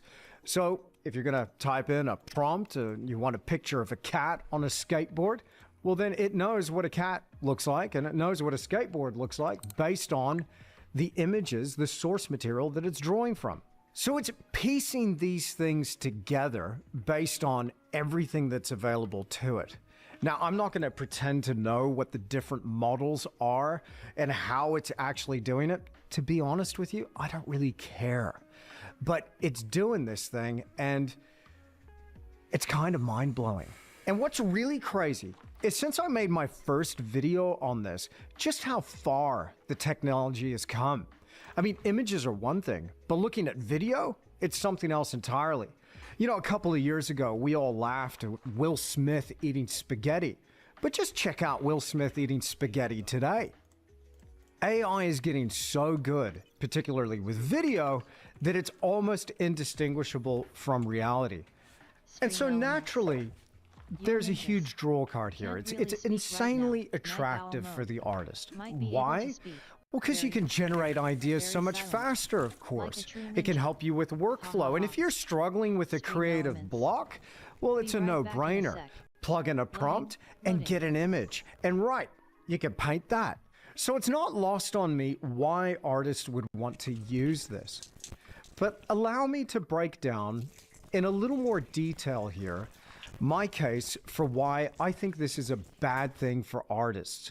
And also why I'm encouraged now to see a little bit of pushback and some things happening in the real world where artists are finally making a stand and saying, no, enough. Now, because AI is drawing its inspiration from everything that's been uploaded online, posts that you've put on Instagram, Facebook, on your YouTube channel, wherever, because it's drawing from that data set, there's a huge issue here when it comes to copyright. These AI companies aren't exactly knocking on artists' doors asking them if they can use their work. I'm reminded by a conversation that I've had. It was a couple of years ago now, but I sat down on my podcast with Greg Rukowski, who's famous for his amazing drawings, paintings, and illustrations that he's done for things like Magic the Gathering. This guy paints some epic stuff, dragons, knights, battle scenes. It's really incredible work. But Greg is old school, and he does things by hand, and he takes the time to craft each and every painting carefully. His name was used over 400,000 times in AI image prompts by the time we had that conversation.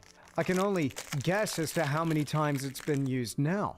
But nobody asked his permission, and when it's drawing from inspiration that Greg has created, well, nobody came to him and asked him, hey, can we use your dragon, your knights? There's a huge issue here. This is something he's worked very hard towards. And other artists just like Greg have worked really hard on their craft, on developing the skills, on acquiring those techniques, and painstakingly crafting the work. And just to have a company come in and use that as part of the data set without a thought. There's no thought here at all. It's just simply becomes part of that copyrighted body of work.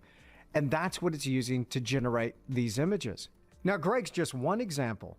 There are hundreds and thousands, if not millions of other people out there that never gave their consent to have their images used in these data sets. As artists, I really believe that we have the right to own the copyright of our own creation. That's our drawing, our painting, even our photograph. We were there. We took the hard yards. We did the uncommon and took that extra effort to create something that was totally unique. And I think it's a little bit of a problem to have somebody use that without permission. My second issue with AI is that now, with the internet and the world being flooded with all of this AI junk, it's not terribly original. And now people can really tell what's AI and what's not. Now, just stepping away from the art for a second, you've probably read at some point copy that was written by AI. I can tell immediately, and it's not hard. You don't have to be clever. I'm not. You don't have to be clever to know when you're reading ChatGPT, for instance. You can tell that it's doing the same thing and has the same patterns with the written word. And as a result, here with my small team in Wanaka, New Zealand, we have a strict no AI policy when it comes to the written word, but also image generations. We won't touch it. I think the reader and the viewer is starting to become a little more savvy now when they're faced with AI-generated content. And I personally am tired of it. I want to hear what's in the writer. I want to see what's in that artist and have them bring their real original voice. And now everything's just blurring into the same when people are using this AI-generated content. Where's the originality? But this leads me to my next point, and this is a big one that I don't see many people talking about. It's our job as artists to conceive of an idea and to use the skills and techniques that we've acquired to execute. That, for me, the conceptualizing of the image, if I'm going to paint a massive landscape, it's going to the place physically, if it is a real place, or if it's an imagined scene. It's gathering all of that source material, pulling it together, and using all of my skills as an artist. And this is what I love to teach, by the way, over on my academy. But it's using those skills to tease out that idea and really land on that thing that truly captures the inspiration. When you're doing something and generating an image via a prompt using AI, you're delegating the best part. Why? Now, sure, I understand that this might be a shortcut and you might feel it will get you to a result a little bit quicker, but I'm going to encourage you to go back to the old school, tried and true techniques, because at the end of the day, it's going to lead to something really important with your work, and that is a sense of fulfillment.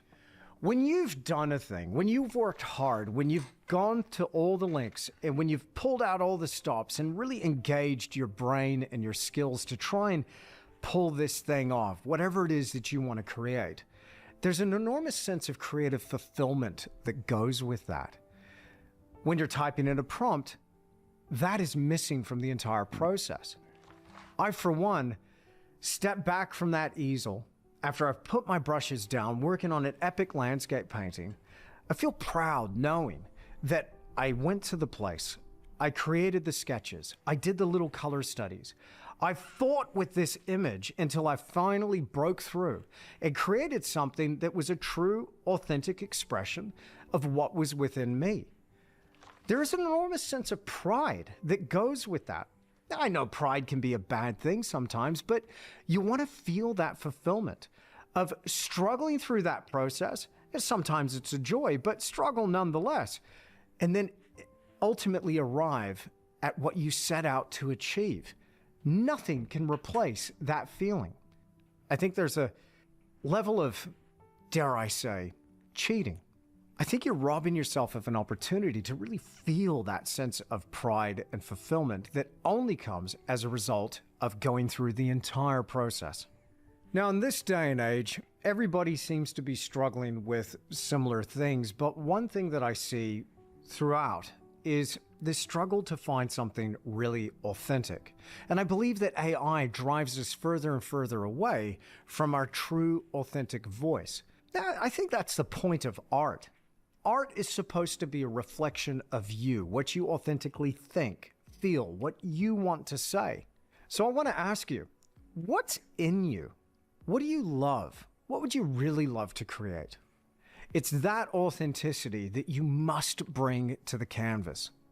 And that's going to come through from you. It's what's in your mind, what's in your heart. That's what you need to bring direct to that canvas with nothing standing between you and the surface.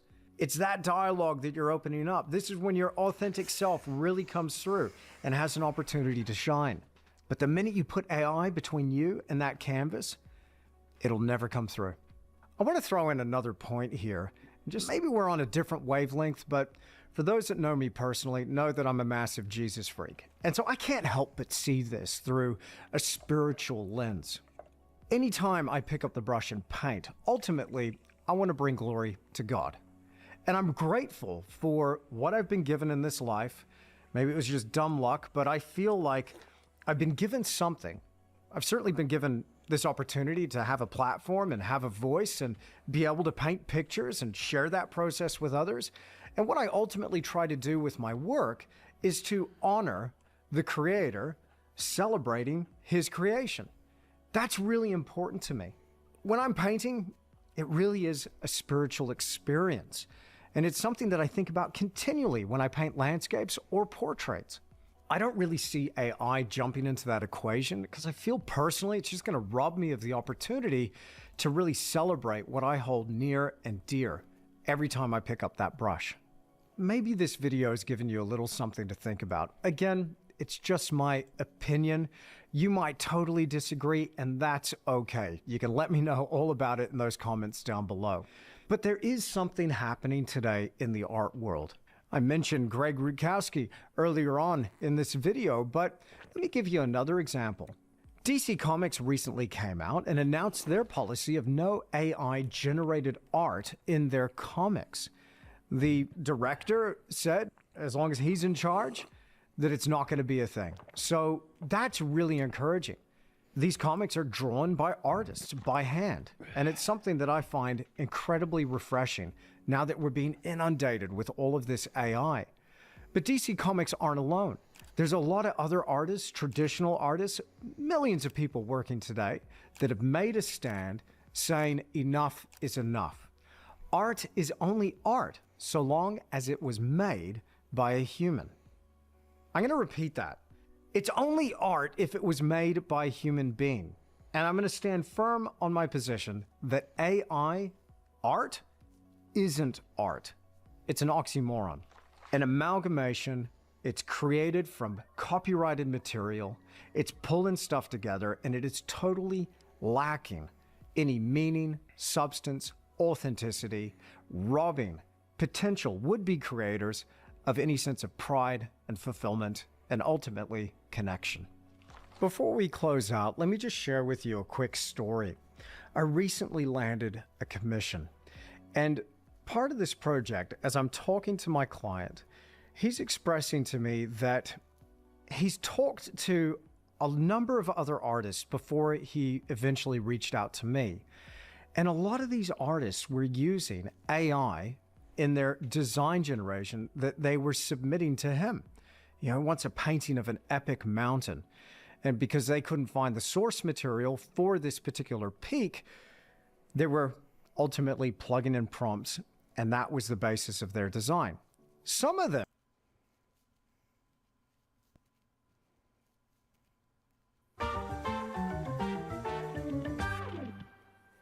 Hey, welcome. We still have Steve Argyle. Dan's still in Japan. We're going to talk about a very not controversial topic about AI. It's, I mean, you mentioned, like, if you want to, no, if you want to get spicy, we can talk about AI. We haven't done it a lot on the podcast, so we probably ought to talk about this. I mean, we're creatives, and yeah. And that is a big thing in our industry right now. I just got a new computer. Excuse me. And going in through and having to turn off all the AI, it wants, like, I can't believe it's like, it's everywhere. Like, I open a new Word document and I have to go turn off AI things that wants to write my story for me. Like, in Word, it's like, come on, guys. Yeah. I had that experience where I wrote something and then I went to reread it and I'm like, wait, these are not my words. Like, this is, I was fairly careful about what happened. And so I rewrote it and it like auto corrected to what it thought was a better sentence. And I was like, okay, this has to stop. I've never had that. That's horrifying. We did have, like, our company, we have like G Suite and Gmail incorporated AI. And we're like, guys, we're a creative writing company. We can't turn off the AI. We want no AI writing anything, even our emails. Turn it off, please. We had to, like, go to corporate and have them turn it off for us because you can't, like, there's no, like, feature that our team could turn off. We had to call them to turn it off. Otherwise, everyone's emails had the AI was, you know, as soon as you started writing, you'd write the whole thing for you. It's like, that's part of what's bugging me about AI. Is like, that kind of force feeding. Yeah, it's like it's everywhere and it's force feeding. And it's already annoying. Like, when I get this new computer, the number of things I have to turn off on Microsoft Word, like, there's the grammar check, right? But then there's a commonly confused words, separate click. And if you click off the grammar check, that button unhighlights, checked. So you have to turn on the grammar check and then turn off the other options for grammar check and then turn off the grammar check. Otherwise, they'll all stay on. And so I'm like writing, you know, the new Mistborn story, and like blue lines are showing up saying, I know this is a fragment. Fragments are used all the time in creative writing. Don't wavy line me the fragment. Anyway, there's my rant. Thanks for coming to my TED Talk. So you already have to turn off all that stuff. And then the AI. It's just like another layer of turning things off. Mm-hmm. So I think AI is a little bit tricky to talk about because like they're kind of trying to lump it all in as one big thing. Yeah. So if you don't want AI to write stories or do art, then you also don't want it to cure cancer.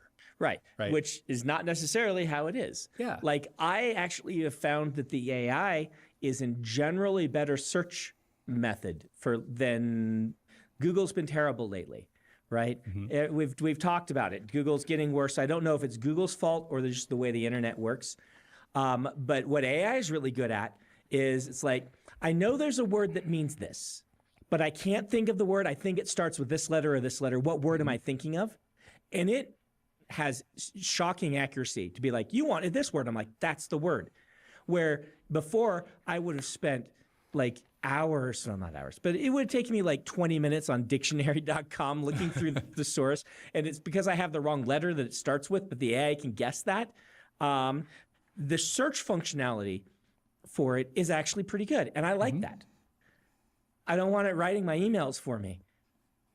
Yeah. Right. And that's a little bit where I think we need to separate, because if your goal and your business model and everything is we want to create a way to research drugs faster and stuff like that. Yeah. Okay, you can have my art for that. I don't know what you would use it for. Right. But that's not a competing or infringing purpose. Right. If there were for some reason the large language model could help cure cancer, you can use my books to train your large language model. I'm cool with that. Yeah. But what we're getting is we're going to create a thing that competes directly with you. And it uses your art style. Yeah. Taken from your art.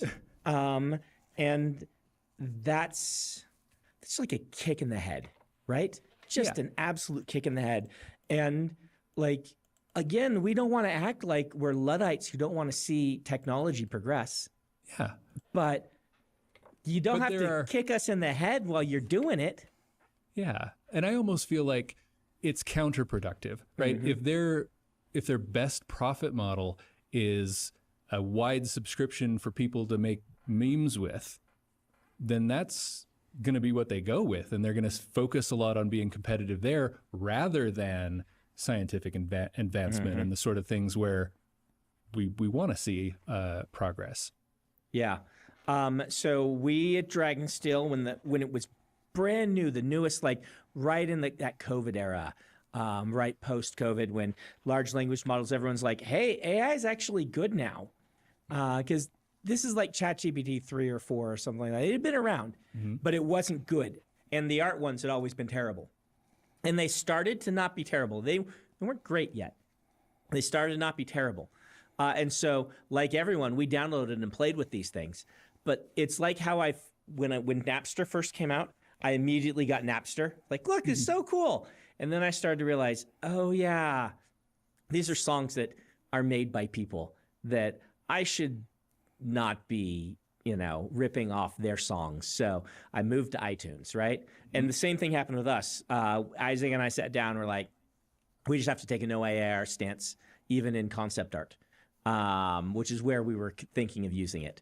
And so we just had to kind of draw that line in the sand for ourselves. It's like, we can't even trust Adobe because it sounds like Adobe said they weren't trained on other artists, and they were. So we said we're not going to use any AI art for anything.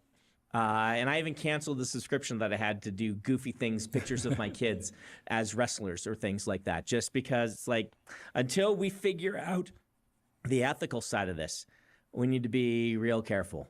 And we even used to use it on Intentionally Blank a little bit. Donald would pop up, what does it generate for us? We would generate all sorts of, different funny images from words we made, but we no longer do it. We no longer do that because we just said this, we can't guarantee that it's ethical. In fact, we can pretty much guarantee it's not right now. Yeah. And I get the appeal. And at first I was very excited because it wasn't good enough to go to prime time, but it was good enough for people to get a feel for starting something creative, right?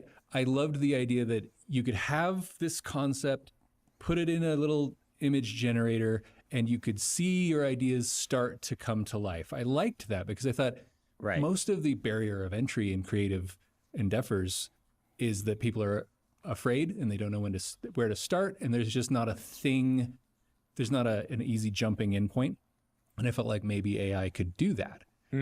But it quickly got to where it was replacing all of these things instead. It wasn't that people went, that's cool, I'm going to go ahead and make my own. I'm going to learn how to do this. And these days, like, you see a lot of artists who they're like, well, I use it because it makes me more creative. It's like I use it for concepting and stuff like that, and it just makes me way more creative. And to me, it sounds a lot like saying, you know what? So when I go to the gym, I bring the alien loader droid, right? And I can lift so much more weight now that I use the alien's loader droid. Yeah. And you go, that's a super high tech way to miss the point. You know, because they've actually started studies on what does it do to people to be using this, and a lot of it is on students where they're like they're not learning very well when they're using AI. We're having problems because the point of writing an essay in school is not to have the essay. Yeah. Right? The point of writing an essay in your English class is to learn logical thinking so you can present your ideas. And you will need to do that in meetings. You will need to do that in ideating and brainstorming. And if you're just having the program write it for you, you're not learning the skill that the essay is supposed to actually demonstrate. It's the same sort of thing here. You're going to atrophy those skills rather than build them because something's doing it for you. Yeah. And maybe another time we can talk about how to start ideas and things like that for people who are kind of intimidated. Because the blank page is the hardest part, right? Yeah. Well, not anymore, but it used to be, right? And that's the point you want to get to where it's not. Let me ask this. Like I'm anticipating the comments section of this, where I think people are going to say, look, I understand, but the cat's out of the bag, right? Like once China made their own and they don't respect U.S. copyrights, then the cat is out of the bag. What's our response to this? Box is open and Pandora has let the things out and you can't put them back in. So here's why I don't like that argument. It's a lot of that. It's kind of that same of, well, if somebody else isn't going to rob this guy, I might as well, because somebody's going to do it. Like, here's a wanderer on the path. I might as well rob him because it's going to happen. And the thing is, it is kind of out of the bag. That doesn't mean we have to like fully endorse it. And in a lot of ways, there are like models on the internet that are free and they've been downloaded for local stuff, and that you really can't get rid of. Yeah. But you can absolutely say, hey, OpenAI, Midjourney, stability, like it was an infringing act to train on all of this copyrighted data, so you need to start over. And I know that's real harsh, and that's a lot of money, but they have a lot of money. And they also do restart periodically. As I understand, I could be wrong, that when they build a new model, they start from scratch on the new model oftentimes, because they want to try and train it in a different direction and things like that. So it's not something they don't do. My worry is, because there's some class action lawsuits from writers about this. My worry is the business world's answer to a lawsuit is, okay, we're losing the lawsuit, pay them. That's not going to work here. I will not sell my, no, I won't be paid any amount of money because the thing that you're doing is a no from me, dog. You can't, I don't ever want you to train for writing fiction on my books, ever. And I'm not going to change that. No matter how much money you give me, I'm sorry. As you said, other uses, sure. I can be of a benefit to humankind in maybe some way, but I don't want it writing stories using my stuff. Yeah, and I don't want them using my stuff. Not because it's a threat to me directly. Like you are not going to have any trouble selling books. I actually told this to my students just recently. That exact thing. I said, this is not a threat to me. In the same way that the fact that there are generic versions of Claritin out there, Claritin, the company, still exists. You can still go buy Claritin. I think that even if there were generic Brandon Sanderson, number one, I'm not convinced that they will ever quite be able to replicate the soul of a living writer in creating something new. I could be wrong. I do believe the writing portions they will get so that they can write an entire book that would be enjoyable. I fully believe that they will get there and not too long. I don't think they can ever replicate the spark, but maybe that's just my woo-woo sort of head in the clouds English majory sort of thing. I don't care if they're a threat to me or not. They're a threat to all of my students Yeah. It's all the entry level stuff that they're gonna kill. Yep. Like as as a professional artist, honestly, AI is kind of good for business because right now, at least, a lot of companies are like, well, we don't know what's going to land on copyright. So even if we are okay with it conceptually, right, we want people that we know are doing it the old-fashioned way, right? If you want to put it that way. And the highest paying, like we probably are among the higher paying where it comes to fantasy art. Right? We really like artists. We really like really nice art. We like people who make the art to be able to take the time and dedicate to it, and we're willing to pay for that. So our artists are not going to get impacted because, that's what we want and we want to be able to work with you and get exactly what we want. You're right. It's not a threat to the established artists nearly as much. Yeah, and like the fine art world is probably going to do better. But like you say, it's the people who aren't there yet.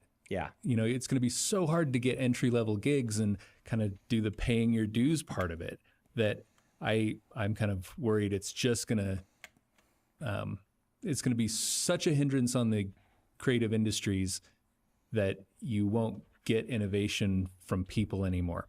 You know? Well, and you won't get the big problem is, and I'm sure we'll have some in our comments because it's the tech bros who are like not seeing. It's like inconceivable that we would have a problem with this. So my introduction was that I got invited to a real early version of DALL-E, and they sent me an invite. And they're like, we use some of your art to train this, and we want to see what you think of it. And I started playing with it. I'm like, oh, this is gonna be bad, right? And I as politely as I could kind of said, I know you're really excited and thanks for being fans and stuff, but artists at least are not going to respond well to this because you're taking their stuff and you're competing directly with them, and in some cases you're changing their own brand perception. So another argument that people make constantly that I would like to address is they're like, well, this is how humans learn. So why is it bad for the machine to do it? Well, for one, I mean, the biggest thing is, it just straight up isn't a human. And we have certain protections for humans we don't for other things. Yeah. But when you look at it, the scale of it is so far beyond human that it's hard to say that's still a fair argument. That somebody can learn this stuff and they can imitate your style and they can do all that. It's like, yeah, but they can't do it billions of times, right? Almost instantly, right? They can't then let anyone do that. Well, and human beings have this artistic inclination that maybe it's again my woo-woo, but if you learn on some people, the more you write or the more that you do art, it's going to become yours. You won't be able to prevent it because your own artistic inclinations will drive you to explore what you can do with this art. And the computer can't do that. And that's a very big difference. It's a very big difference for me to read Wheel of Time and start writing my first book as a Wheel of Time knockoff. That by the end is very much not a Wheel of Time knockoff. That is an amalgamation of all of my influences, but with me saying, here is the art I want to make, and going and making it. And it's very different than here's a machine we're feeding in. Oh, it's going to take it an hour. Okay, it's now can do a Steve Argyle, and it can do it perfectly, and it'll give you 3,000 variations on it. Just give us a second. Yeah, there's a lot of happy accidents that happen as you're learning, and I feel like a lot of what creates your style is kind of embracing some of those accidents. A lot of visual art is deciding what you include and what you don't. Like the difference between art and photography is you are deciding to take things out and simplify things that a photo just wouldn't do. And you're emphasizing certain things, you're exaggerating certain things, you're downplaying certain things, and that's what creates your distinct visual style. Right. And at least the way that I understand AI works as kind of a big amalgamation, it's never really going to be able to do something brand new. Yeah. I mean, there's an argument that humans can't either. That we, you know, we are like all of our influences amalgamated in some way. But I just think there's something different about a person developing their own style over time and then going and creating art. Like a computer can never have a statement. It can never make any statement. Now, with the argument people say is, yeah, but the person putting in the prompt, they can make a statement and things like that. Speaking of art and artists, do you know that have you heard of the graphic novel that I wrote, the little middle grade graphic novel? It's called Super Awesome Danger. No, how have I not? I'll show you. I've got the proofs with me here. So it came because Oliver did some art that I thought was really cool, and I started writing a story based on it. And then he sat and gave me feedback on the story. This is during COVID, of what to do next. Have you ever heard of Axe Cop? Yes, it's less weird than Axe Cop because it's my narrative structure. I didn't be like, what do you want to see? I said, all right, here's how I'm writing this. Do you have any feedback for what would make it more fun for you? I used him kind of more as an editor rather than a, you know, an Axe Cop first line. I love Axe Cop. It was hilarious. I don't know if it's still going, but when it first came out and was big, I enjoyed reading it. Which those who don't know, Axe Cop was like a brother wanted to connect with his very much younger sibling that he, and so had him tell a story and then he illustrated it, straight as the kid said it. And it was about an Axe Cop who wanted to chop people's heads off. It's a sidekick who's a Tyrannosaurus Rex and all. Yeah, this is not that. This is me constructing a story, but with Oliver's input and help and his art. Whenever I describe something, he'd go do some concept art, and then we gave that to our artists to say, "Here's the concept art. Make sure you know it moves in along like this." And so, yeah.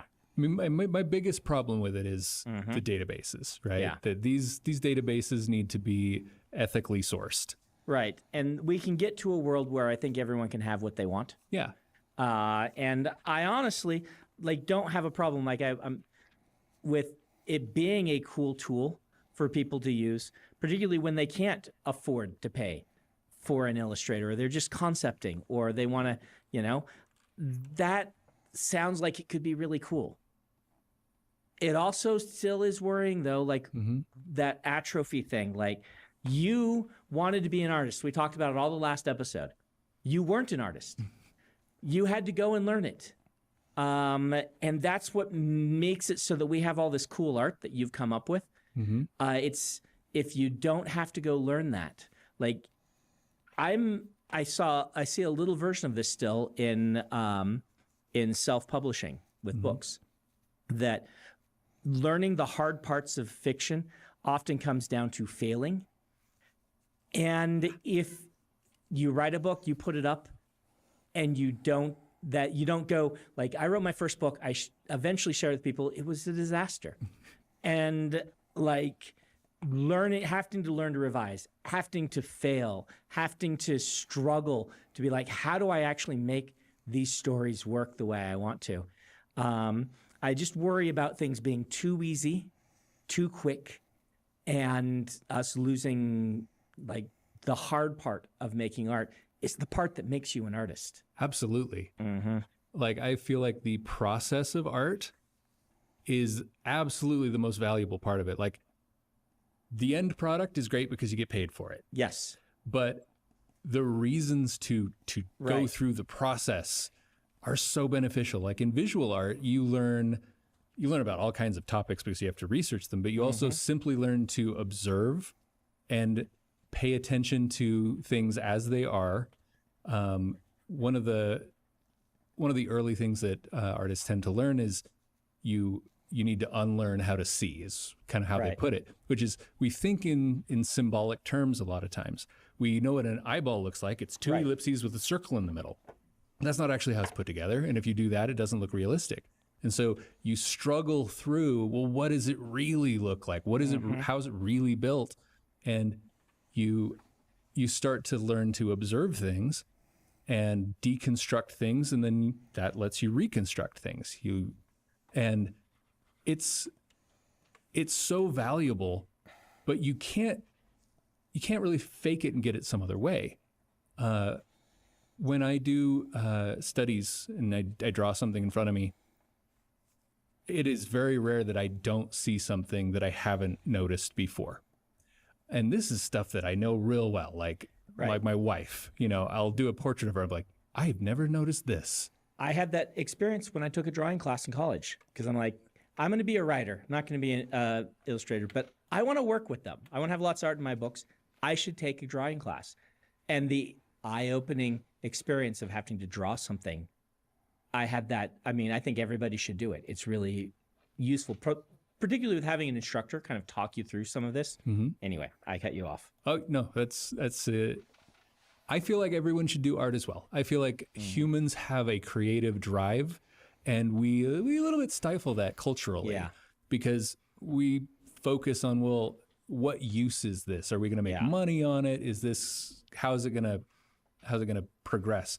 I tend to draw a parallel between like a creative pursuit and like exercise, right? Everybody should do it. You don't have to be professional at it. You don't have to go crazy with it, and you don't have to be good at it. Right? It is good for you regardless of anything else. If you should be proud of it. Yes. I keep coming back to this idea, like if you watch the opening lecture to my class, I think I cover it this year. I usually cover a few ideas. I know I cover one of these. I think I cover them both. One I think I cover in a later lecture, but there's two ideas I talk about a lot.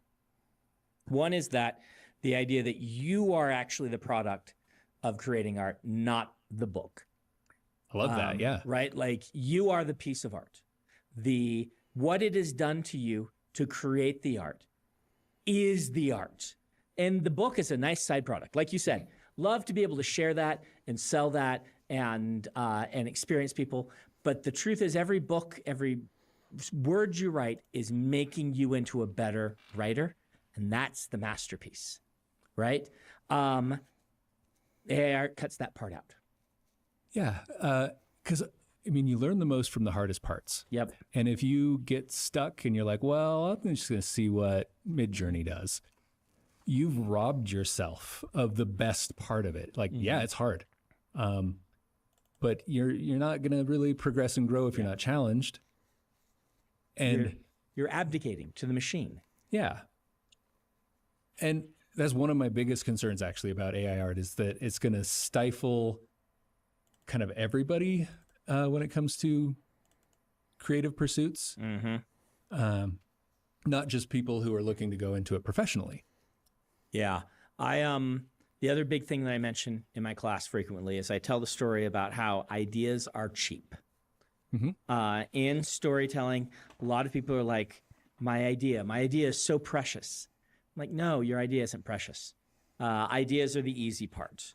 The skill to turn the idea into something that has the effect on the audience that you want, the 10 years of practice it takes to learn that's the hard part, and that's the valuable part. It's not the idea. There are some ideas that are better than others, but a bad idea in the hands of a great writer is a great book. And a fantastic idea in the hands of a bad writer is a bad book. And once again, the ideas are the cheap part. And with AI writing, we are shortcutting to the cheap part. We're letting, we're taking only the part that I consider the least important, and we're putting that in the hands of the human beings. And all the things that are most important, we're abdicating to the machine. That really worries me. Yeah, same here. So last thing, do you have any advice? New artists starting out right now. They're worried about AI art. They're worried about breaking in. They don't have the opportunity to fake their way through an interview and then have bosses that are too busy to fire them until they actually learn how to do what they're doing. What do they do right now? So what I'm seeing as far as what I feel is successful is when I started, one of the things that was very beneficial is name recognition, right? You had artists that they were doing well because you knew their name, you knew their body of work. Right. You know, you had Braum, right? And Braum is going to, and Frank Frazetta and all these sort of things. And we kind of started going through a period where it wasn't name recognition, it was brand recognition, right? You didn't have the name attached to it, but you knew like the League of Legends style, right? You didn't necessarily know who did it, but you know, it started kind of moving toward the corporation owns everything about it. And what I'm seeing now is with the threat of AI, a lot of artists are like, well, I need to kind of authenticate myself and show people that I'm doing this myself. And the actual best part of that is what they're really doing is sharing their process with people online. And that is letting people connect to the human being behind the artwork. I feel like that is at least currently the best way to go. Like, share that best part. Share that you are struggling with this and how you solve that problem. Show people what it is to create, not just what has been created. If I were starting out, that is what I would do. My advice is kind of similar for writers with a different tack. And I know this is dangerous to say, but I sincerely think we can trust that people are going to want artist-created books. That even if the AI gets to where it's indistinguishable, people are going to want the books written by writers. And I think they're going to want someone who has a distinctive voice, who has put in those years. And books, unlike art, are actually pretty still niche. I have to say this, like, not everybody buys a book to read for fun, a fiction novel in a given year. In fact, you know, I would say more people in the population don't than do.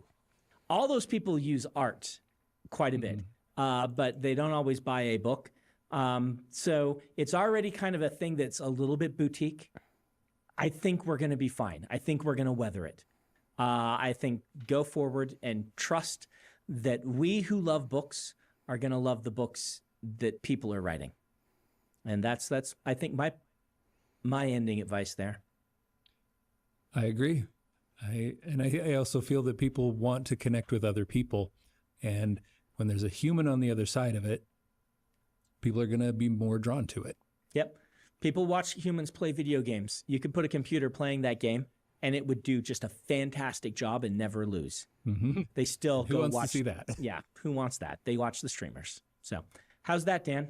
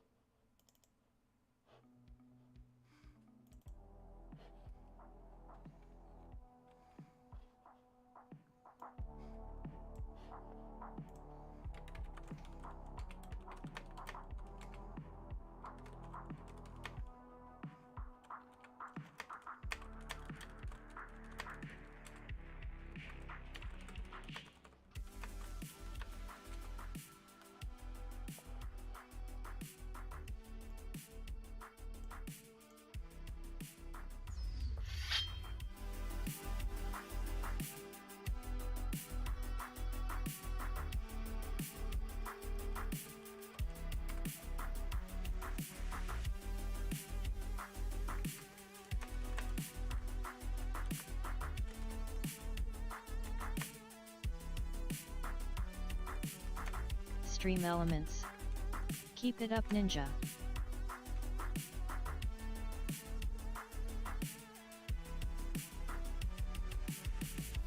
Thanks for joining Ninjas. Ninja Box-ish. Digitally.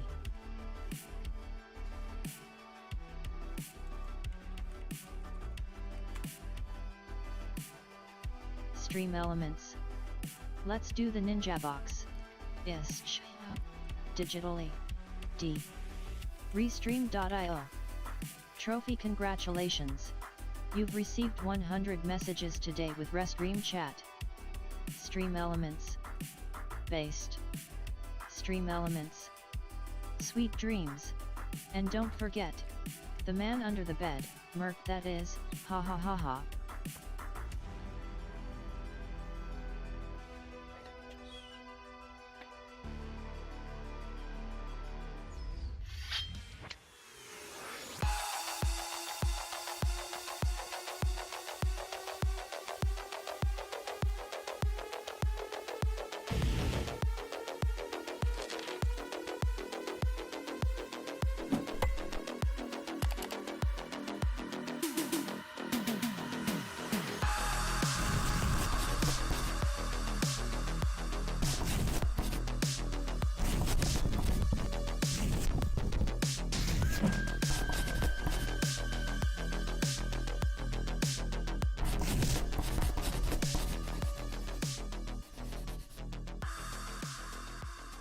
Thanks for joining once again, Ninjas, Ninja Box, and see you ninjas next time. Ninja Case out.